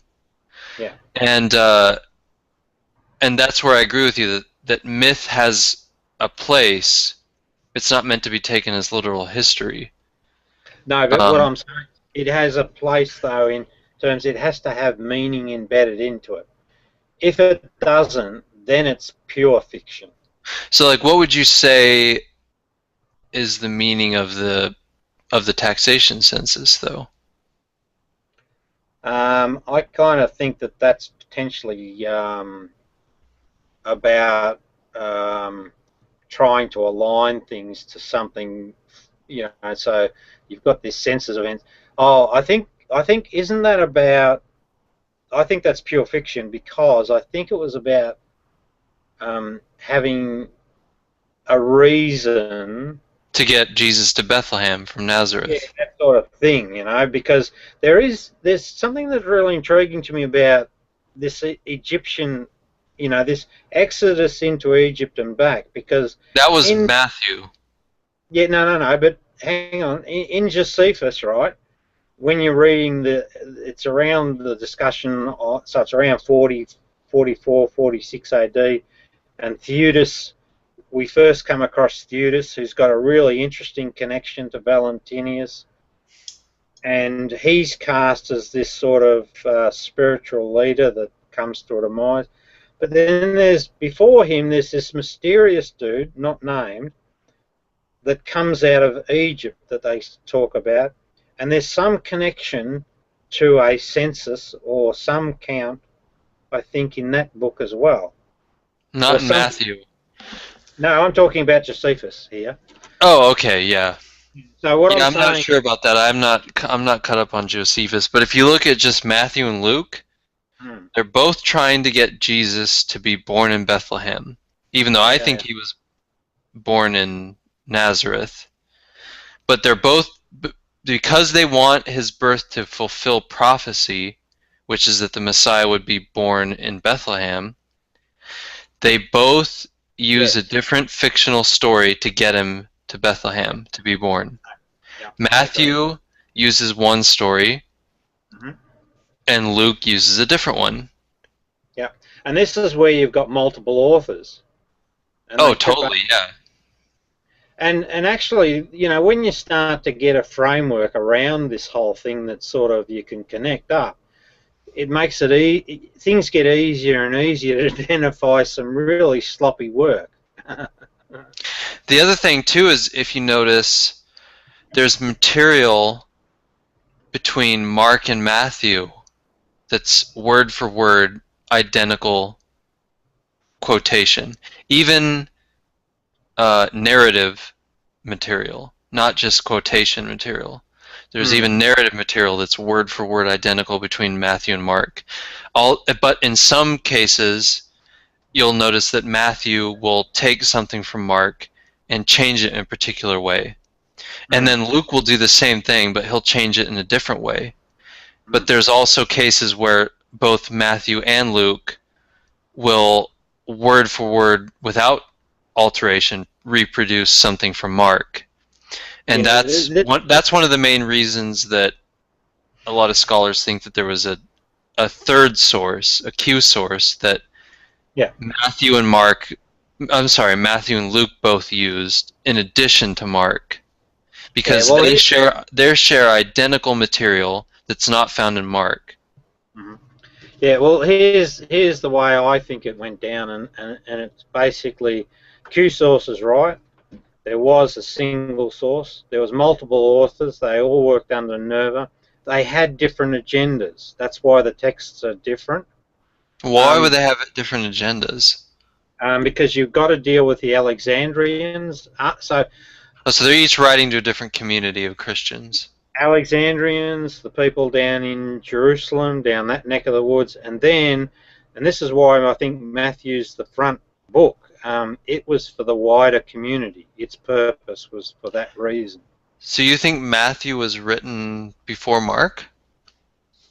No, I tend to think it was probably the last one, and it was written to the After wider. John. You think Matthew was written after John?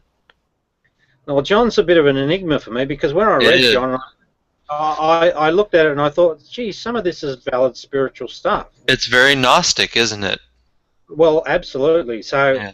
here's my and the John problem was doubled up, because when I was looking at the Gnostic Apocryphon of John, that's a real bloody mind bender in itself, because it doesn't have any true Gnostic teachings, but the context of it's really interesting. Plus, it mentions the Book of Zoroaster, black and white, and it talks about an evil Pharisee that's questioning John, who has the name of an evil Zoroastrian priest. And we discovered that from Nag Hammadi, by the way. That's right. Yeah, exactly. So here you've got this guy John. John really is an interesting person, and it even makes me wonder a little bit about John the Baptist. But I feel quite confident that John is an Essene along with Jesus, so he's part of that community. Now, are you talking about John, son of Zebedee, or John the Baptizer? Well, I'm talking about John Zebedee when I talk about the Nag Hammadi John. Okay.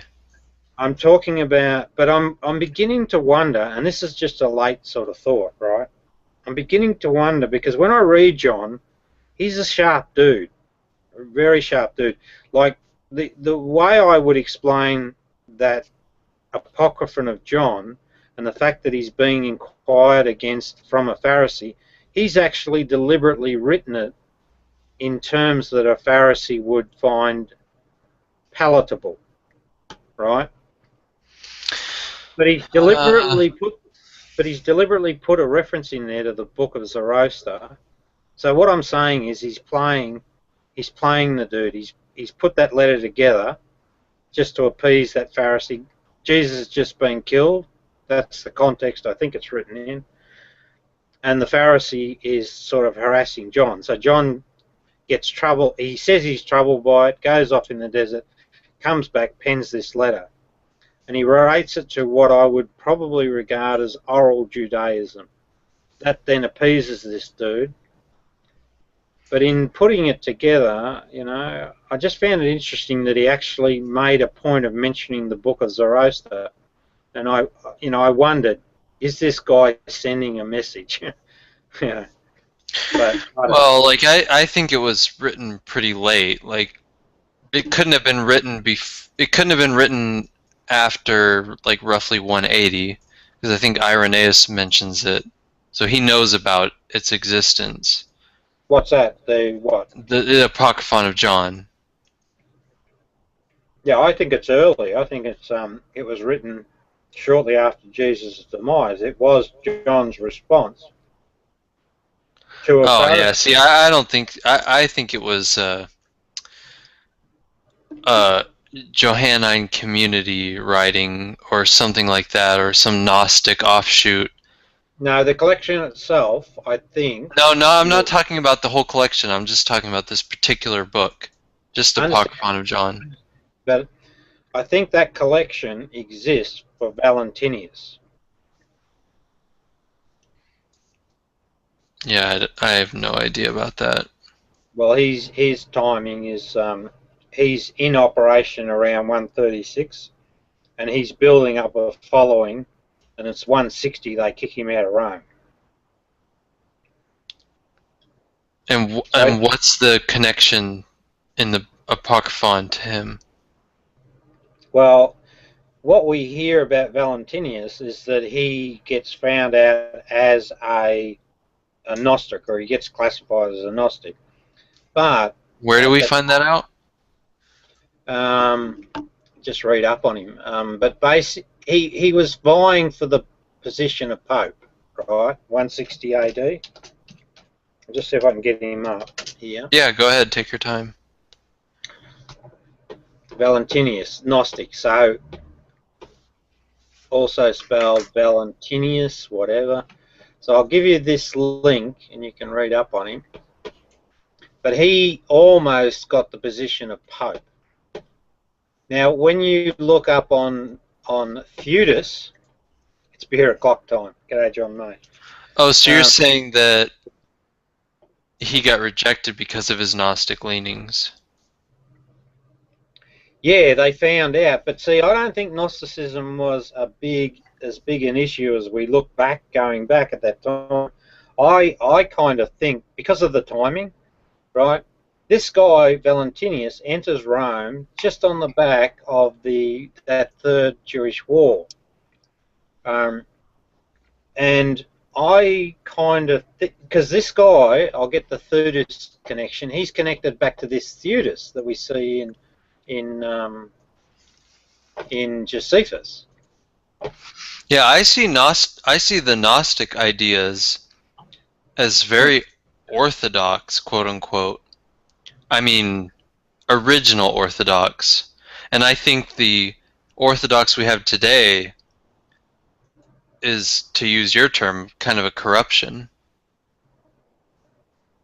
The what is, mate? Sorry, Okay, so the Gnostic idea, some of the Gnostic themes, like we're like living in a mud world, and in order to ascend to the pleroma, we need to pass the archons, and we need secret knowledge and all that stuff. Yeah, well, to me, that's all passed down through these, this Magi priesthood as part of their knowledge tradition. So it's very much related to the Kabbalah and the Book of Enoch and, astrology, all those things that sort of seem to have, as their roots, the Persian, Zoroastrian sort of stuff. Yeah, and that's one of the other hard things about Gnosticism, is it seems to have been, based off of what we have access to, a very diverse category. In other words, there wasn't just a singular form of Gnosticism. It seems to have been a very diverse community with different offshoots, different beliefs, all under the umbrella of Gnosticism. And go ahead. No, I was just going to say, if you divide it up into Gnosis, and I use as the champion of Gnosis here, Gospel of Thomas, and Book of Enoch, you could use that as your base. Then if you use those two, you can generally find a house for whichever Gnostic text. You could say, well, that seems to fit more over here in the Book of Enoch frame than it does in the, the true Gnosis sort of frame of something like the Gospel of Thomas. But to do that, you've first got to interpret the Gospel of Thomas, and because you've got to remember that it is... Yeah, you've got to differentiate it from Enoch. Well, you've got to interpret it for what it is, because he had to actually mask it. So he does say at the front end that you have to interpret his meaning to get to the actual message that he's right, that's part of the whole secret knowledge theme. Yeah, that's right. But they had to be that way because they get persecuted otherwise. That's right. The Pharisees were a very zealous lot. And they weren't shy of killing people. No, look what happened to Jesus. Well, exactly. So it's certainly, but I think largely, you can see where it's the political forces that screw with it, that make it what it is, the mess it is. But it is a mess that's untangled, that you can untangle, but it takes a bit of effort. It certainly does. But we're still alive, so not now that I've written my book.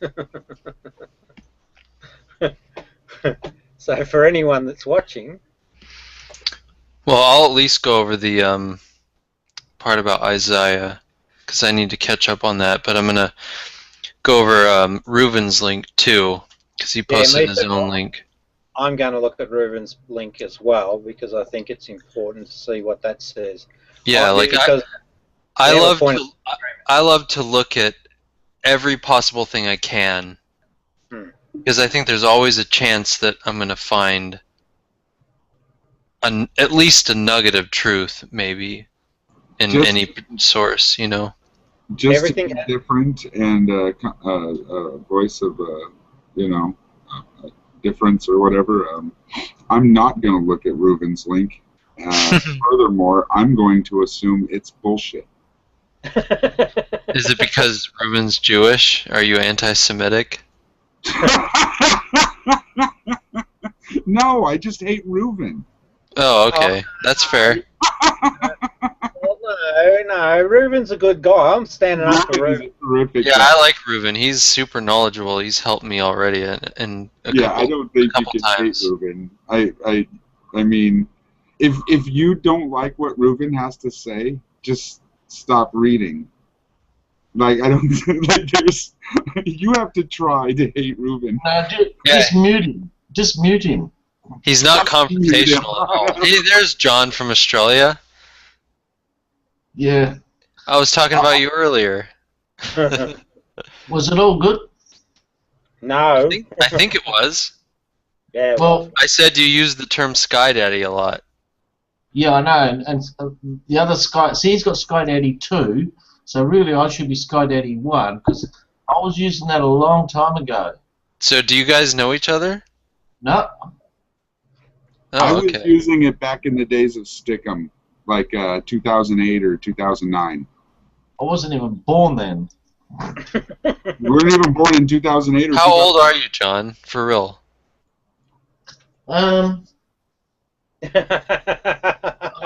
Give or take 100 years. Oh, I don't know.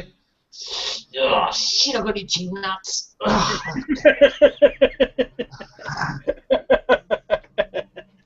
But you'd be about 50. 70 nuts. Rob, I've been reading the reviews on your book, mate, and they're not good. Yeah, I know they're not. I know they're not, mate. Oh, you've been reading them too? But Rob, you have to remember, sometimes revolutionary ideas, even if they're correct, are met with vitriol. Oh yes, I know. I'd say especially if they're correct. Yeah. The more revolutionary it is, the more people are going to hate it. So if you're right, they're really going to hate it. Also, if that doesn't mean I think you're right. Just saying. If their internet reviews, like 9 out of 10 of them are going to be bad, whether the book's good or not. Exactly. I agree with that too. It's okay. It's what goes with the territory. I don't mind. Exactly. And Rob, don't speak with your mouth half full. Fill it up. I'm trying. I'm hungry. Yeah, well, fill it up. Don't speak half full. Fucking hunger, mate. Now, Rob, you do realise that Jesus was a myth. So I can eat? Hey? Huh? You do realise that he was a myth. Who? Your mate Jesus. No, he's not, mate. No, he's real. Huh? He's real. Real? Yeah, in your head. No, I agree with Rob. I think he was a historical person. I think I think Rob and I have a different opinion on who exactly he was, but I think we both agree he was a real person. Yeah, but there was lots of Jesuses back then. Yeah, but Jesus of Nazareth. Oh, well, who in Nazareth wasn't called fucking Jesus? Well, Nazareth was pretty small at the time. Yeah. How small? 20,000? Nope, not even that big. 5,000? Probably not even 100. No. 100. What? 100 people? John. Right. John, I'll help you. Yeah. He didn't live in Nazareth. Well, hey, listen. No, He's adding fuel to the fire. Rob, you've been talking for 6 hours. I just got on. Hey, Rob, give your ass a chance now. Okay. You know. Way you go. Who cares what the fucking population was, right? It just adds fuel to the fire that it's even more mythical. The less the people. Why is it more mythical? Why? Well, yeah, why? Why would the Son of God lobbed down in a place with 100 people in it. Now, I didn't say he was the Son of God. I just said he was a human that existed in history. Oh, okay, so he's not the Son of God then? No, I'm not a Christian. No, Hey, I John, know, but... John, we need to do a head count. We've got 3 Jesus people, and you're 1 out at the moment, so we're winning. No, Reuven is a mythicist also. What about Sky Daddy? I don't know where Sky Daddy stands. Sky Daddy, what do you think about Jesus as a historical person or not? I don't know. I don't know. On the topic of Jesus being alive, I'm pretty agnostic. Fair enough. I think it's pretty easy to put together how a Jesus myth could have been put together. Yeah, see, I personally think that mythicism, and I know Reuven's going to disagree with me, is as apologetic toward its own presuppositions as Orthodox Christianity. I think it has to assume it has to assume certain things that aren't necessarily demonstrable in order to keep its theories consistent, and I think that's where it falls short. I need to ask you a question. If you believe that he was a real person, did he perform these miracles? No. I think that's I think the histories of his life are heavily mythologized. Okay. Rob? See, Yes, if that's the case, yeah, he's basically a myth person. No, I think he really existed. That's like saying, oh, Superman really exists, but his superpowers, they're all myths. But the real Superman does exist. Who is it? Clark Kent's a real dude because Metropolis isn't a real place. It's like a package deal. No, but it matters. Hold on, John. There's tons of miracles attributed to real historical figures. Tons of miracles? Yeah. Just name 2 or 3. Just let me know. All right, hold on. I'll get you a huge list. Every saint ever made. Yeah, all the saints for one. That's a good point. Are miracles real though? No, I don't think so. Okay. What is it with you, John? You believing in miracles? Are you No, I turning? don't believe it. Miracles don't exist. End of story. We agree. Okay, so what's the problem here? I don't understand. But John's saying that that's proof that Jesus didn't exist. But No, that's where I could say that I'm agnostic about Jesus' existence. Like, I don't buy any of the miracles. I don't think there's any reason to buy any of the stories, so that's why I don't think there's any reason to buy any of the Jesus. But I certainly couldn't say, nope, not a real guy, nope. No. Like, I think Muhammad was a real person, even though there were miracles attributed to him. Well, go to fucking Iraq, every second person there's named Mohammed. No, you know who I'm talking about. Come on. Yeah, which Muhammad? You know, The one in the Quran. Not the teddy bear. I know. Like, I don't think the night flight to Medina is historical, but I think he was a real person. I just think his life story was heavily mythologized. Yeah, okay. That's like saying, well, Noah existed, but the boat story's bullshit, the animals part of it's bullshit, but there was a Noah. Yeah, there probably No, was I don't think there was a Noah. Nope. Yeah, but, There wasn't a... Okay, but the name Noah, that name goes back 2,000 years. And there's probably dozens of people called fucking Noah. So they used the name that was going around at the time. It's just like we see in this room, you know, there's always 2 or 3 Johns. It's like... No, what they did was they... Wait, are you saying your name isn't really John? What they did... the fucking worldview. What they did was they lifted a story from the Epic of Gilgamesh and adapted it to their own culture. Yeah, and they. Have you ever read that? I haven't read the book, but I've seen videos on it. The Book of Homer. Yeah. You're talking about the Odyssey and etc. Yeah. Iliad. That was written 600 years prior to fucking Jesus, and 3/4 of the stories in there are in the Bible.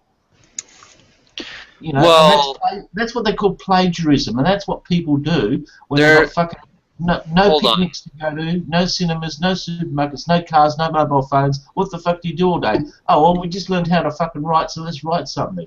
They're potentially in the Bible. They're not exactly in the Bible. Wait a minute, mate. I got a point. Fucking close enough for me. Yeah, but they're not so close where you could say with absolute certainty that they're in there. You would have to make it probabilistic. No. If you look at how many of them there are, there's too many to be like, well, basically you've won lotto 5 times in a row. That's how close they are. Wait, say that again? It's like winning lotto 5 times in a row. Okay, you tell me the closest parallel. What you think is the most closest parallel. Okay, I can't remember, so don't pick my brains, but I'll tell you.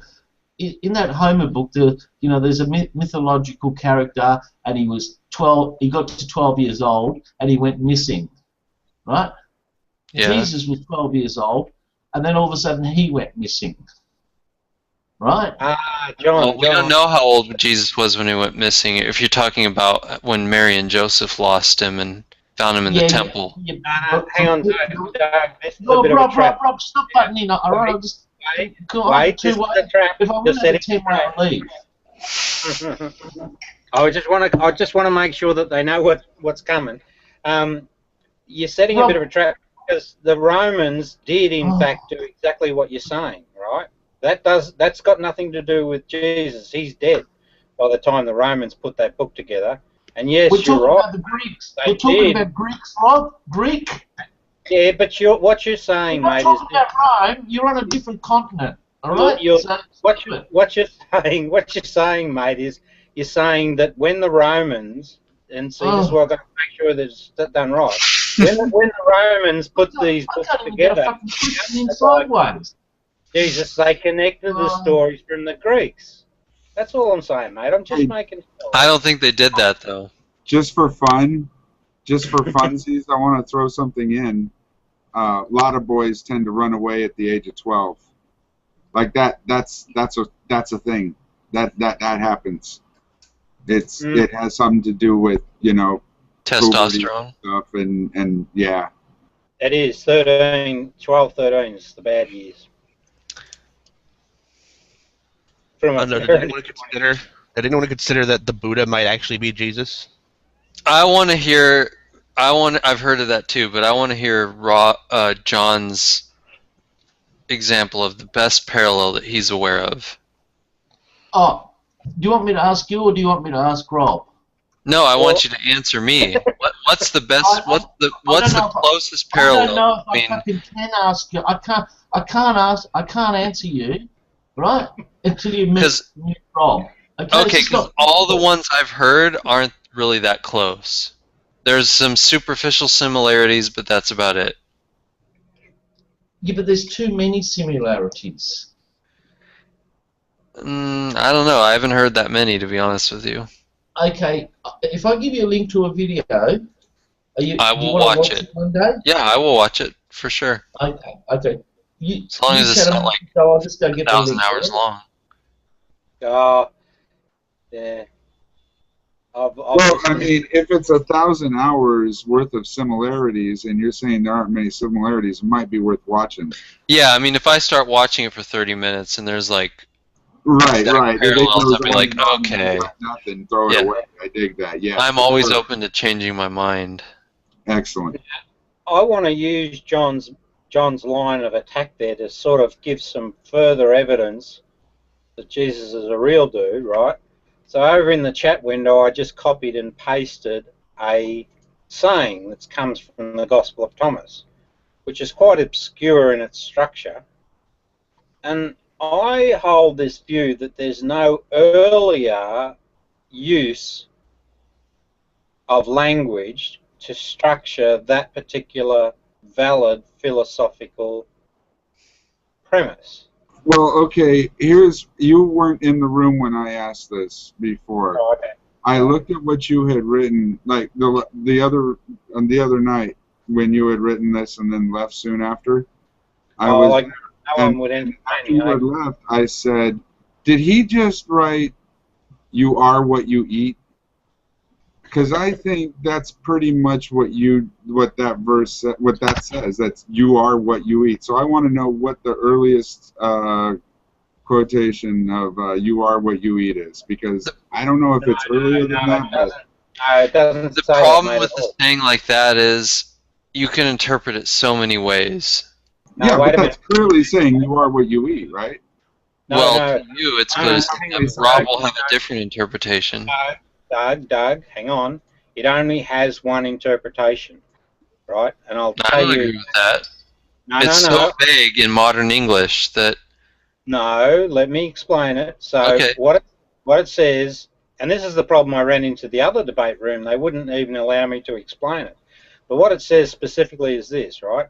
Lucky is the lion that the human will eat, so that the lion becomes human, and foul is the human that the lion will eat, and the lion still become human. If you substitute lion out and put in pride, because remember, this is a book about authentic spirituality, and in spirituality we have egos and gods and all that sort of stuff. Rob, that's a big if. No, it's not, mate. I'll explain. I've got more evidence to back it up. But anyway, so lucky is the pride that the human will eat. So the human actually gets control over the pride, so that the pride becomes human. So that's a good outcome. But foul is the human that the pride will eat. So the pride consumes the human. So give me your evidence. Give me your evidence that lion should be changed to pride. Yep, I will. I'll just dig it up while you chat amongst the others. Because here's what I'm saying. Like, if you just read it as it is and don't substitute the word lion for pride, because that doesn't make a lot of sense. No. That's why I think, like, Rob... That's why I think Rob goes overboard on, like, the... reading into it. Yeah, reading into the prophecies. Like, who's that guy, Rob, that you weren't sure what to make of his prophecies? A famous prophetic person. Nostradamus. Yeah, Nostradamus. Like, I think they're so vague, intentionally so, that people can come up with a whole myriad of interpretations that they can have rationalizations for why they fit. I'm pretty sure we could do it. We could sit down and write quatrains for the next 1,000 years. And yeah, people would go, oh, this fits, and someone else will go, no, this fits, and someone else will go, oh, no, you're wrong, actually, this is what really fits. We should get together as a group and write this and call it Nostradamus. No, but I can talk to that in a minute. I'll just finish this one first, though. Hey? Talking to Doug. Oh, yeah. Sorry, John, I bookmarked that link. I will watch it. Here's the way that I read that. Now, after you finish watching it, can you, call me back after a day or two and just let me know your thoughts? Totally, I will do that for sure. I think I have you added on my Google circles, so. Yeah, I'm just curious on what you think. Whether you think it's bullshit or whatever. I'm just worried your thought. I've got lots of other different links, but I'll just give them to you one by one. But that's just one guy. But all the people who've done these sorts of things have come up with similar sort of answers, but in their own little way. Have you ever seen Richard Carrier? Yeah. Okay, he does a similar job. But the difference between Richard Carrier and Rob here is Richard Carrier sold 1 million books and Rob's still waiting to get his first sale. Well, you got to start somewhere, mate. I got my back up against the wall. Everyone believes a lot of nonsense. Anyway, hey, listen, here's that group. Oh, look, mate. Hang on a second.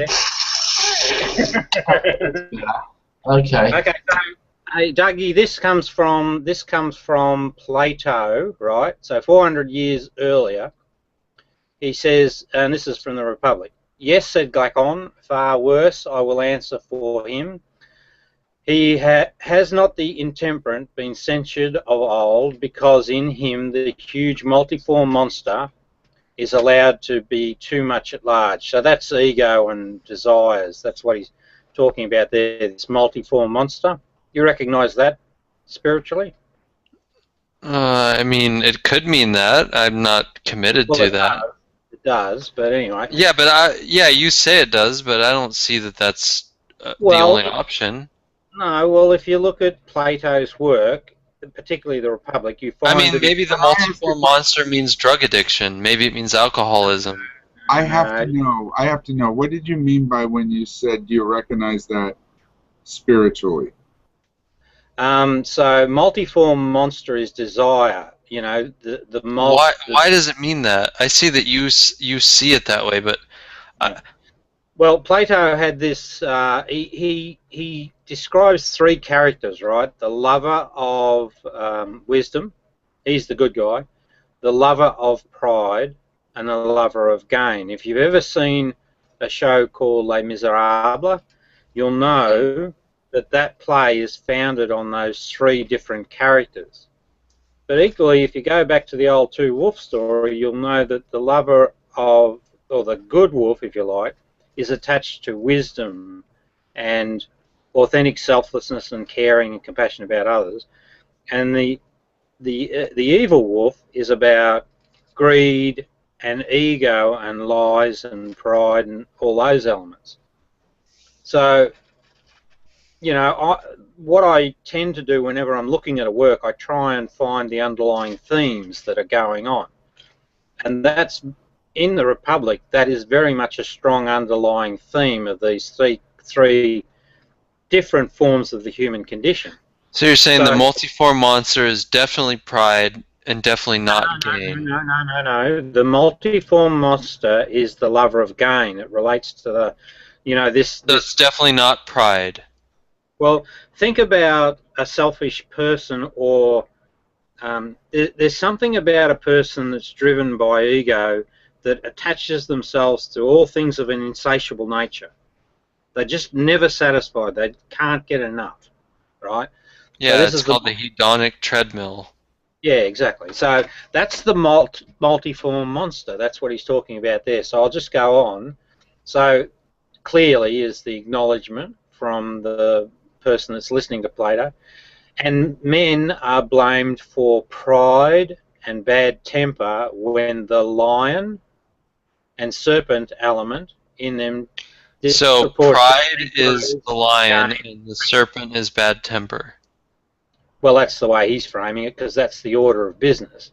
So, and it's no surprise that we see pride attached to the animal lion. So you're saying the Jesus of the Gospel of Thomas was mirroring Platonism in that saying. Wait a minute. No, let me as a translation from whatever language the Bible was originally written in?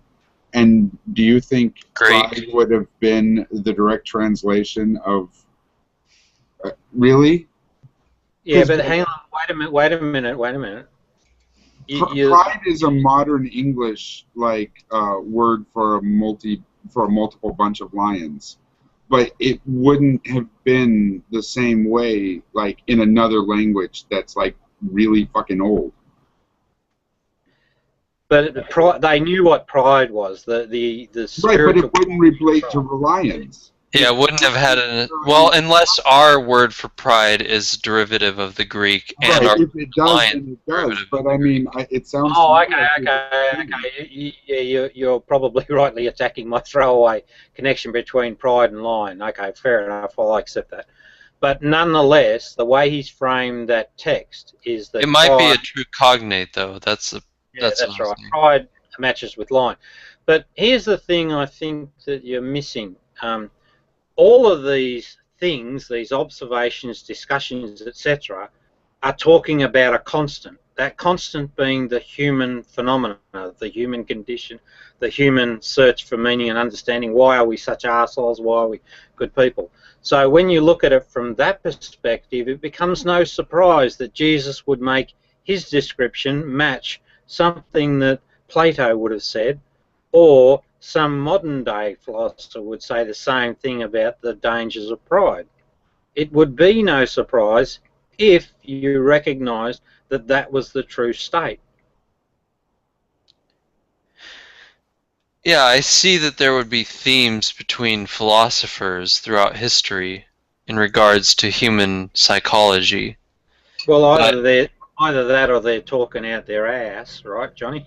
It could be both, but I would actually be more surprised if there weren't consistent themes between humans, different humans from different cultures, and their views on human behavior.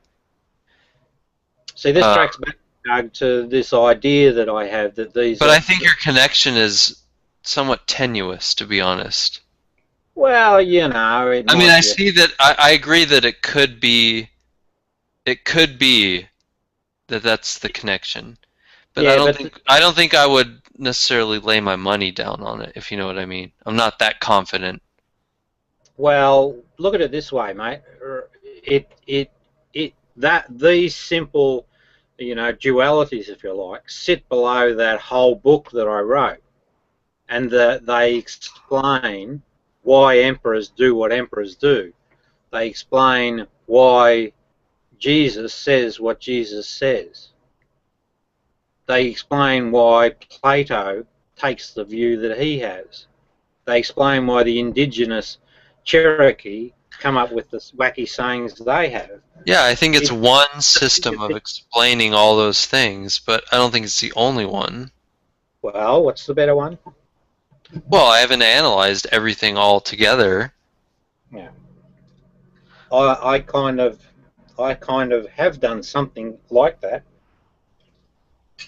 and that was my conclusion. So that's why I sort of draw them. But anyway, but I don't see a direct connection between Plato and the Gospel of Thomas saying. Well, I guess then what we'd have to do, I mean, to me it's clear. I understand what he's trying to say. What else could he be trying to say? So here it is again. Jesus said, lucky is the lion that the human will eat. So that the lion becomes human.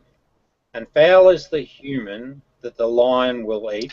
Well, he could just be saying that, he could be saying, for example, that the human that defeats the lion is lucky because he's not dead. He didn't get eaten by the lion. But the human that got eaten by the lion is too bad for him because he got eaten and now he's dead.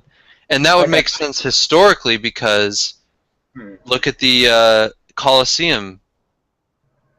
Yes, but you got to remember that this is a sayings list that's supposed to enlighten people, right? About themselves. It's apparently supposed to, but it might not necessarily be that way. Well, no, I'll give you the first saying. It's very clear. It's not ambiguous. He does say at the front the function of the whole document. He says, whoever discovers the interpretation of these sayings will not taste death. Now that could be related to Plato as well, because Plato acknowledged that in the genuinely good dudes, the lovers of wisdom, they had no preoccupation with death. And Jesus is suggesting that if you get his meaning, you'll lose this fear or this taste of death. That's the whole premise of the whole collection. That's its function. Why would that follow? What follow? Where did I miss? Losing the taste of death, the fear of death. Oh, the connection between taste and fear? No, like why would it follow that you would lose the fear of death based on that knowledge? Well, that's just the way things work. I mean, when you get an authentic understanding of yourself, you no longer are concerned about your death event.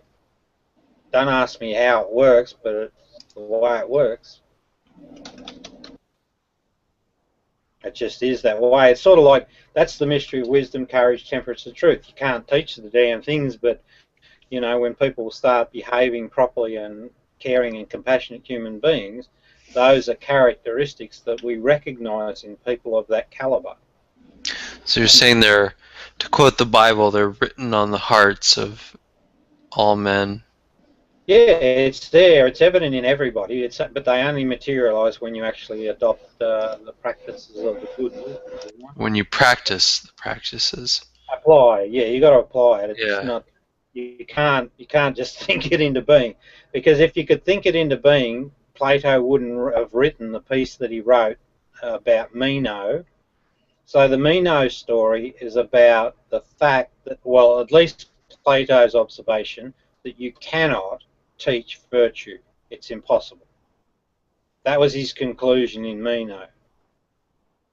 Right? Yeah, but remember that Plato engaged in a lot of rhetorical argumentation. Yeah, but it's right what he said. His observation is absolutely true. You can't teach virtue, because if you could, mate, we wouldn't have these discussions about problems in Israel and Palestine. Why not? Well, everyone would be virtuous and they wouldn't kill other people. No, that's not. That doesn't necessarily so. You can teach calculus, but it doesn't mean everyone's going to understand it. Fucking no, I don't even understand it. I mean, even though it's possible to teach someone something, doesn't mean everyone's going to accept it or learn it. Well, no. The point is, you cannot teach virtue. You just can't. You try. You'll fail. I think social norms go a long way toward at least cultivating virtuous behavior. No, superficially. The way the virtue comes to the fore is through experience. So you have to adopt a certain experience, and then the virtue follows that experience. I think is the way it works. But you can't teach it. You can't go and say, this is... Well, you can only teach the behaviour, right? And if you get the behaviours right, and the person then decides to follow those behaviours, then sure enough, they may well end up virtuous. They may. Depends on how well they digest the experience. So, did you just admit that you could teach virtue? No. I'm saying you can't. Well, I did say that perhaps you could, but I just don't know. I wouldn't have a clue.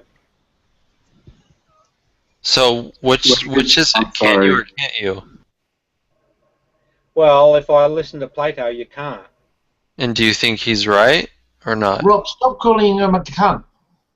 I did not. Where did I say that? Do you think Plato's conclusion is correct, or possibly correct, or not correct? I think Jesus. This is just me, right? I think Jesus was a little bit. I'm talking about Plato. No, I know, but I'm trying to answer your question, right? So with Plato definitively says in Meno, you cannot. That's his bottom line. He finishes the Meno thing with that conclusion. And what do you think about his conclusion? I think that Jesus, particularly given the number of followers that he had at the time of his death, and yeah, all 12 of them. No, there was a lot more than that. Reuven, talk to him. There was thousands of Essenes. And you got to remember there was... I counted 12 at the table. Wait, does Reuven believe Jesus was an Essene? No, he doesn't. He thinks he's a mythicist. Yeah. But there were 7 churches, right? 7 churches up in Asia Minor. That's a fairly decent cover of territory, and consequently a significant threat. But anyway, he seems to have... The feeling I get, and I can't do better than that, the feeling I get is that he somehow could get people to buy into whatever it was he was selling. And that's different from what Plato's conclusion was, unless the cards fall the way they should, you're not going to... And he gave an example. He gives examples of some of the, when he was talking to whoever he was talking to, he said, look, this dude, we all regard him as virtuous, but look at his son. don't you think that that father would have taught that son virtue? But that's not the truth of the matter. So it's you can lead the horse to water, but you can't make it drink, right? It's that story. I think you've got that problem, Rob. What's that, mate? We're trying to take you to fucking water, but you won't drink. No, because you don't know stuff. I do. And I'm easily swayed if you can give me evidence. But if you don't give me any evidence, I'm not going to move. I'm not budging anyway. Evidence of what? I would love to hear your thoughts on the Book of Daniel thing when you have a chance to look over it. Oh yes, okay, mate. I will do that because the Book of Daniel, believe it or not, is probably the weakest effort that they put forward, and it's the strongest point of attack. If we could get a conclusive argument around it, because it's almost torn to shreds already, that really pulls It definitely is, yeah. Yeah, that pulls the wool out of the whole religious debate. It just does, because all of a sudden, no more archangels, no more Book of Revelations, no more Islam, no more Christianity, because it's founded on. And look how Jesus, his own self-designated title, Son of Man, came directly out of Exactly. Daniel. Yeah, and resurrection comes from Daniel as well. So, you pull that book apart, and that's the end of religion. But, for the It's the end of Christianity. Yeah, but for the religious folks, they actually get, whether they believe it or not, they'll actually get a better outcome, because following the Gnostic teachings, you actually become more of a responsible, independent, freer human being. It's a much better bloody person that it produces, I reckon. So that they'll actually come out winners, and same with the Muslim folk. You just got to get them to wake up. So that's the reason I dig my heels in, because I see a lot of potential. Are you saying that even Orthodox religion will have positive effects on people? I'm just saying that the Gnostic teachings of Jesus, or Plato, or the Cherokee, the true spiritual story has a very positive effect on the human being. Because what it is, it's the awareness factor, right? It's because you become authentically aware of yourself and how you impact the world that you live in. And once you have that awareness, there's no more excuses for being an arsehole. No valid ones anyway, All I know is I'm authentically aware that I love whiskey. Hey, you've got a fan over here, Sky Daddy. But I think he's in the Budweiser. No, he's in the beer camp. Corona from John. He's going from Bud to Corona. Hey, that would be a fun session. We should all tour the world in beer. No, I was just saying, should get a group together and get them all drunk. Oh, but I suppose that's already happened. Well, I'm pretty drunk already. The Corona wasn't me. That was John Mayer. He was giving me daps, saying, yo, I'm drinking with you. Oh yeah, okay, yeah. Cheers, mate. Cheers.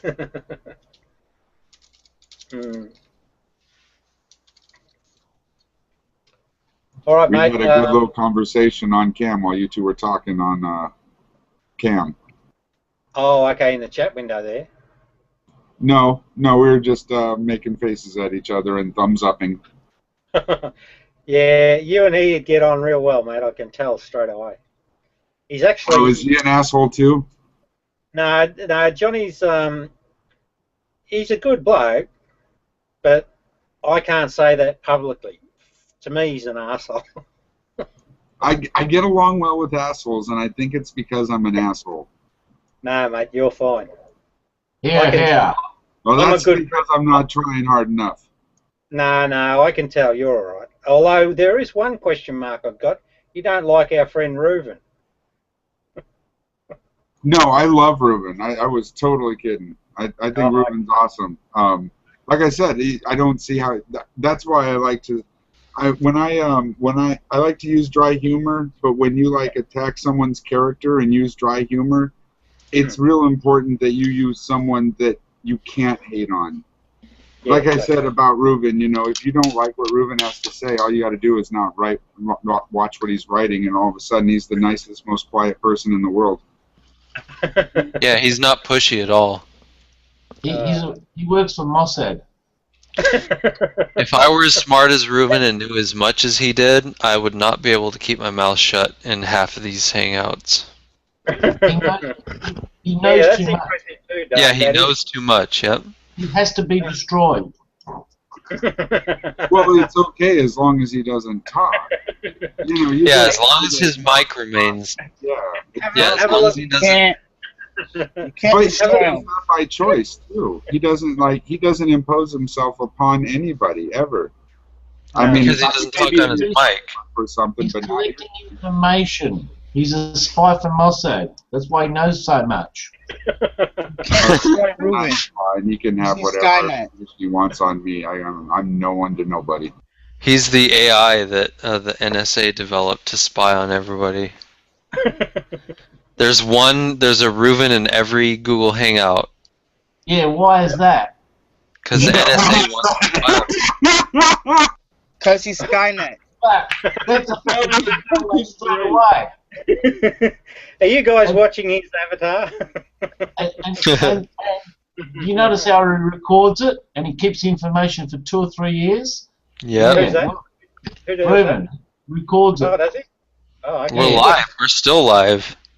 Yeah, it won't be long. He'll round us all up. He'll fucking say, right, I've got video evidence. What the fuck are you doing there, Green Souls? Well, I'm impressed at how quick Reuven is. You know, Watching a little movie. Reuven's still listening, and bang, there he is, and he's got a response. I'm ignorant on the details, but I wish Reuven either had a mic or used it, because he's just such a great source of knowledge. It'd be great to have him on the fly. You know what? It's probably like you never want to meet your idols because you always get disappointed. You know, he's probably got one of those like he's got like a crackly voice. It breaks. You know, like who cares? I'm just saying, man. Like, just read what he types and be happy with it. Yeah, but I asked somebody today. I says, "Can you join 2 hangouts at the same time?" And everybody said, "No, no, no." And guess what? Reuven was in 2 fucking hangouts at the same time. Oh, good. That's good. That's proof. Reuven was in all proof that he's the Antichrist. He's up to no good, I'm telling you now, alright? We're all fucking doomed. Does Reuven add up to 666 or 616? You say oh, look, now there's 2 Reuvens in here. Hey, Reuven, now that John's brought that up, are you able to tell us how the hell you can have two rooms going at once? That's fucking... That's classified information, Rob. You can't ask someone stupid questions like that. It's classified. Well, he doesn't have 2 rooms going. He's in all the rooms. This is the only room he has going. What's he doing? Yeah, but if he started up another room, he'll be in there straight away. All right? Yeah, but how do you access? You can't access 2 rooms, can you? It won't allow you to. It's classified, Rob. It's like fucking asking someone how to make a fucking nuclear bomb. They're not going to tell you. Reuven can do it. I want to join NASA, NSA. Not NSA, sorry, not NASA. No, you got to join Mossad. Mossad? No, mate. I don't like what I hear about them folks. Yeah, but the technology, Rob. Pinch the technology and come back to Australia. All I want to do is hang into Google Hangouts. Come on, Reuven, cough it up. You watch cool shit, Green. Where's Green? Oh, there you are, Frank. Can you guys see my screen? I've been keeping your screen blown up for quite some time, man. That's when I asked, what the hell are you doing? I've been watching it since a little while before that. Can you guys see my screen, what I'm seeing? Well, no, yours is just the, the... Okay. Yeah, it's just... Okay, good. I'm glad to hear that. Now we don't see the fat lady. Next minute we'll have another one.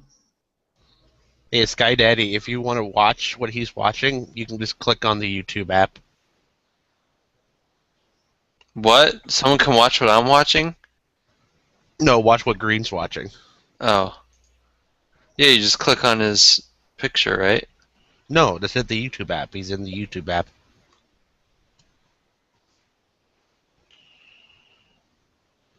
Hmm.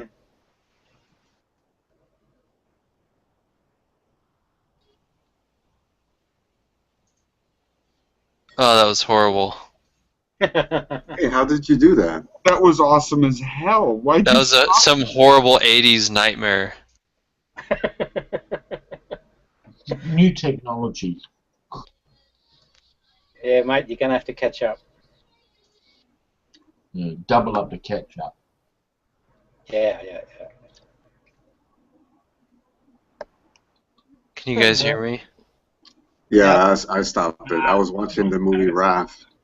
Yeah, no, when I clicked on you, it's some Calm Truce remix, horrible 80s song.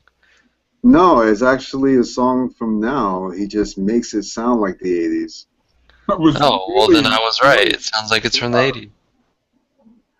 That was awesome. I liked it. It was one of those movies, Wrath, with The Wrath, man. It was The Wrath. a ghost car. It was one of my favorite movies from back in the day. I'll tell you all about it, son. That shit was great. Yeah, I loved it, man. Have any of you guys ever played a video game called Hotline Miami? Hotline Miami. No. Okay, well the soundtrack is like kind of 80s techno-y. You might like it if you like that song. Well, 80s techno-y, that's like fucking either like, I mean, like, are you talking like 80s version of like house, or are you talking like Euro disco, like both, Culture Club, or I'll give you an example right here. Hold on. Dead or Alive. I mean. Dead or Alive, yeah. I mean, Dead or Alive. Yeah. I mean, if you want to go Euro disco, we're talking Depeche Mode, OMD. Now here's a sample for you. Oops, hold on. Yeah, I just dated myself, didn't I? Who else did that? Who else was that with me? Which one of you fuckers is old? I'm 30. I'm gonna be 39 in August, actually. Holy shit, you're old. I just turned 39 in April. I think Rob's the oldest person we have here. I'm 60. Yeah, but Rob went to middle school with Jesus. Yes. The authentic Jesus. That's why he's interested in the history. Yeah, that's right. Catching up on my brother. When he farts, a little bit of dust comes out. So Rob's getting all his history from his diary. Oh, Rob. Wow. This was autobiography, huh? That's how he fucking knows Jesus was a real dude. He walked around with him. Rob, don't smoke it, hoochie coochie. You can't. Hey, Rob. You walk a mile in his sandals. Hey, Rob. If I ever come to Australia, can I meet up with you in real life and take you out to lunch? Absolutely, dude. I'm up for that. Cool. Hey, maybe we can, if I've got any money left, promote my book. That'll help. But Rob, but if you do come over, we need to fly over and see Johnny May. Well, maybe I would love to meet up with John May. Johnny, you're rich, so you can come over here and we'll meet up in Melbourne. Well, would I want to go over to that fucking shithole? To meet Doug. Well, I'm going to fucking fly Doug in on a direct flight to fucking Perth. and we're going to bypass fucking Melbourne, right? Yes, mate. I just want to show them pictures first, and then say, like, do you really want to go here? No, I want to go to Dubbo. Fuck Dubbo. Dubbo. What do you want to go to Dubbo for? My friend from Australia lives in Dubbo. Oh, okay, He says it's full of Aboriginals. Oh, fucking come over here, I'll drive you up north. They're the real Aboriginals. The ones in Dubbo are fake. Really? Yeah, because they've been westernized. They're Mexicans. Yeah, but They They're ship them second. over. They're second-gen Mexicans. They're Mexicans. Yeah, you They want the ship real them McCoy, over, right? They give them some loincloths and spears and say, hey, dance around. yeah, the Aboriginal story's still a sore point. Well, you know, we haven't done a good job, really. Do you think Aboriginal theology has any valid spiritual content? Oh, it definitely will have, but What unfortunately, does that even mean? but I haven't had a chance to look at it really, and that's well, actually, I did look at. I bought a small book on the wisdoms of the elders, and I found that was accurate, you know, in the same sort of vein as Plato and all the rest of them. But I haven't really sat down and got, because they keep there is some secret stuff or whatever, but I haven't had the opportunity to get deep into it, which is something I'd like to do. I'd love to, because I'll back it in. It's valid, and I'll bet you it'll ring a bell. I'll just bet it. Can someone explain to me what the spirituality shit is? Yeah, two wolves. Well, I want John May to explain it. Well, the fucking two wolves have got no idea what fucking planet you're on. Yeah, John, I know you can explain the two wolves. Come on. Okay. No. Okay, hang on. All right, fuck it. All right. Hold on. Here we go. No. You ready? No. Wait, no. Hold on.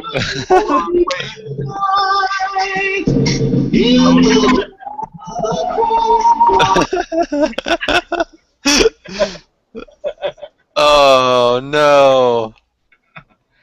That's it. Reuven got kicked. No, that's Reuven's right here. Fuck off! Get him back quick! Oh no! They're both back. Oh, I got a double dose of Reuven. Yeah. Okay, John. Two wolves. Here we go.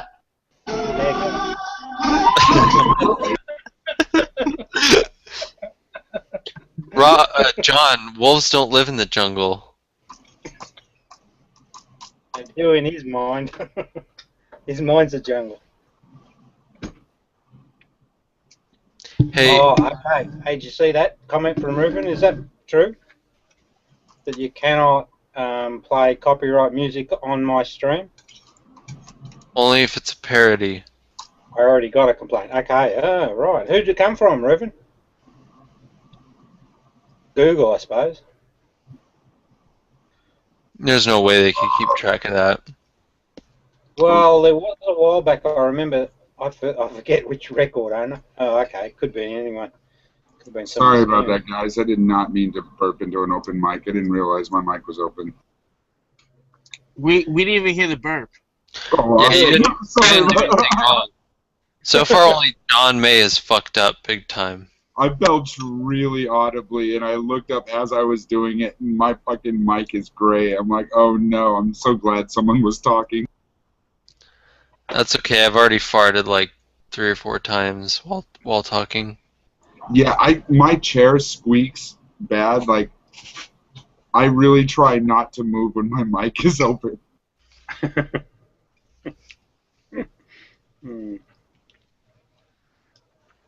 Hey, Reuven, I put in my email address. Could you send me your picture there so when you put a couple in, I could jump on with it too? Reuven, your popularity's growing.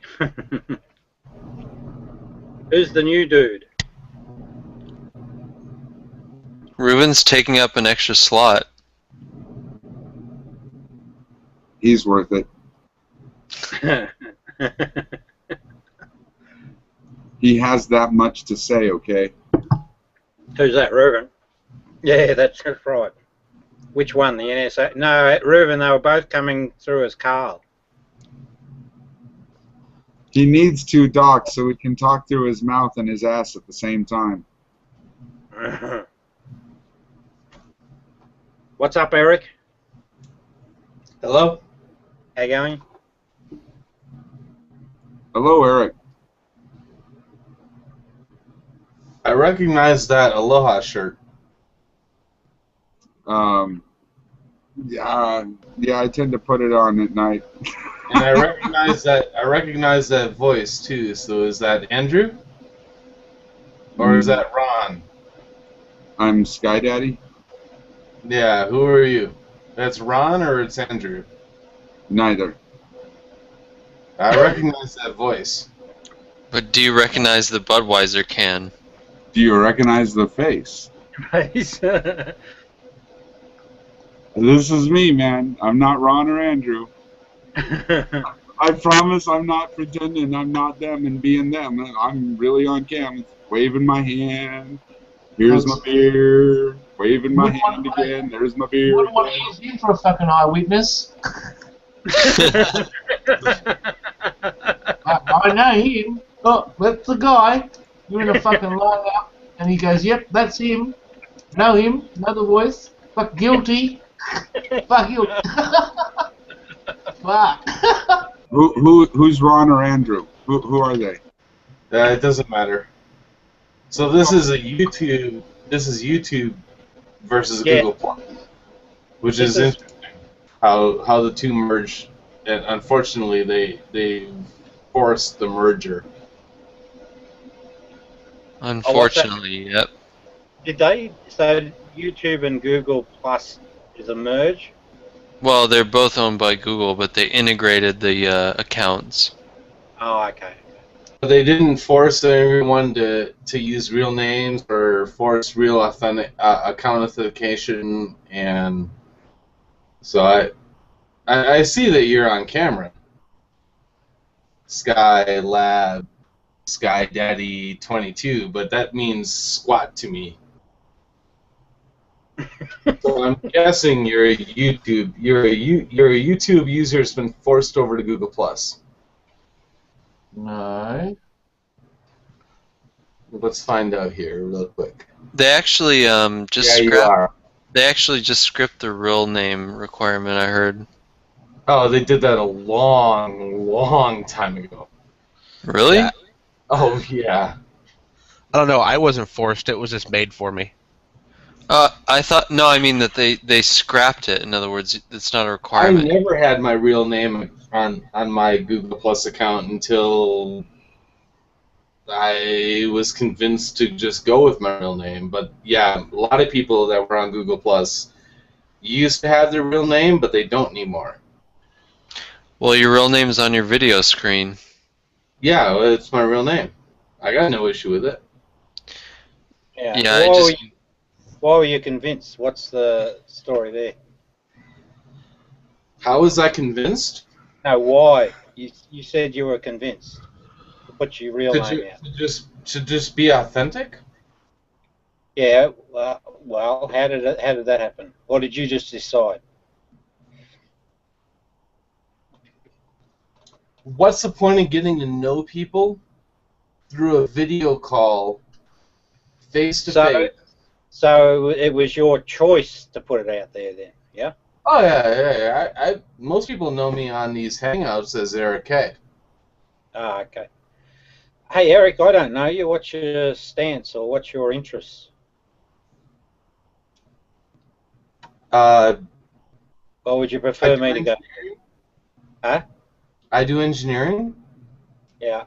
Say penis. I hobby in all more kinds of things than I can keep track of, but penis. What sort of engineering? Is it electrical or building bridges? What do you do?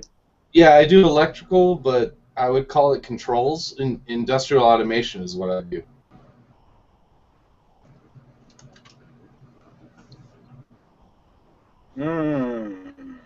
I put people out of work for a living is what I do. How so? Well, he builds anything machines that he builds anything labor-saving Oh, machines. okay. anything Robotic. a person can do can be automated, and that is an absolute fact. Anything a person can do can be automated. What about making jazz music? I love house music personally. No, I said jazz. Yeah, I know. But if you knew what house music, you would understand why I said that. But you don't know what house music is. Isn't it some derivative of techno? No, it's when you put a CD in your fucking player at home and play it at home. It's called house music. And then there's pub music, and then you go to a disco. There's elevator music. I know house music. Here, Jerry. And then there's restaurant music. I know house music. I'll put it in the chat. You all got access to Pandora? I found an amazing Pandora station that does not have any advertising, that is free, and if you do this Google search, you'll find it, or a Pandora search, you'll find it, and you'll get a little bit of insight into what house music is. I don't need a musician. I don't need to be able to play music to make music. I don't need to automate it to be able to make music. And a lot of musicians, the anal musicians, think you have to. But can you automate musicians? No, you don't have to. But can you? No, I don't play any instruments. No, I mean, can you automate an entire song? There's YouTube videos all over the place where people have done it. What is the player piano? No, I mean compose something. What is Dream Theater? Well, humans wrote that. Dream Theater is all their music is based on mathematics. I think he's asking if you can do that. Can you play music with engineering? Absolutely. No, I'm saying, could you build an automating machine that writes music all by itself? Oh, I had no idea what he was talking about. My bad. Yeah, but so who am I talking to here? Am I talking to someone over my head or most of not? the night. I really don't know what the hell he's talking about. He is just plain smarter than me. I give up on that one. I am not smarter than you. He is clearly smarter than me. I have no clue what he's talking about all fucking night. So we got the blue box guy sitting here asking questions. Okay, so yes, absolutely engineering can write music. Without a doubt. Penis. But will it be good music that people enjoy? Well, that's up to you, isn't it? I got a much better one. Can you automate broad spectrum vague connections? See, he's doing that on purpose. That's a Mensa troll. That's Just a trap. ignore him. That's Punch a trap. him in his nuts. Punch him in his nuts. It ain't worth it. That, Well- don't answer that question. Even if you can, don't answer that question. So has he been talking to retarded people all night, or what? Well, I am here, so I mean. Okay, so what's your question? Who's the blue box dude? Doug. Anonymous in a hangout with no profile. So who are you? But you mean that DB guy? He wasn't talking. Who's asking the question? I asked one. Okay. Yeah, Cerberus. He's the one with the pretty picture with the stuff in the round ball. Cerebrius, really? So Yeah, that's it. you think you're that smart, huh? No, I mean, I just know that's one thing you can automate. He's been saying I'm not any smarter than he is. I'm saying he's way smarter than I am. I'm saying he's smart. He's not making that claim. I'm saying he's not that smart. And I'll Well, that's when now you and I have an argument, don't we? Because I say he is. So No. what? What's up, you and me? What's up? He's smart. Now, what country are you from? I want to hear Cerberus's question. I've got a question. What country can you automate broad spectrum vague connections? What does that mean? I know he's drawing vague connections. It's what the human mind does. That's what it's good at. Wait, ask the question again. Can you automate broad spectrum vague connections? What is that? Wait, what word? Type it in the chat because I don't understand you. Broad spectrum vape connections. Vague. I got a fucking vague connection. Yeah, vague as in unclear, vague. Yeah. Cloudy. Absolutely, you can. Lines. Well, show me the computer that has AI. No, I'll give you a link to a URL that will exactly tell you how to do it. Is there a computer that can pass the Turing test? You pick one question and you stick to it, right? Is there a computer that can pass the Turing test? Yeah, I'll wait. Can you replace God? I want to see a computer that can pass the Turing test. You know, I think you're being a dick, right, Servius? Am I? Well, maybe you're not, but I think you are. No, the human mind is actually very good at making vague connections. Here's the real interesting thing. Which means you're trying to be a dick. I've thrown two questions back at Servius, and he hasn't answered either one of them. So I thought, what questions did you ask? Yeah, what were the questions? I didn't catch them either, but I've been talking over you a lot, so it's probably my fault. So you've asked questions, and you've talked over and changed the answers. So why don't you just present your okay, wait. He doesn't understand that he's talking to like 3 people. I'm trying to talk to one person. Yeah, I know, but they all want to be involved in the conversation, so there's a lot of group love going on. Let's let just Cerberus and Eric talk. Yeah. Okay, so what's your question? Can you automate broad spectrum vague connections? No. Okay. That's something you can't automate. What's your next question? Oh, that was the only one. Okay, so what does that make you feel good? No, you just raised a challenge. You can automate anything a human can do. So I came up with something a human does that you can't automate. If you didn't listen, I said in industrial machinery, yes. Oh, I didn't hear industrial machinery. Yeah, that's the point. You didn't listen. I didn't hear it. Can you automate listening? I was right. Servius was actually Google can automate Google can automate listening better than the human can. So yes.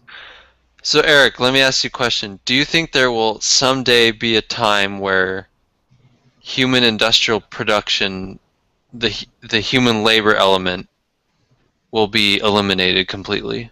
It's already occurred in the United States. People just haven't figured it out yet. So what will the economic consequences of that be if it's turns out to be widespread globally? Well, it happened. We'll all get better. We'll all get cheaper products for a better price. But where will we have the money to buy those products? How do we get the money to buy it if we're out of work? I'm not out of work. Go on the dole. No, but what about... Yeah, the rich people will just give us welfare checks to buy the products that their factories produce. No, just keep printing fucking money and giving it to people.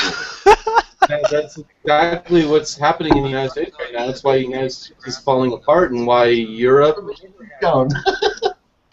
Europe is our model. We don't want Europe to be a model. Europe is a model of failure. That's my question that I've been thinking about. Why Ukraine is attacking Russia, or why Russia is attacking Ukraine, and why Israel is set there to defend themselves while we've got Iraq falling apart. Nah, that's the Pharisees. Because we're going to go back to the Cold War.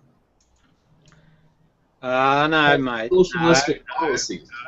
No, what you'll get is, as an outcome, you're going to get a play for world domination. That's what's happening. Yeah, but I wasn't willing to give up my state.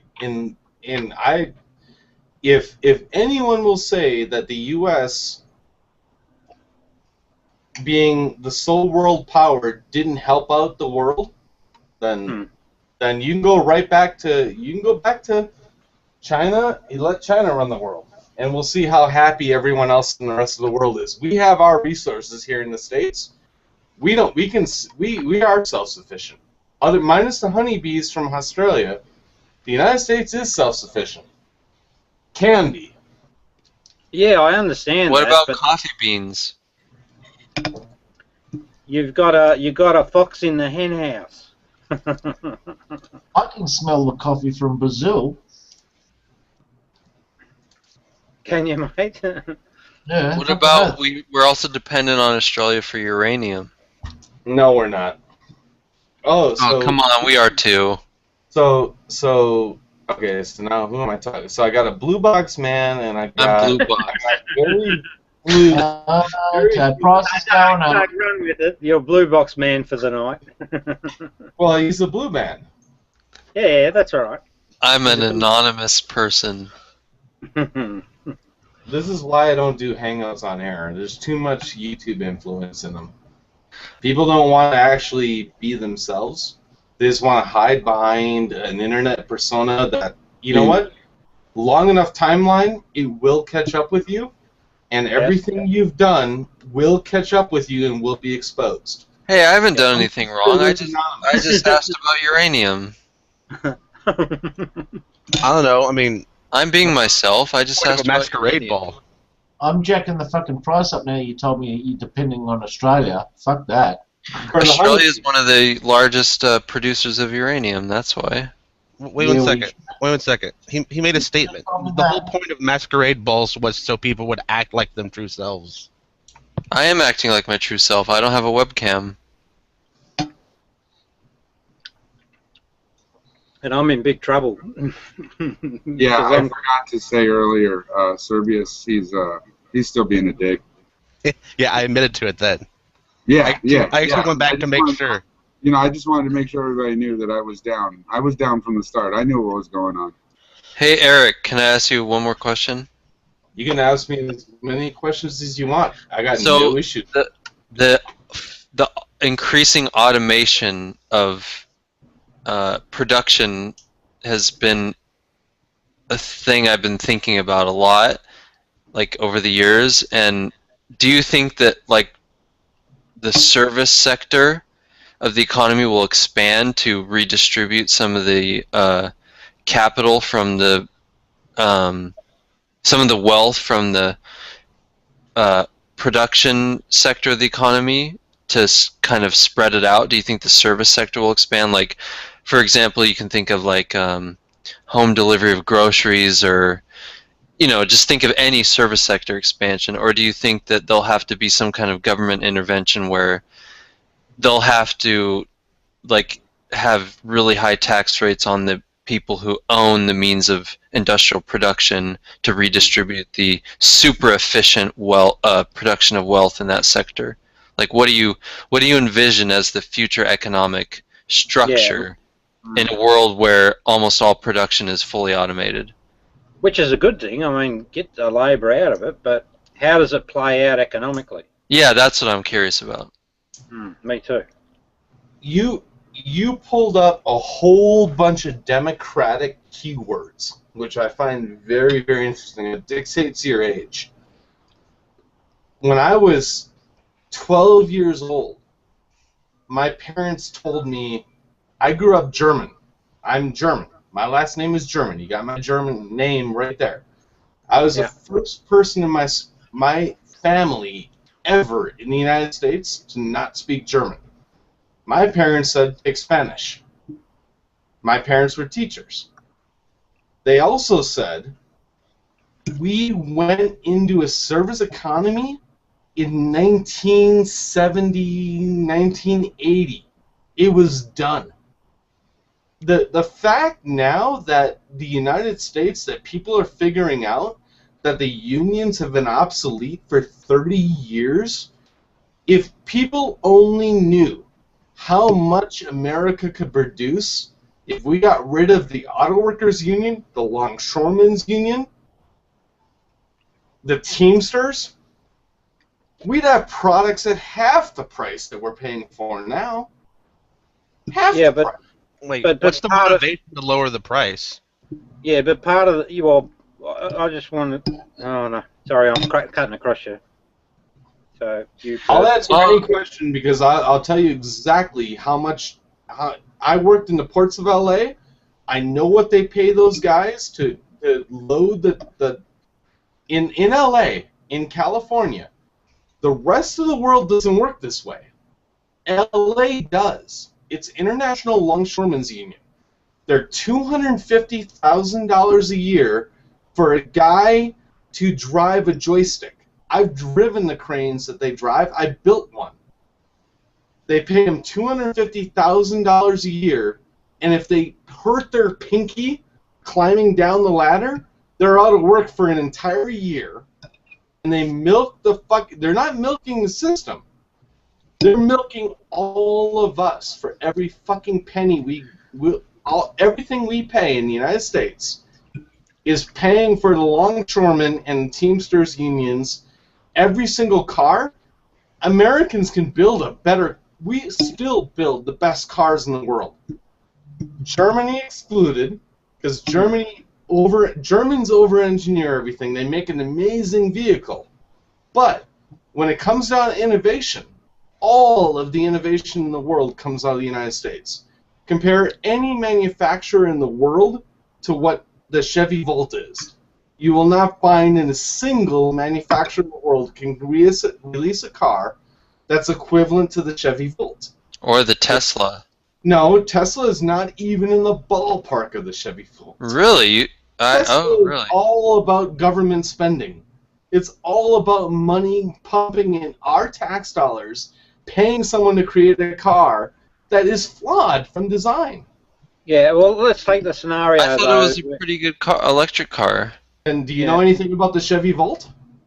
I know it's also a very good electric car, but I mean, I know it has a very high range, and I thought it was a fully electric car. No, that's what people don't understand. The Chevy Volt has a gasoline engine in it. Oh, I didn't know that. Honestly, I thought it was a fully electric car. I'm still curious though. If you've got robotics taking over the work on the wharves, and there's no more union, and that functions automated down to the minimal labour requirement, how does that play out economically? Where does the population get its income? You're saying, what do we do with the people that weren't smart enough 30 years ago to get an education? Right. No. Wait a minute. What I'm hearing is that you have this capacity, or you're suggesting there's a capacity to automate a great deal of the work effort. Is that what you're saying? Well, the United States has been a service economy for the last 25 years. We are no longer a manufacturing economy. We are a service economy. People haven't figured it out yet, but it's been real for the last 30 years. Right. So what you're saying is that the service economy will be where the vast majority of people will pick up their income. Well, where I live in Colorado Springs, there's no work. We don't make anything in Colorado Springs. Nothing. So it's all service sector is expanded. All service sector. We get a huge amount of money for the bases that are here, but all the husbands and wives and the kids, all the people that are stationed here in our 4 bases here in Colorado Springs, they're all bartenders, waitresses, housekeepers. Yeah, it's absolutely a service industry. Yeah, that's what I was thinking about. Like, I was thinking like there's two possibilities, but I guess you're saying it's already been happening since the 70s. It happened it happened. My parents told me when I was 12 years old we were going to this. This isn't a secret.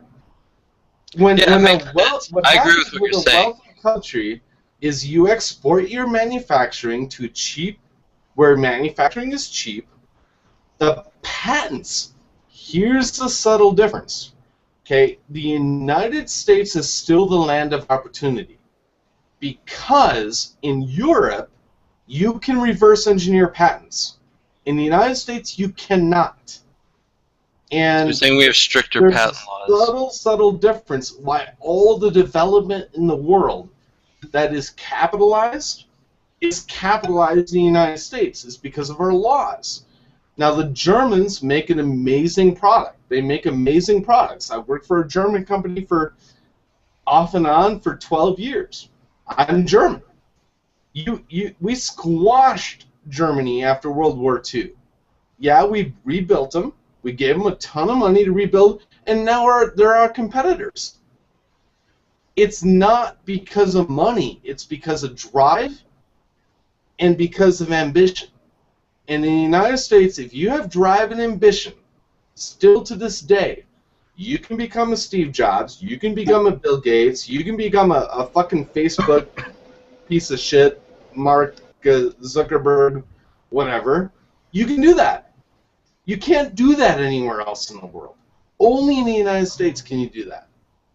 So you're making a great case to move to another first world country and reap the benefits of all the suffering here. What's suffering in the United States? There's no suffering in the United States. If you can't see it, I can't show it to you. The poorest people in the United States still have more technology in their house than I do. I know. There's this place near me called Goofy Ridge, which is full of poor people that live in shacks. Where do you live? Yeah, go to Atlanta. Go to Atlanta and go on the public train system, and you'll see literally shacks. No electricity, no running water, no services whatsoever. Okay, so in the city of Atlanta, should you be, as you as an individual then, why don't you go help them out?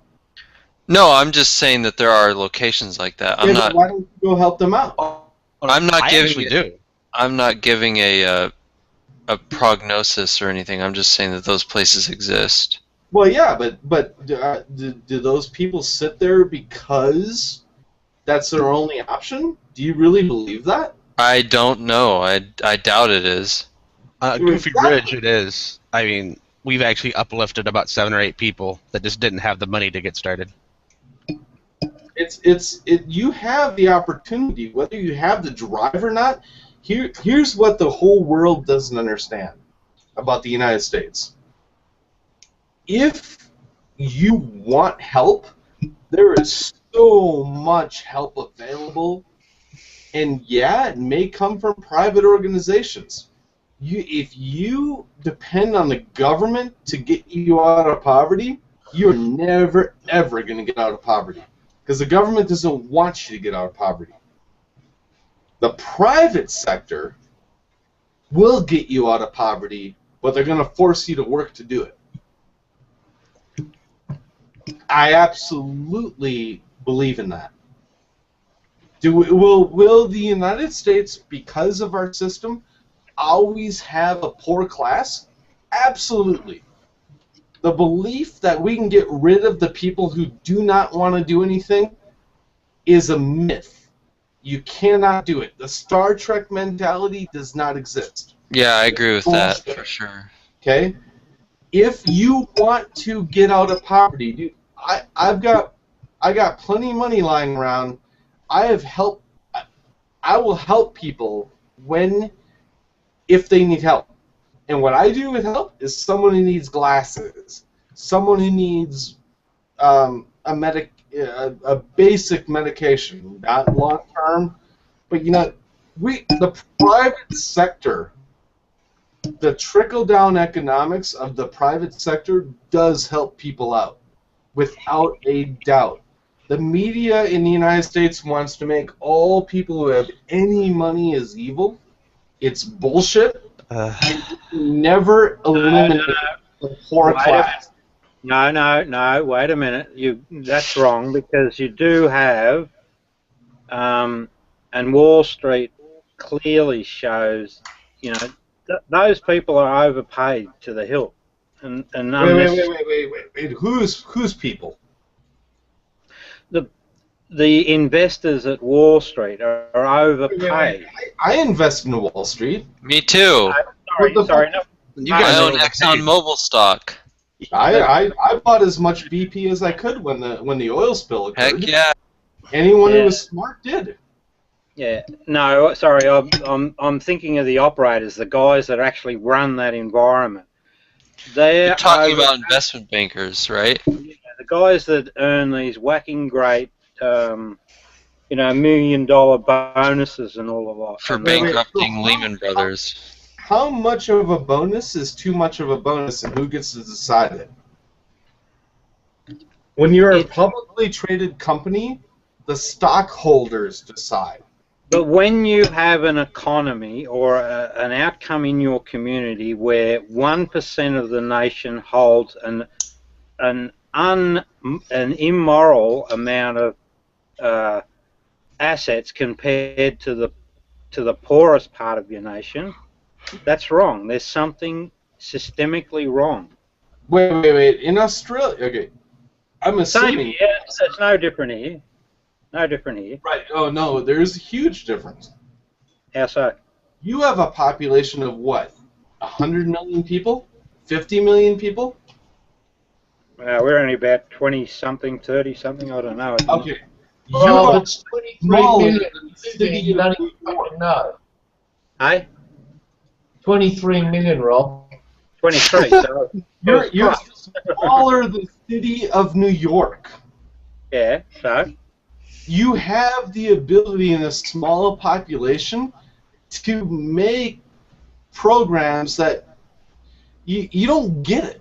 People don't understand how big the United States is and how populous it is. Yeah, but you don't need that sort of income. No one needs that sort of extravagant income. How much income? Wait. How much income should I be able to make before you tell me how much is too much? It's based on your 100 trillion. No. Serious question though. Okay, so how much money? I actually got. It's a changing amount. If you have enough money to directly influence the government you exist in, you have too much money. Wait. Okay, well, you obviously don't participate in local economics because the government in the United States does trickle up. Okay, I've met my congressman. I've met my a wannabe senator. I'm not a big fan of my 2 senators. I've not met my governor. I've met my county sheriff. I've shaken hands with my county sheriff. Because people in America take for granted, they're willing to secede.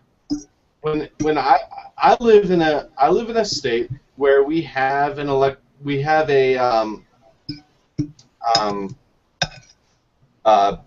caucus system. Okay?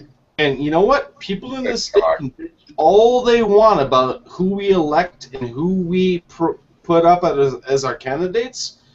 But you know what? I raised my hand in our caucus system, and I got 16,000 votes just by me raising my hand. And my vote represented 16,000 people. That's not my problem that those other 16,000 people don't want to raise their hand.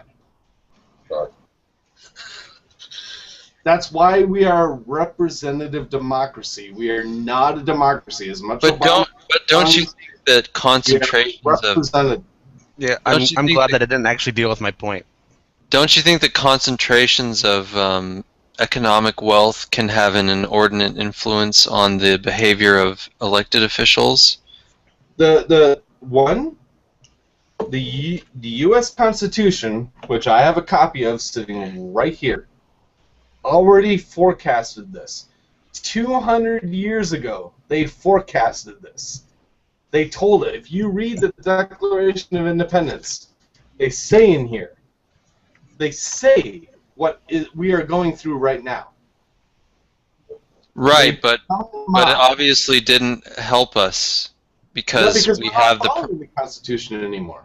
Yeah, that's the problem. How do we? Even though we had a warning, it still didn't work. Okay, what state do you live in? Huh? What state do you live in? California. Okay, well, I left California. I lived in Long Beach. I left California because I gave up on the state. The only thing keeping California even borderline sane are the tax dollars coming in from all the multinational corporations that are based out of San Jose, Mountain View, and all, like Google. Yeah. Okay? I lived in Long Beach, and unions pump a lot. I mean, California is an amazing, amazing state. Absolutely. When I first moved to Colorado, I told Coloradans, I'm like, we have bumper stickers here that people wear on their cars that say native, and they got the little mountain range like the license plate, and you know, if I walk out of my house, you'll see the mountain range on the backside. Okay. They call them natives. When I moved from California, I called them naive, and I still do. I still think all Colorado natives are naive because they don't know what they had and what they need to protect from the Californians moving here. Because California is bringing all their politics, and they're escaping all the problems of their politics, and they're moving into Colorado, and they're fucking the state up. Because they got a bunch of money, because they made a bunch of money, and I still own property in California. I love California. It's an amazing, it's the most beautiful state in all the nation, without a doubt. But the Sacramento has fucked that state up beyond belief to the point where I don't think there's any salvage in California. I don't think Californians want to salvage California. Yeah, I think the important question is, how do we keep powerful interests from undermining adherence to a constitution that? Well, we did that with Citizens United. Yeah, but you see what I'm saying? Like, the corporations and powerful interests can only co-opt power that the government has in the first place. Wait. Do you understand what Citizens United was? I'm not familiar with that case. No. That you have to be familiar with Citizens United, because the unions, whether you work for a union or not, your tax dollars, your income, if you work for the International Longshoremen's Union, which controls the Port of LA, the Port of Long Beach, which is combined one, like in the huge top importers, 5 ports of the world. No, everything you get from Asia comes through LA. Everything. So your tax dollars are going to pay their wages? No, your individual. Well, yes, no. We are all paying a higher price to support their wages, but people who work in the International Longshoremen's Union, their dues, part of their union dues, arbitrarily go to continue to support the union. When I worked down there, support political candidates, etc. Right, but they don't get a choice. What Citizens United says, if I want to work for a company like Hobby Lobby, that my money, Hobby Lobby, should be able to represent me as an entity equal to the unions, which FDR was the one that passed the unions stuff. Okay, so all it was equalize the unions into, so I don't want to be union. Let's get rid of this myth that the unions actually drive up prices. People are willing. If people are willing, wait. I'll give you an example. If people are willing to pay $20,000 for a Ford F-150, and you get rid of the union, you actually think that price is going to drop if people are still willing to pay it? Okay, let me ask you this: have you ever been to Michigan? No, I've never been to Michigan. Okay, I graduated college from Michigan. Half of the people I went to college with work for GM, Ford, and Chrysler. I have had many conversations with people that said, we want to make this improvement, but we can't do it because of the union. Absolutely. If you don't think the union is hindering automotive development in the United States, you are naive. Actually, you know what? You don't know. Here's the funny thing. Here's the funny thing. I want you to compare. There's no way you can compare though, because you don't know the percentage of money. I want you to compare the percentage of money that union workers make, and how much you would have to get rid of them to pay for the improvement, and how much you would have to remove from other sections of that company to pay for the improvement. Why should you remove other sections, the profitable sections? Why should you remove any of the sections? Well, why don't you just pay a wage instead of like getting rid of, instead of hurting the smallest person a bunch? Wait. Since when is a union? Have you ever met it? Okay. Oh no, I have. Okay, so what union are you familiar with? Caterpillar. Caterpillar. UAW. Okay, what union? UAW. UAW. And where in the country? Illinois. They're national, but Illinois. So you live in Illinois. So you live in Illinois? Yes. Okay. I know Caterpillar. I interviewed with Caterpillar when I was in college. Okay. So what's your question? Oh, I was just dispelling the myth that that unions actually drive prices up. That Caterpillar couldn't innovate better without the union, is what I'm saying. Oh no, they could innovate. They could make everything better with more money.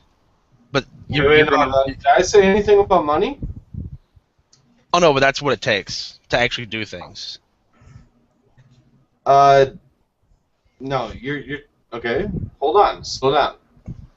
If Caterpillar didn't pay union wages, how much more money would they have to innovate? I'm not sure an exact amount on top of my head. Would they have more money? Oh yeah, but let's put it like this: if you if you cut their wages 10%, it would be less than if you cut the top people's wages 10%. You understand that you can't cut their wages 10%. Oh, unions, yeah, you can't, because they actually have a little bit of political power. No, it's not political power. Do you? What kind of power is it? What kind of power would you call it then? Let's compare GM. Let's compare GM, Ford, and Chrysler, Caterpillar, all of them, to Hyundai. Hyundai is now making cars in the United States, in Atlanta, or Georgia, and Carolina, in the South, equal to American cars. Does that not irritate you? No. Why would it? Because people are still paying $20,000 for the Ford F-150, so they didn't drop their price. You realize that was a $40,000 car 10 years ago? Well, not the basic model. How old are you? 27. Do you have a car? Yes. What kind of car do you have? I have an Oldsmobile Verada and a Dodge Ram.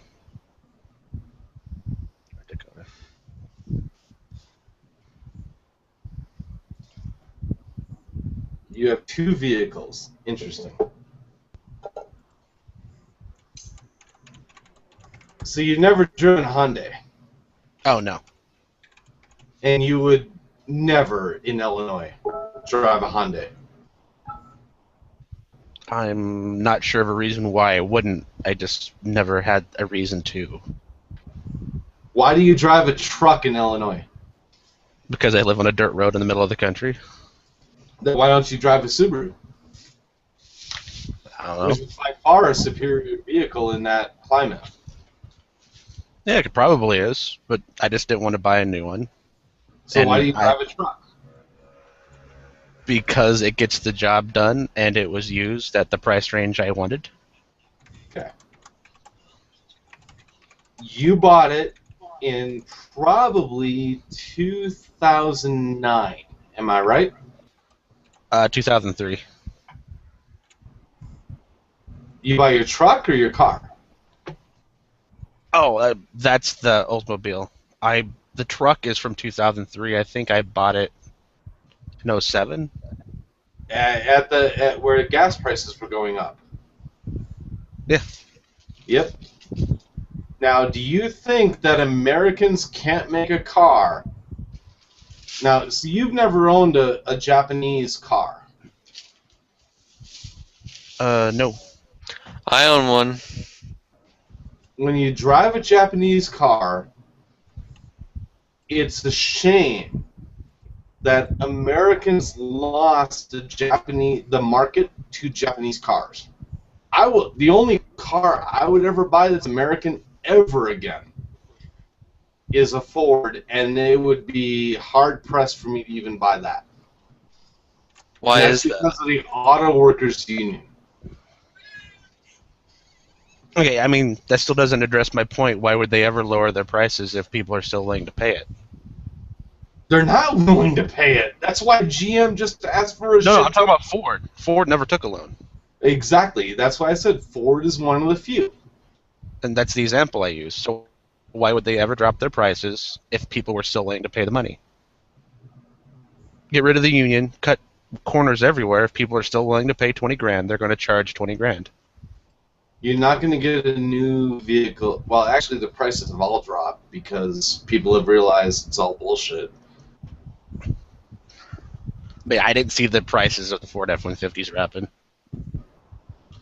You're in the heartland. You're in the Auto Workers Union. You're in Illinois. You're in one of the most communist states in the country. Okay, so where are you in Illinois? Okay, so if you're not central, just south of Peoria. Okay, so you're not. So you're conservative. No. You're not a conservative. Nope. But most of your neighborhood would be. Probably. Most of the Illinois is a red red state outside of Chicago. I don't know. I think. I'm trying to think of my neighbors. Illinois. Most of them are Democrat too. Not necessarily pro-union. Because I mean, I live in a farming neighborhood, and believe it or not, most farmers are a liberal. I don't believe I mean, I can see like the little towns everywhere are probably more Republican. No. Notice I did not use the word Republican. I used the word conservative.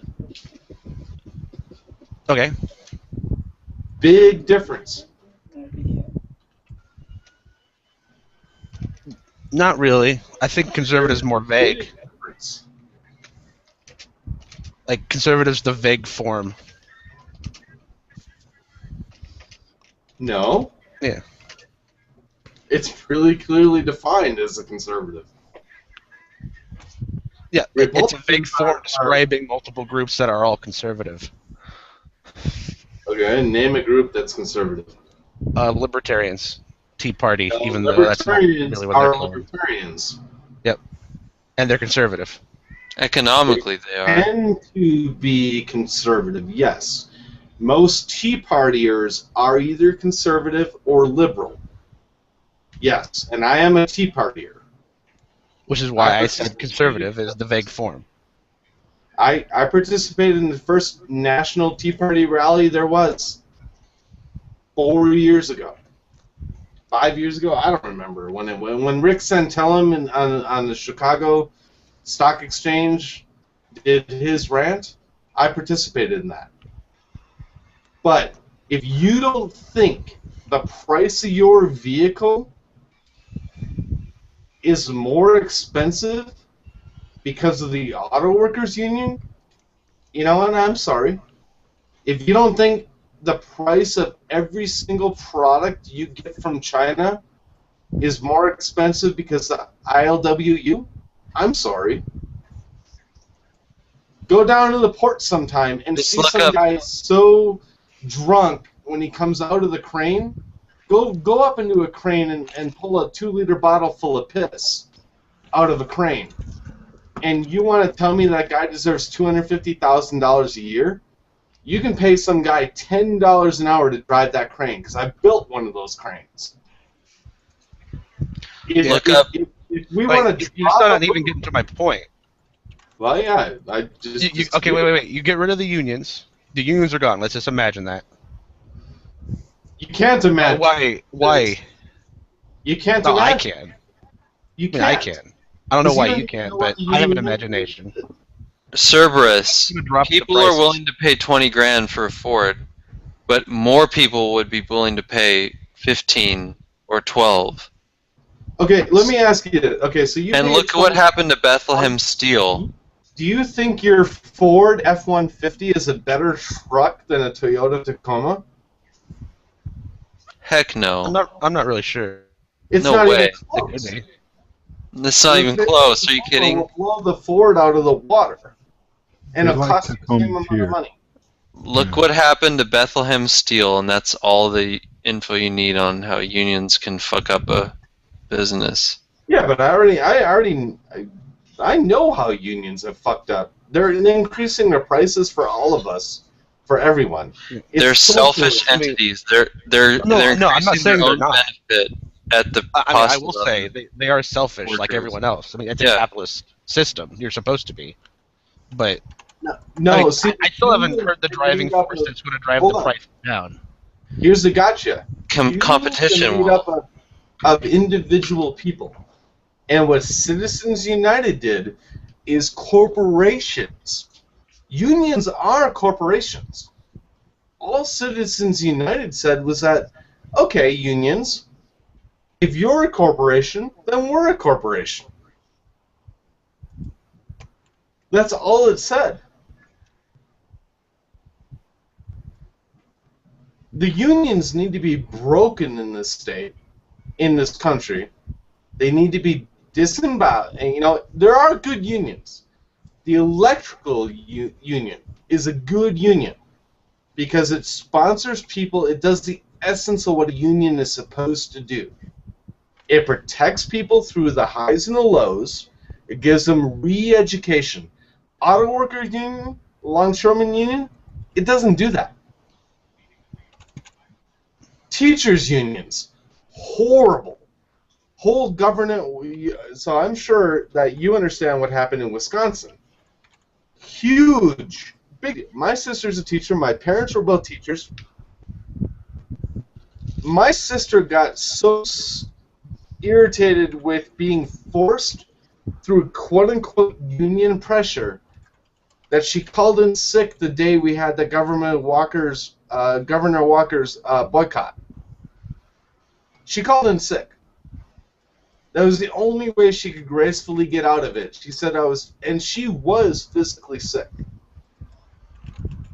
There is another union in Wisconsin that teachers can join. Most people don't know about it, but there is. And it's much more about representing your views. And that's what Walker did and why the left was so pissed off about it. Yeah, it was union busting. But it allows teachers to now be teachers. Big deal. Okay, so now I'm curious. Are you against people forming a group to gain some measure of political power to raise their wealth? No, because I'm a member of the NRA. Okay, so you're pro-union then. Against forced mandates to political contributions, which is what Walker's bill disrupted. Oh no, I understand that the union wanted direct money from the government there. No, you don't understand. And some laws. If just because I'm a teacher, just because I work for the Auto Workers Union, just because I work for ILWU, does not mean my money should be used to support, in my case, let's say I work for GM, and I'm a member of Auto Workers Union, and I don't support Obama. I should be able to de-elect that portion of my union dues that goes for political campaigning. I should not be forced to contribute to that organization if I don't believe in it. That's what Citizens United did. So you think you should be able to remove any money you give because a broader range of people want to do something different than you? Well, no. If you join a union, you have no choice. This is what card check is. You can leave the union. Okay. I mean, it's a terrible choice. Have to make, but wait, you're not actually ever forced to give money to Obama if you didn't want to. Oh, you were if you were in a union. Absolutely, you had. Really? To. They kept you in the union? Like they shackled you, like physically? Oh, so you know nothing about unions, do you? I've crossed. No, I know plenty about unions. I've crossed a picket line before. Trust me, when the Teamsters went on strike, I don't know if you remember, I have pictures. I will screen share the pictures. You in Illinois probably don't know when the ports of LA and the ports of Long Beach shut down because the Teamsters went on strike. I have pictures of ships on my beach as far as the eye could see. And if you want me to show them, I can. I'll find them. I got them. Well, that would be cool, but I believe you. Well, no, to me, I'll speak to fact on everything. I'm like, let me find these pictures. I'll show you. How long ago were these pictures taken? I'm sorry, Eric. If you disagree, your certain amount of your pay is taken out for union dues, and a certain amount of those dues go to political campaigns. So all card check is, which everyone loves to hate, is that that money, you can opt out of that money getting used to support a view that you disagree with. I was offered a job at the ports of Long Beach, LBCT, Long Beach Transit Corporation, actually owned by a Japanese company. People don't actually know. Most of our ports here are actually owned by foreign companies. They're just leased by the United States. I was offered a job, would have been making $250,000 a year, to join the Machinists Union, which actually I kind of respected. The old guys in that union respected the essence of what the union was, and they told me flat out, they're all Republicans. That whole union was Republican. The young kids in that union were all liberals. And I used to hear the foreman, who had been there for 40 years, bitch about it. He's like, we've lost the unions. People don't understand what the unions were intended for. And they used to tell me all the time, we've lost the essence of what this was supposed to be. And all the old guys, if you look at old people that have been in unions for a long time, they'll tell you it's not what it was supposed to be. There was a time where unions protected people from bad labor and okay, maybe low wages. I can, in all the world, and I can send you videos, okay? It's an embarrassment the way the ports of LA are handled. We can automate unloading that container crane. We can unload a ship. I can do it. I can do it myself. Build a system that will unload that container crane with barcode scanners, identify every crane, put it on every boat with RFID and barcodes, and get rid of every single person down in the ports of LA. It'll never happen. And when you see the rest of the world doing this high-tech shit, the reason we aren't doing it is unions. It's not because we can't. Because most of the technology came from us. RFID came from UPS. 3D barcodes, those QR codes that you're kind of used to seeing now, that came from the U.S. Postal Service. The U.S. It didn't come from Japan. It didn't come from Germany. It came from the United States. Okay. Like, can we get back on point? I'm sorry, I thought that was on point. That was his point. He came in, he had something to say. I think he's finally got it out.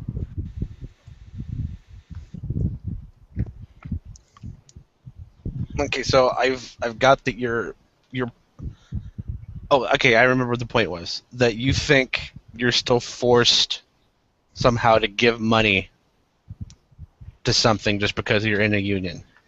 You absolutely are, by definition. But no, you're not. You can just leave. You can't work for the same company. Okay. But you're right. Yes, you can definitely go get a different job. Absolutely. But if you're in you think Michigan, it's a moral question, that's what you should do. if you're in Michigan, good luck. If you're in Michigan, you'll have to probably leave the state. Right, exactly. You're going to leave the state. Absolutely.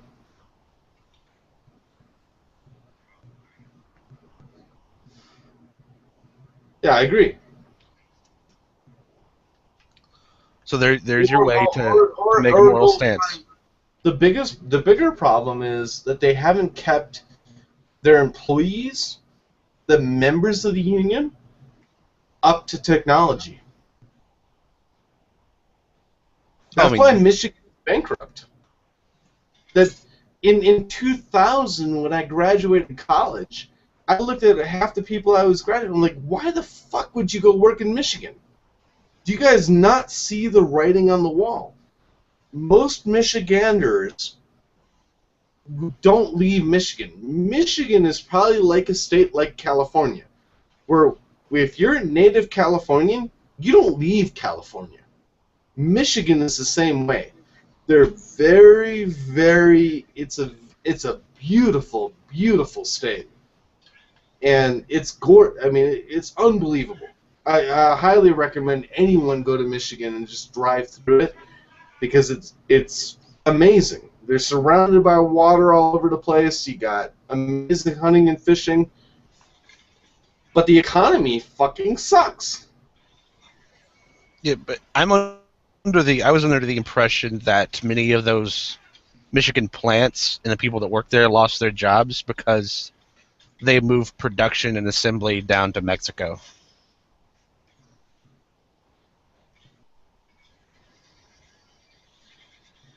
Okay, let me. I'll respond to that. Okay, do you notice how we all of a sudden have all these E85 vehicles that GM is releasing? I haven't noticed, but I'm sure it's there. Do you realize that GM is making ethanol vehicles for damn near 30 years? What they're selling you is technology that they've been selling in Brazil for the last 30 years, because Brazil can actually make ethanol because they base it on sugar. It's actually sugarcane. It's actually monetary. It economically makes sense. Where in the United States, burning corn for gas is ridiculous. Where did all these E85 vehicles all of a sudden come from? They've been making E85 vehicles for 30 years. Okay, well, I'm not one. I mean, I'm sure the technology's been around. They've been using it other places, but I'm pretty sure corn is probably a better source of simple sugars than sugarcane. Well, go ahead and Google that, because you're fucking wrong. No, I mean like plant per plant. I'm sure sugarcane's better, but I mean you're not going to outgrow corn. Corn is a net loss. Go Google the energy it takes to produce ethanol from corn. It is a loss of energy. You actually, if you're an environmentalist, the last thing you'd actually want to do is use corn to make gasoline. It's a joke. I still don't think you're going to outgrow corn. Like I'm talking about meeting the demand. What demand?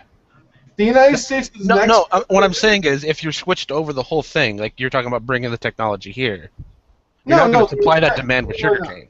The gaskets and everything that. Okay, what's the difference between here? What's the difference between an E85 vehicle and an E10 vehicle? Do you even know?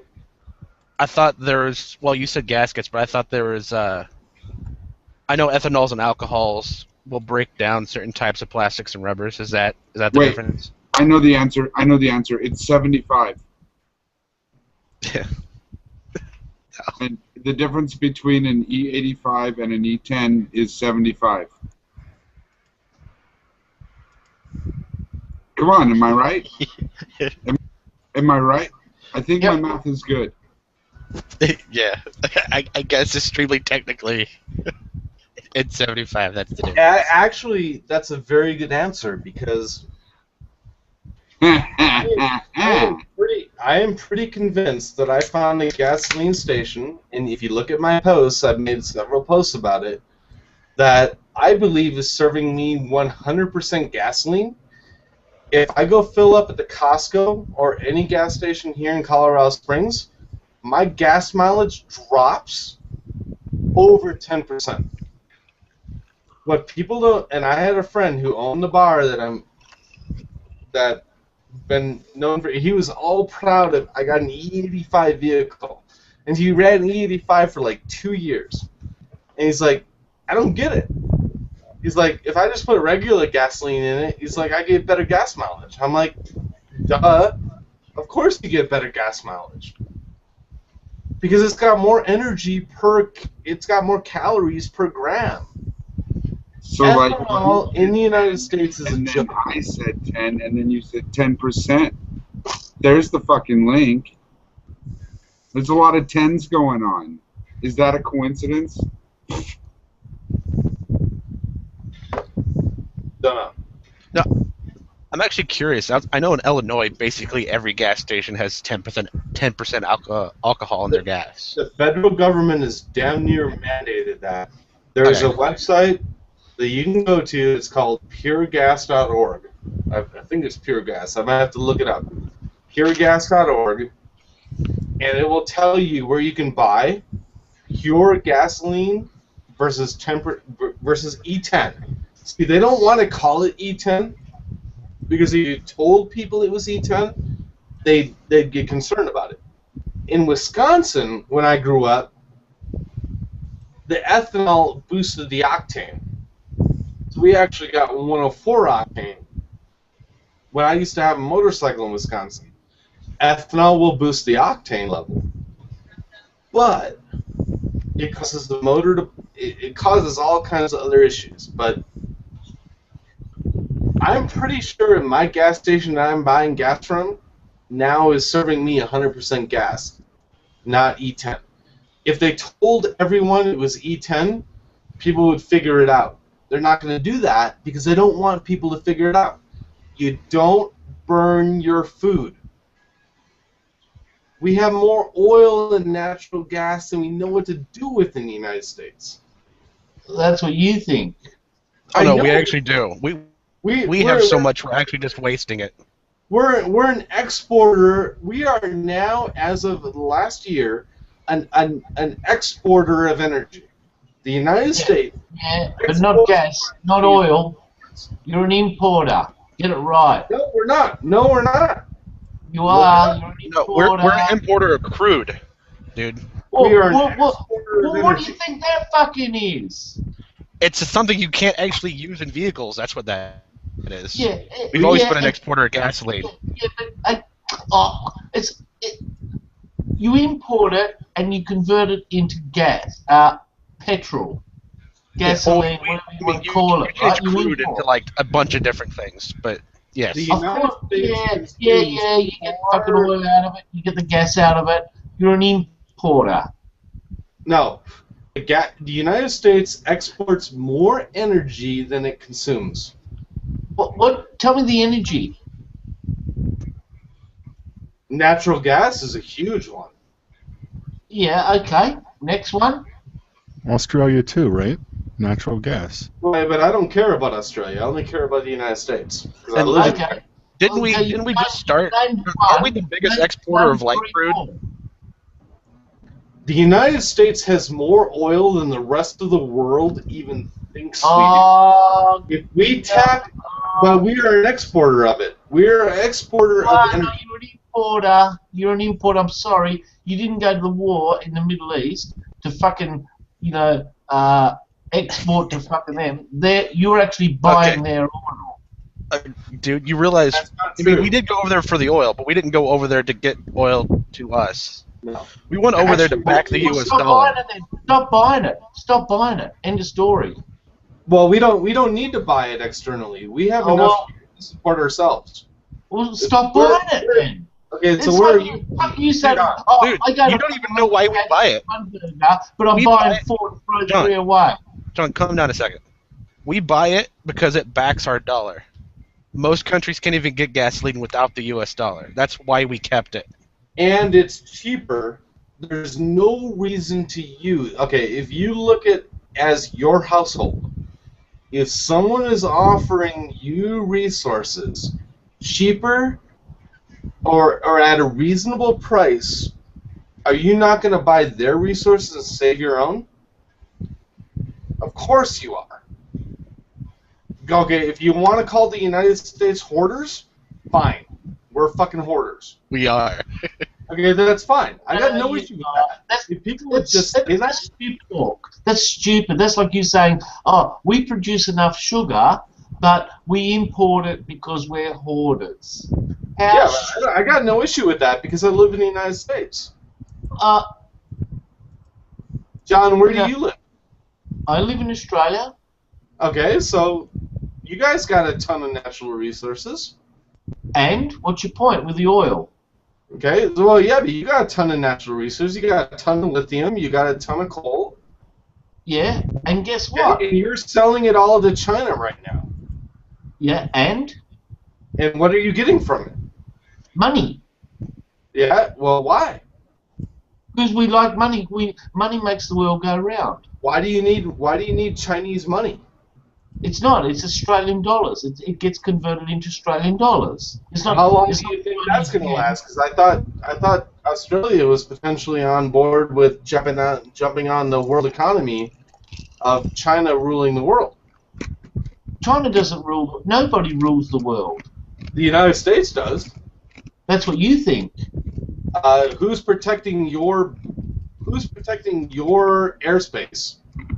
We do. With whose jets? The ones we buy from you. And who's protecting you? The jets and the boats and all the rest of it. And where do they all come from? Some of it depends. You're buying Chinese boats? Chinese? Are you buying Chinese boats? No, because they're no good. Are you buying Russian MiG-15s? No, they're no good either. Well, you're buying American stuff. So No, not all of it. No, listen. Right? We buy what is the best. Okay, we don't buy fucking... we make the best stuff. Yeah, but not in all cases. You know, like... Okay, so what do you not buy from the United States that doesn't make the best? Okay. All right, that's a good question. Can you give me like 2 minutes to think about it, and I'll tell you? And I'll just put... Even if it's made in China, or Taiwan, or Hong Kong, it's an American company. Oh, well, you know... Okay, I'll give you something. We invented Vegemite. Wait, no, I'm not talking about an Australian pride. Wait, First one to say, I own an Australian product in my house.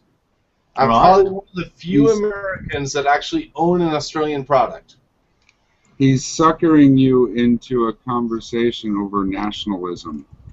He asked you who's protecting Australia, and then he switched it to who are you buying your defense stuff No, from. I know. You So deflected. don't play into it. If you know, don't play into it. Just say, well, you just switched your words. Makes sense, motherfucker, or, stop talking. Like, don't play his shit. Don't play into his shit. But let me defend Beat him his for ass. a Beat his second. ass. Come on, take him out, Rob. Take him out. Let me defend him for a second. That if the Americans stopped selling them weapons of war when war started, they would be completely unprotected. So in a way, yes, we are protecting but no one wants Australia anyway. They're a fucking piece of shit. Point is that he totally switched what he was saying. Like, it's not the same thing. It is actually, it's exactly the same thing, because a lot of the world wants to bitch about American exceptionalism, but yet every single day, 90% of what they have in their house is from America. So you know what? There's only been one Australian that I've ever met that could actually put it into terms that came into grips, and he's debating moving to the United States. Because he's like, and he's looking at renting property in Western Australia, which there's a mining boom. I mean, you're comparing a country of 30 million people to the city of New York. Look, I'm broke as shit. Most of the stuff in my house is made in Korea, because I'm broke as shit. Is Korea protecting me? Korea makes good stuff. I drove a Hyundai for 10 years. Is Korea protecting me because they make this shit in my house? No, the U.S. is protecting you. Oh, I want to ask you a question now. Is Boeing American? Yes. Seattle. Why is it? Well, okay. Why is it that Boeing are getting their fucking airplane wings made in Australia? Well, because it's cheap. No, it's because you don't know how to fucking make them. No, that's not true. It's because it's cheap. Well, believe it or not, our wage. Listen,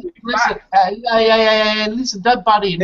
Australian wages are actually higher than in America. All right. Some of it our is wages getting are higher. around tax evasion too. Sorry?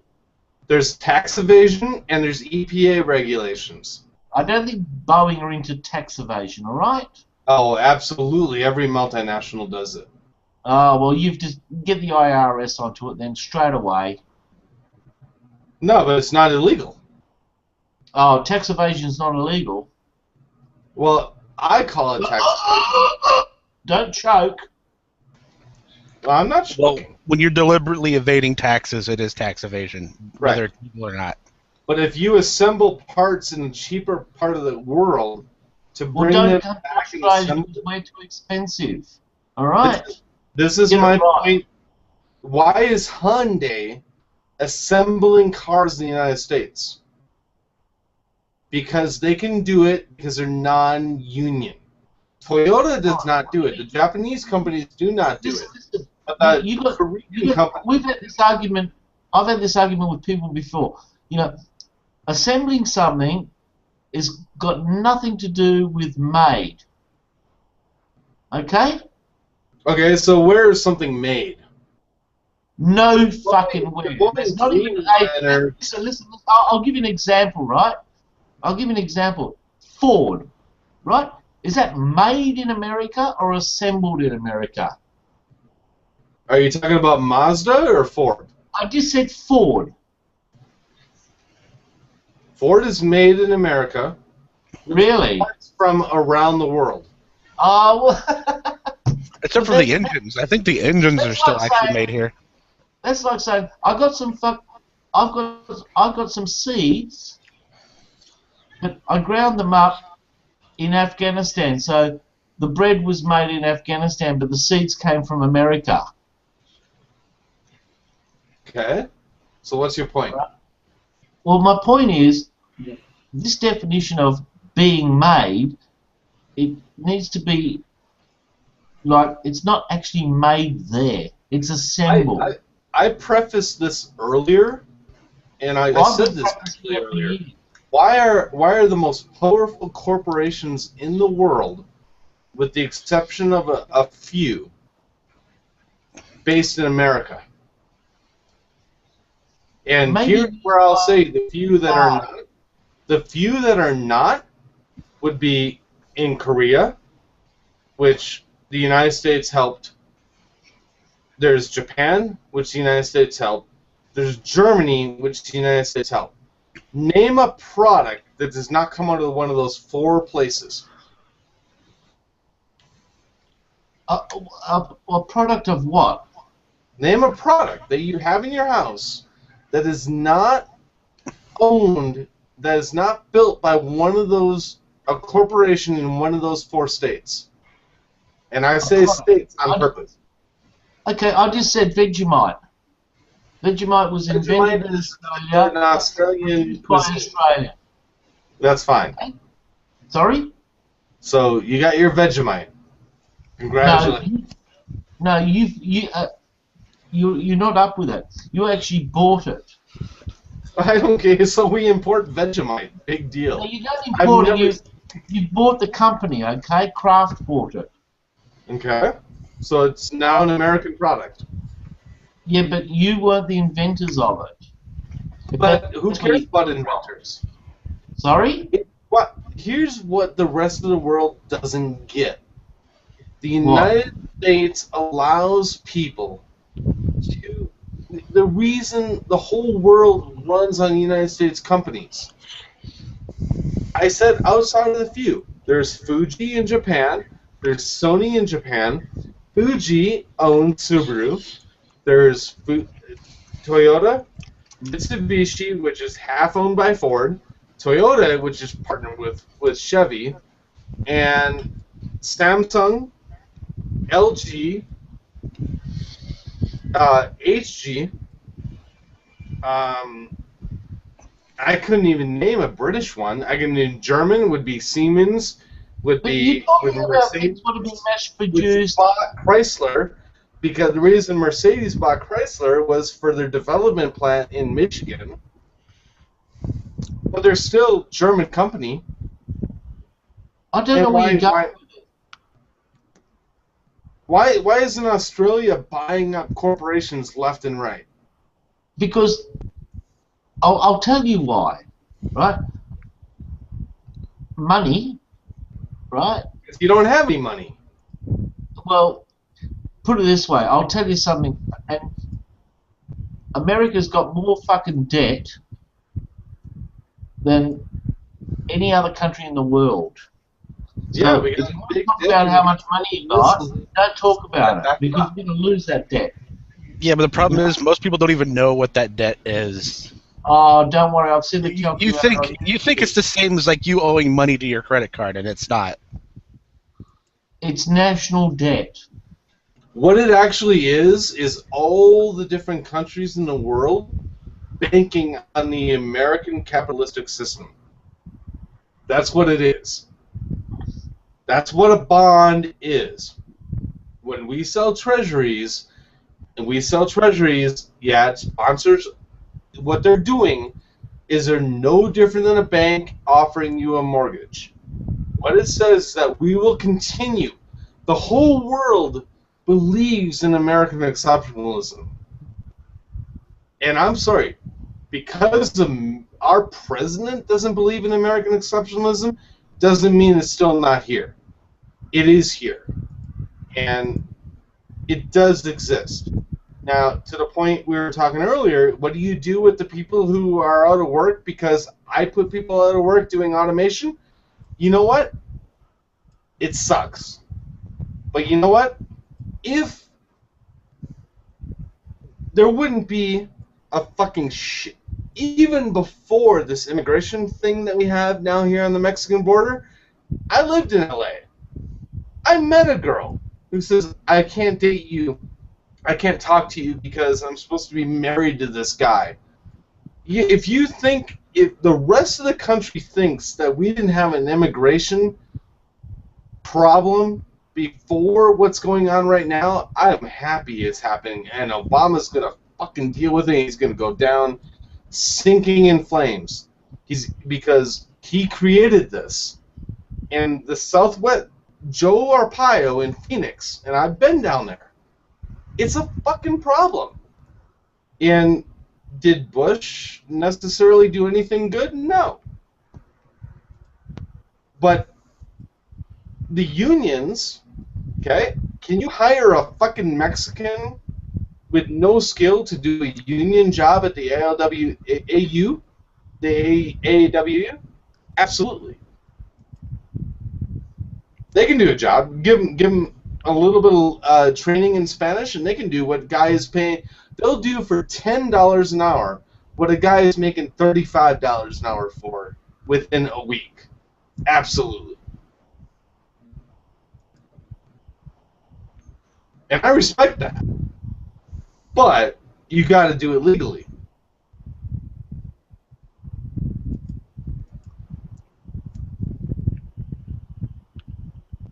We don't have an immigration policy. We don't have an immigration problem with this state. We just have a shit ton of people from around the world that want to come to the United States because it is the land of opportunity. You think you're the only country that has got an immigration problem? You should watch TV more often. Australia's got a bigger. No, I did not say we're the only country with an immigration problem. France is dealing with the same thing. Germany is. A lot of countries are dealing with the same thing. Yeah, but guess what? Australia's got a bigger problem than France, Germany, and all those other guys put together. Okay. What's your problem? Do you got a border that people are crossing a river to get to into Australia? It's not a fucking river. It's a fucking ocean. It's probably 20,000 kilometers long. Right. You don't have a river like we have. Yeah, I know you. I know you've got a problem with Mexico and all that sort of shit. All right, I see it on TV with border control. All right, but if you've got a border and it's just a wall, we've got a fucking ocean. It's not a wall. No, it's not a wall. It's a river that people can walk across. In some places you can walk across it. The border goes for a long. I know it's a fucking. You got river fucking problems. There's a national park in Arizona that they warn. It's a national park. I am entitled as an American citizen to go into it. They will tell you, do not go into this national park. It's not safe to go into the national park.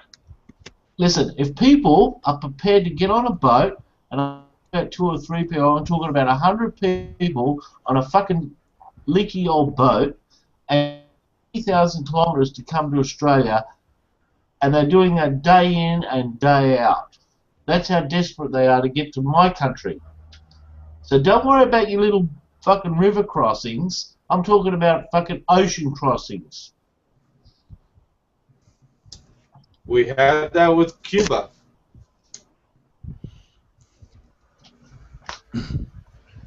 Yeah, with Cuba, we have guys showing up in little tiny rafts that are half sinking. I mean, if the measure of the problem is the desperation, I guess there's that.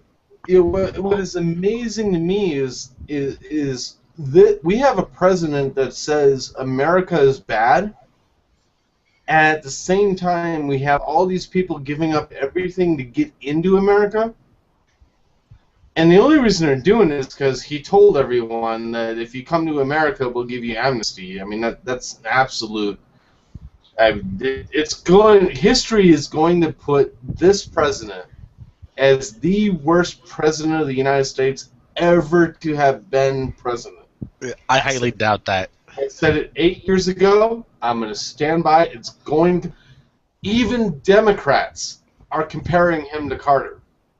And Carter, by most definitions, was the most inept president the United States has ever seen. Define inept for me.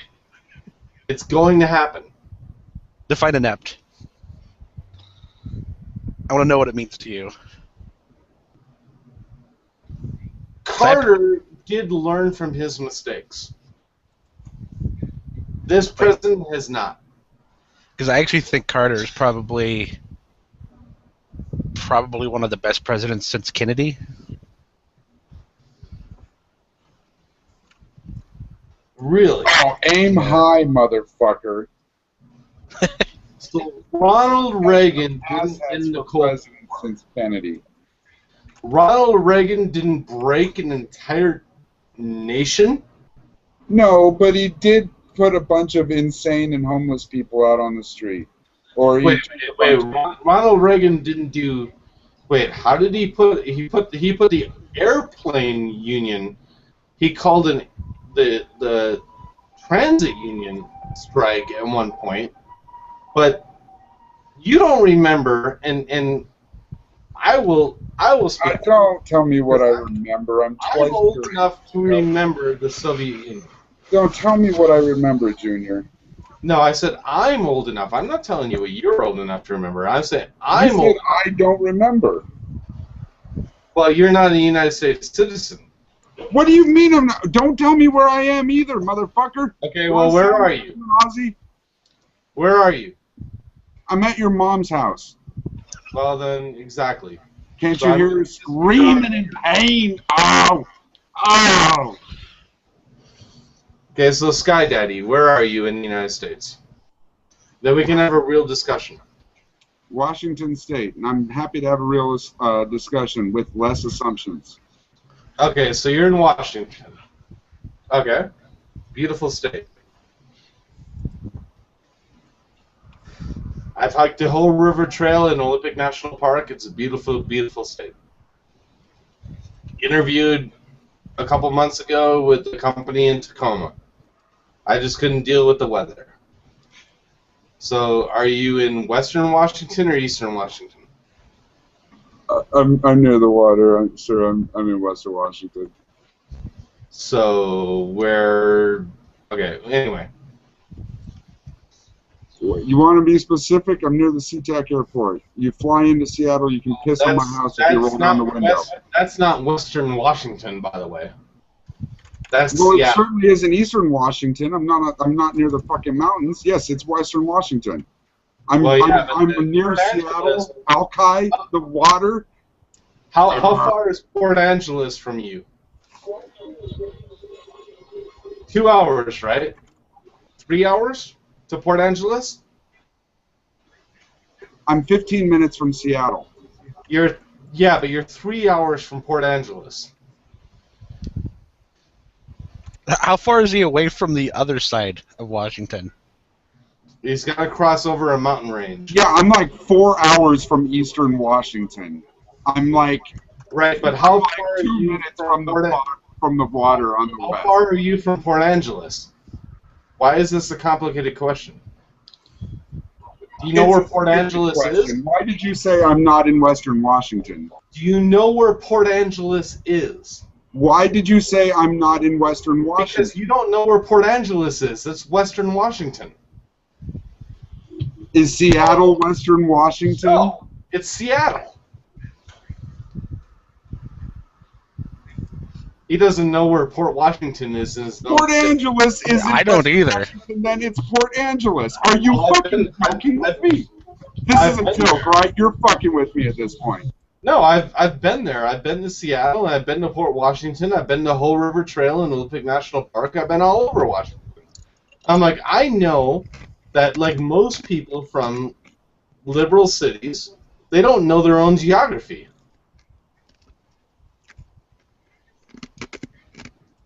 And they just don't. I mean, wait.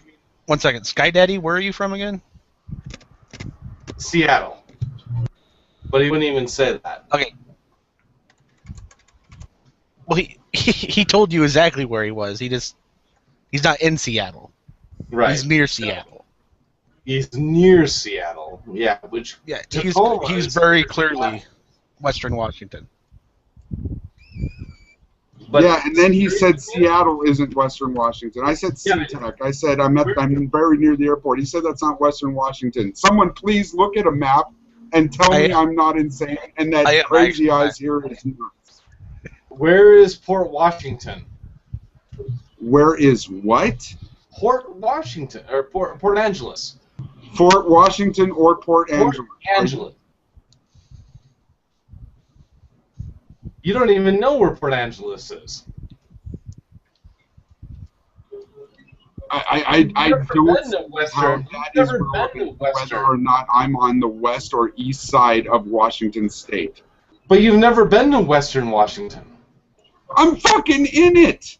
Then where is Port Angeles? This is a simple question. If you live in the state... Again, please tell me how that is relevant. Because it's west of you by like 3 hours. If not 4 hours. Do you not know where it is? So he doesn't know where it is. Okay, I'll drop it. I mean, I don't know where any ports are, so I don't see that. Well, no, it's a city. It's not. It's a city. Would anybody please look at a map and tell me where 4 hours west of SeaTac is? Why don't you pull up a map yourself for your own? I need someone else to verify it. I can tell you it's in the fucking water. Okay. I'll pull it up because. But I mean, this is still a little beside the point. It is beside the point. But I mean, it's calling people out on their ignorance, and I'm sorry. Yeah, no, I mean, if you wanted to name a town near me that I didn't know about, I wouldn't really give a shit. It's not a sign of my ignorance. It's a major. I mean, it's major. I mean, the first thing I would do, if you pulled up a town in Colorado, I'd pull up a map and do the sanity check, because I don't know Colorado inside and out. They call Colorado Springs Southern Colorado. The only reason they call it Southern Colorado is because it's south of Denver. There's a fucking 3 hours south of Colorado. We're actually, Colorado Springs is more central Colorado than Denver is. But it doesn't matter because it's where the population is based. So there's towns around me I don't know, but I pull them up. I mean, yeah, that's kind of my point. Is you're not really a stupid person just because you don't know all the towns around you. No, I know like the closest 10 to me, and then beyond that, I'm pretty much clueless. But you pull them up and you do your research before you start to argue about it. Because I've been there. I've driven. That wasn't even. That's not even what the argument was about, though. Well, it's probably not what the argument was about. The argument about is Carter was a great human rights advocate, and Reagan started the war on drugs, which basically gave a shit ton of money to criminals. Well, I was talking about the Cold War, but if you want to bring up the war on drugs... Oh, the thing that was already going to happen, whether Reagan was president or not, at the end of the Cold War? You think so? Yeah. How so? Because the Union was already collapsing. When did the Union start to collapse? I would say almost from the very beginning. When is the beginning? Not too long right after World War II, because they had their little schism. Well, I guess it was a few years. They had their war, their civil war. And then they became communists. Germans about that and ask them, because I think Germans would tend to disagree with you on that. You know Russia controlled that part of Germany before they were communist, right? Quote unquote communists. Wait, are you talking Russia or Soviet Union? Soviet Union. That or Russia. I mean, either way. After the Geneva Convention, the Allied powers gave half of Germany to the Soviet Union. Are we really that? You know, yeah, we are. East Germany was part of the Geneva Convention after World War II, just like the foundation of Israel. It all came out of the Geneva Convention after World War II. Israel was put down on paper after World War One, but it was just done. It just did it again after World War II. Geneva, I'm talking about the Geneva Convention, which reassigned a lot of borders, and it gave East Germany in control of the Soviet Union. I am almost positive they weren't the Soviet Union yet. If this, they had multiple years of war amongst themselves after World War II. That was the revolution. Okay, if Hitler had not attacked Russia, let's say it's Russia, on the Eastern Front, if they had not done a two-front war, all of Europe would be under control of the Germans. Oh, most definitely, but that's beside the point still. Well, no, it's not.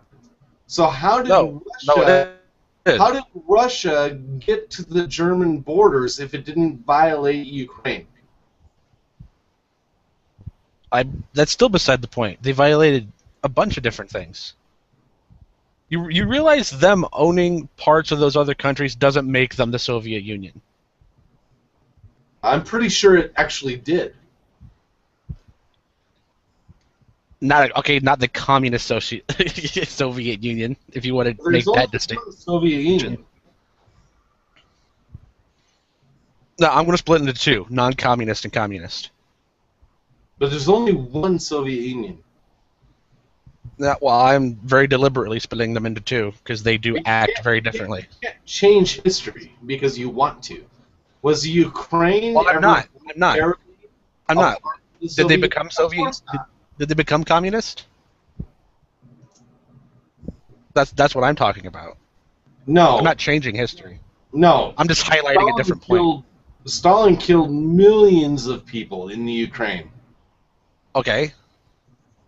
That's still beside the point. But it was still the Soviet Union. Okay. You can't change history because you feel something. I'm not changing history. The Soviet Union to me is the communist country. Wow. That's amazing. That's when the Soviet Union fell. Why did the Soviet Union fall? Actually, I'm not entirely sure. Because the United States drove them into bankruptcy. Yeah, but if they're an actual communist country, you couldn't actually drive them into bankruptcy. No, they do it themselves. Yeah. Like China is going to do. China's going to drive themselves into... They got more social issues than they know what to do with. The Soviet Union fell because the United States drove them into bankruptcy. Do you know that the MiG-29 is based on tubes? The biggest thing that changed the United States versus the Soviet Union is we invented transistors. Everything you have to this day is based on United States technology. Everything. Because we created the transistor. Soviet Union took tubes to the point that tubes are great. They're amazing, amazing pieces of machinery. Sputnik is what kicked America into, holy shit, we gotta compete. What is the first world, and what is the second world, and what is the third world? The first world is the Western powers, the second world is the Russian powers, and the third world is everyone else. Soviet power. Well, Soviet power. I'm going to say Russian because that's more encompassing. Because they're not Soviets now, but they're still the second world. You know the town, you know the city Leningrad, right? Yes. I don't know where it is specifically, but I do know. Well, yeah, but you know Leningrad, right? Yeah. What city is that now? Was it changed to Stalingrad? At one point, I think you're right. What is it now today? I'm not actually sure what it is today. St. Petersburg. St. Petersburg. Why is Russia now attacking the Ukraine again? Well, I'm going to say for natural resources. Yes. Would be the best reason. I don't know if it's the only reason. Yes, because Ukraine is a bread basket of Europe. The Ukraine is equal to the United States in the amount of food it can produce. Why are we in Afghanistan? I'm going to say largely not precious metals, but metals and other elements. Nope. Really, I thought we were there for a lot of the copper and iron. Do you know where Afghanistan is with respect to Iraq? Yeah. It's nowhere near Iraq, right? I mean, it's nowhere near Iraq. Depends on your definition of near, but no, I'll give you not near. It's nowhere near Iraq. Why are we in Afghanistan? It's to protect an oil pipeline for Europe.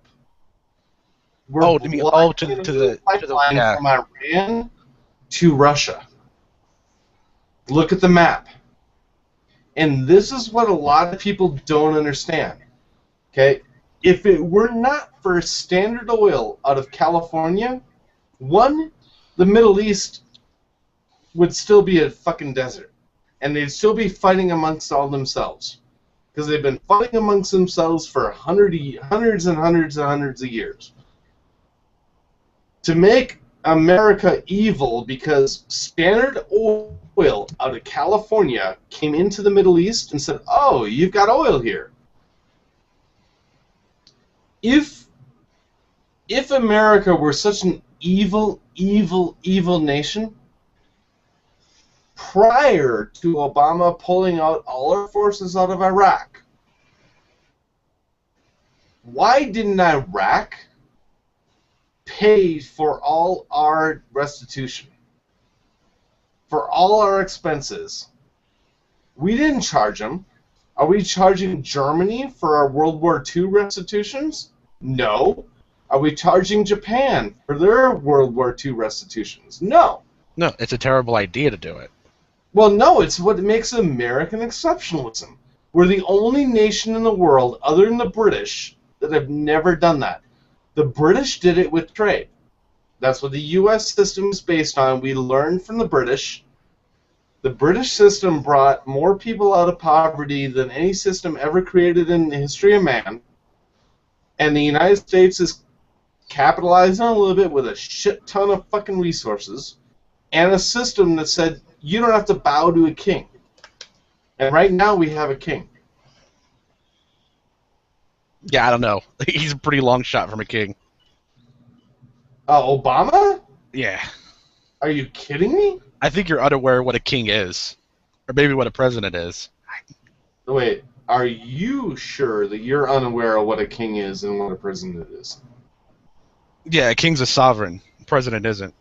So the president controls our military forces, by definition. Actually, no. By definition, Congress does. Congress gives the president power to use. No, Congress gives the president power to use a small amount of military force. No, you are wrong.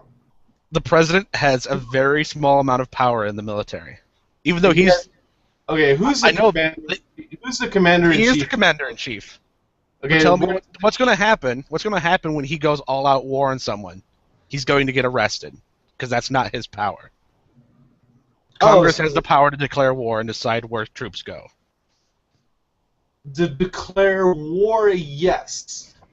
To do military action, no. And what happens when Congress doesn't declare war and the president goes to war anyway?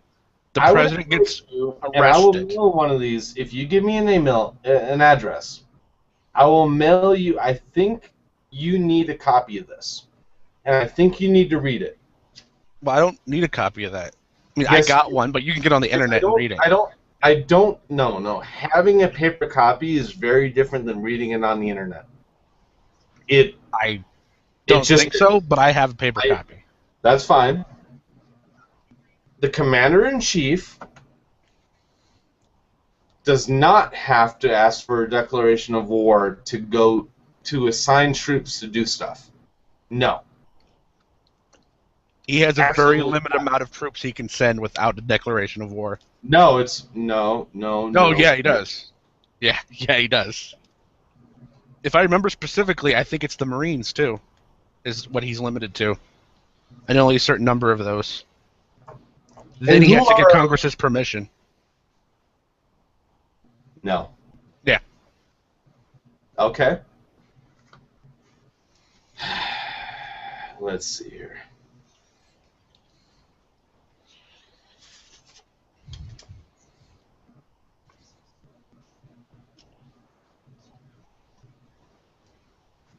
Give me a second. I'll recite you the exact passage. But, so, okay, let's just say what you're saying is true. How did Obama pull all our forces out of Iraq without congressional approval? Because once the power is given by Congress, then the president's in charge. Wow.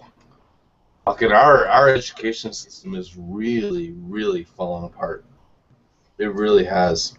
If you don't think Congress has the power of war, No. you haven't been paying attention. Congress has the power to declare war. Yep. Okay, let's go. So you're probably too young to remember Desert Storm. Do you remember Desert Storm? Just barely. Yeah. Do you remember the Desert Storm playing cards? I do. Okay. Was that an act of war? I mean, I'm going to say yes. It was not. But technically, no. No, it absolutely, technically was not. I actually shouldn't say technically. Legally, no. No, I'm going to say technically yes. Because define war for me. It's in the Constitution. No, just define war for me. The only you do it right now. entity that has the ability to declare war is Congress. Yep. And then the president has a limited number of soldiers he can actually deploy without the permission of Congress.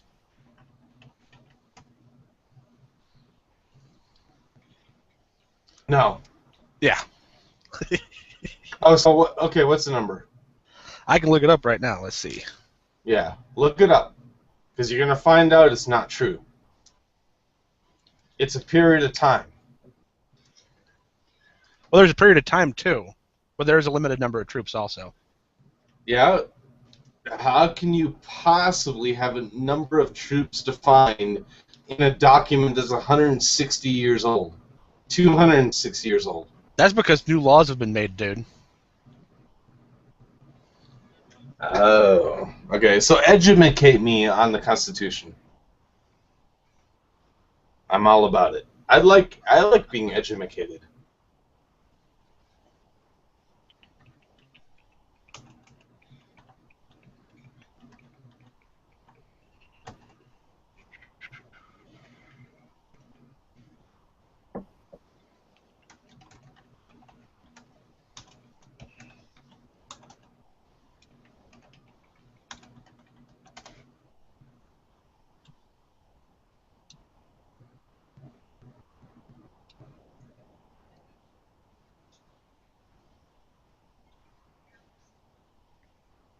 Because you're not going to find a number of troops.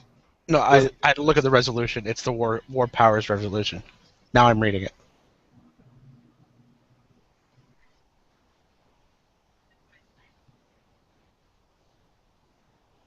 There is no limit. It's only time.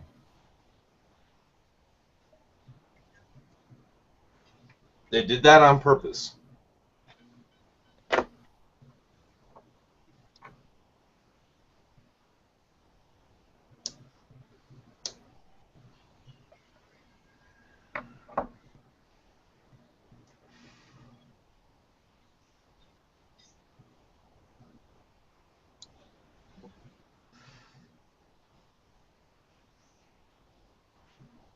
But you're right, it is just time.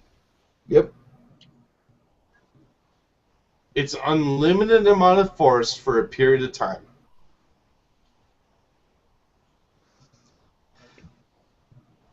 And the scary thing is,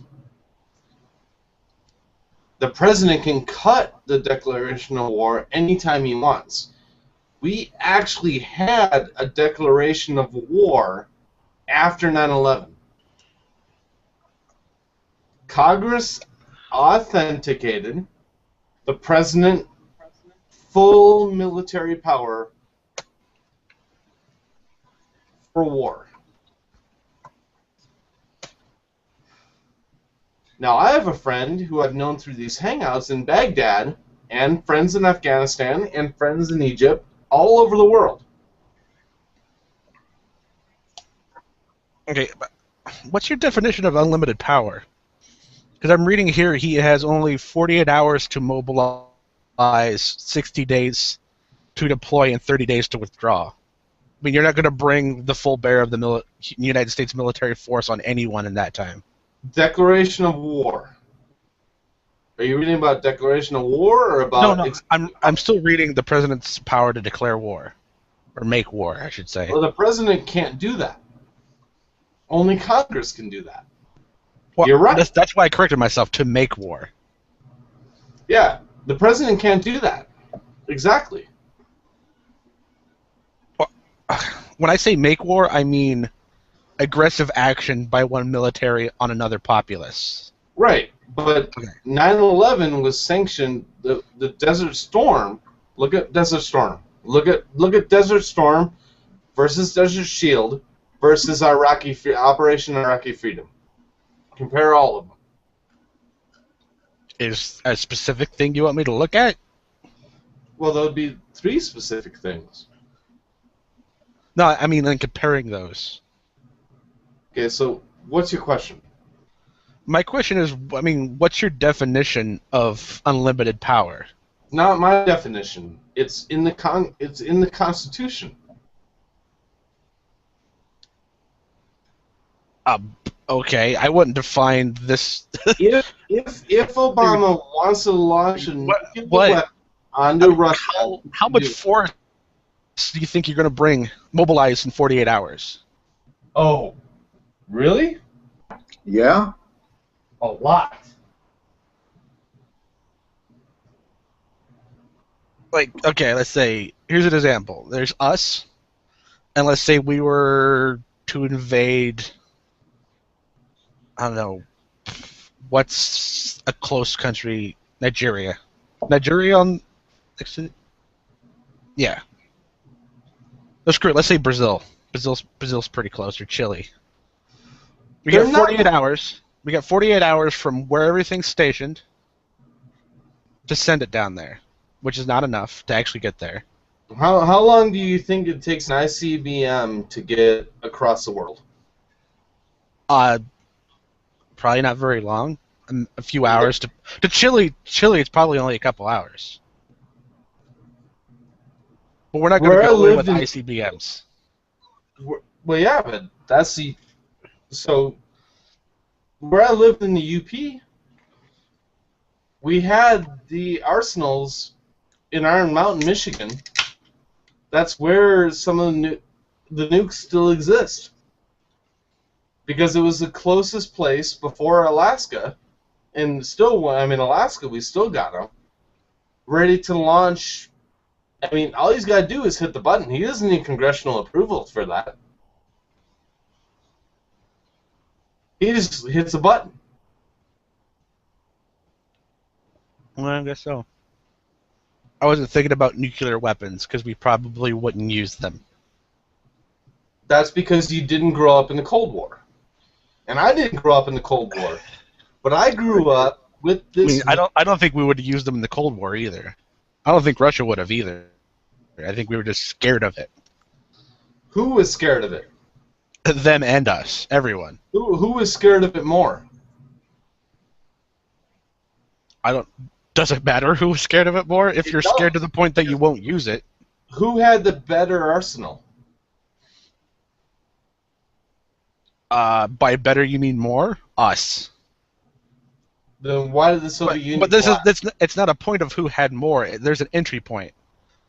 Why Once you have enough nukes to destroy every square foot of the surface of the Earth, it stops mattering who has more. You have enough. Why did the Soviet Union collapse? Because they weren't actually communist.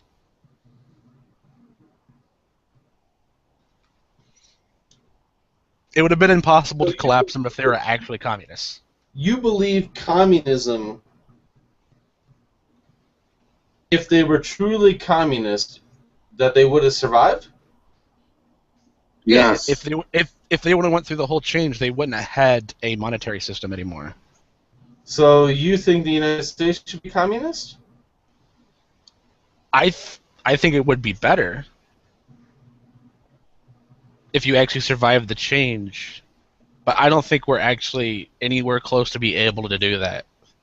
So you don't think the Soviet Union's collapse and that there's no... Okay, let me ask you this. So, what's your name? I'm sorry. Cerberus. Yeah, I know, but what's your real name? I'm not going to give it. Why? You can call me Frank. My mother calls me Frank. Well, I can ask people I know to track you down. I'm like, okay, you know what? Okay, track me down. You can track him down? Well, I know. I mean, I'm not super worried about if there's a secret agent somewhere going to track me down. Your first name. What's secretive about it? So give your first name. No, because I separate this account from my other account. The account I actually do YouTube stuff on. Well, eventually your voice is gonna. I'll recognize your voice, and whenever you do, I'll go authentic. Oh, you let me know when you recognize that voice. And whatever. Until then. Yeah. Well, until then, you know, I already know you live in Illinois. I already know you live in a farming community, Illinois. You've already given that stuff away. I'm not even trying the social engineering. I also live near Caterpillar. Yeah, you gave that away. I said I also live south of Peoria. Mm-hmm. I'm still not gonna give you my name. Well, yeah, but it doesn't take a whole lot, okay? But my point is, just give a name. Fine, whatever. You don't want to, and you haven't figured the internet out yet. The internet will figure you out, so don't worry about it. Okay, so what country in the world right now is communist? I don't think there's anyone that's communist. There's a couple socialist ones. Who are the socialist ones? Let me look again. I know they're Scandinavian countries. 1 second. I looked this up before because I was curious. This isn't about looking it up. This isn't about your ability to Google. This is about your knowledge. Oh no, I don't remember off the top of my head, and if that's the entry point for this conversation, then what do you think Germany is? Capitalists. Well, soft capitalists like we are. What is China? Soft capitalists. Who is Mao? Mao is dead, if I remember correctly. Don't let him quiz you. No, he's really dead. I've seen him. So yeah, I think he died a long time ago. That was Chairman Mao. And guess what? He didn't actually succeed in making the country communist. Mao tastes delicious on Wonder Bread with a little bit of American cheese and some bologna. Chairman Mao. Meow. Mao, Mao, Mao. So communism does not exist in the world right now, correct?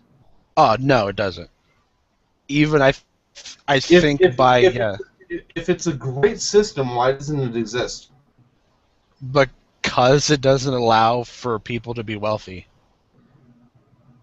Does democracy exist? Yeah, but those aren't opposites. Where is democracy? What country is democracy?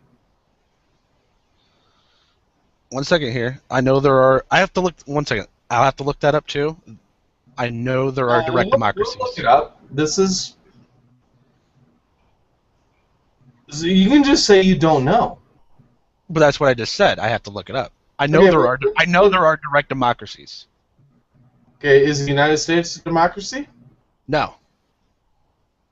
What is it? It's a representative democracy. It's Yes. basically a light republic. It's a republic, yes. What is Australia? I think it's the same thing.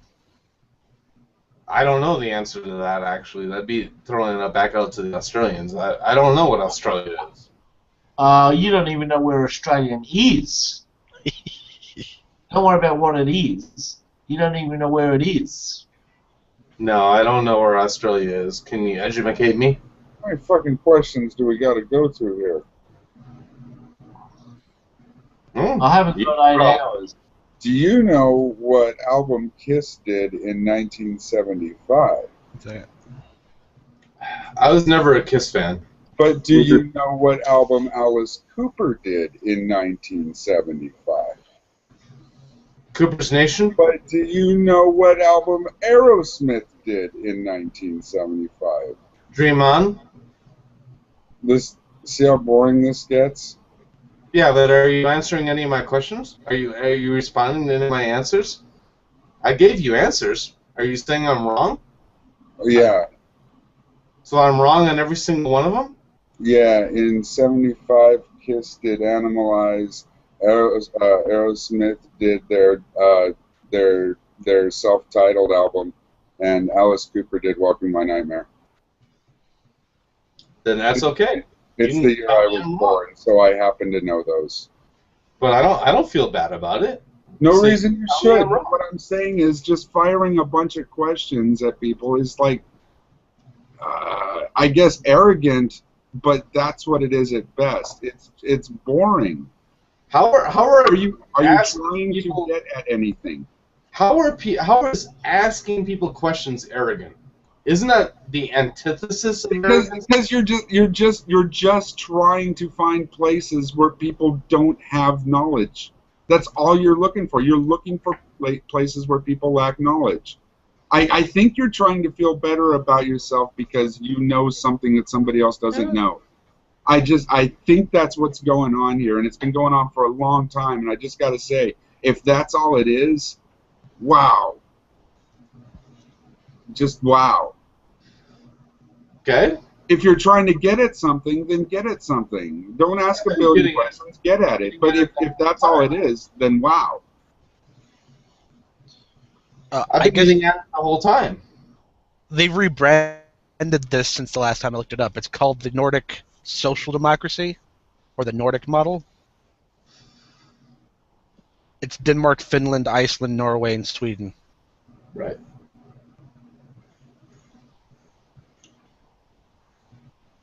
Yep.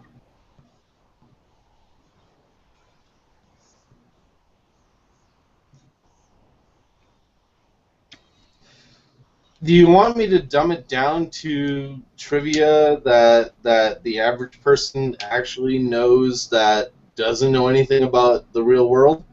Because we can talk about, Aerosmith. I saw Pink Floyd live in concert. I love the fact that Pink Floyd's going to do another concert. They're reuniting. I never thought it would happen. I don't think it's with Roger Waters, but okay, if you want to talk about music, I'll fucking talk about music because whatever. Okay, so what we've covered so far, without it being refuted, at least on my side, is that Reagan's terrible, Carter's okay. We moved on from there without an answer to how did we bankrupt Russia, or Soviet Union, as Eric would say. What Reagan did, if you look at the stock market history. Oh no, it went up high because you opened up relations with China.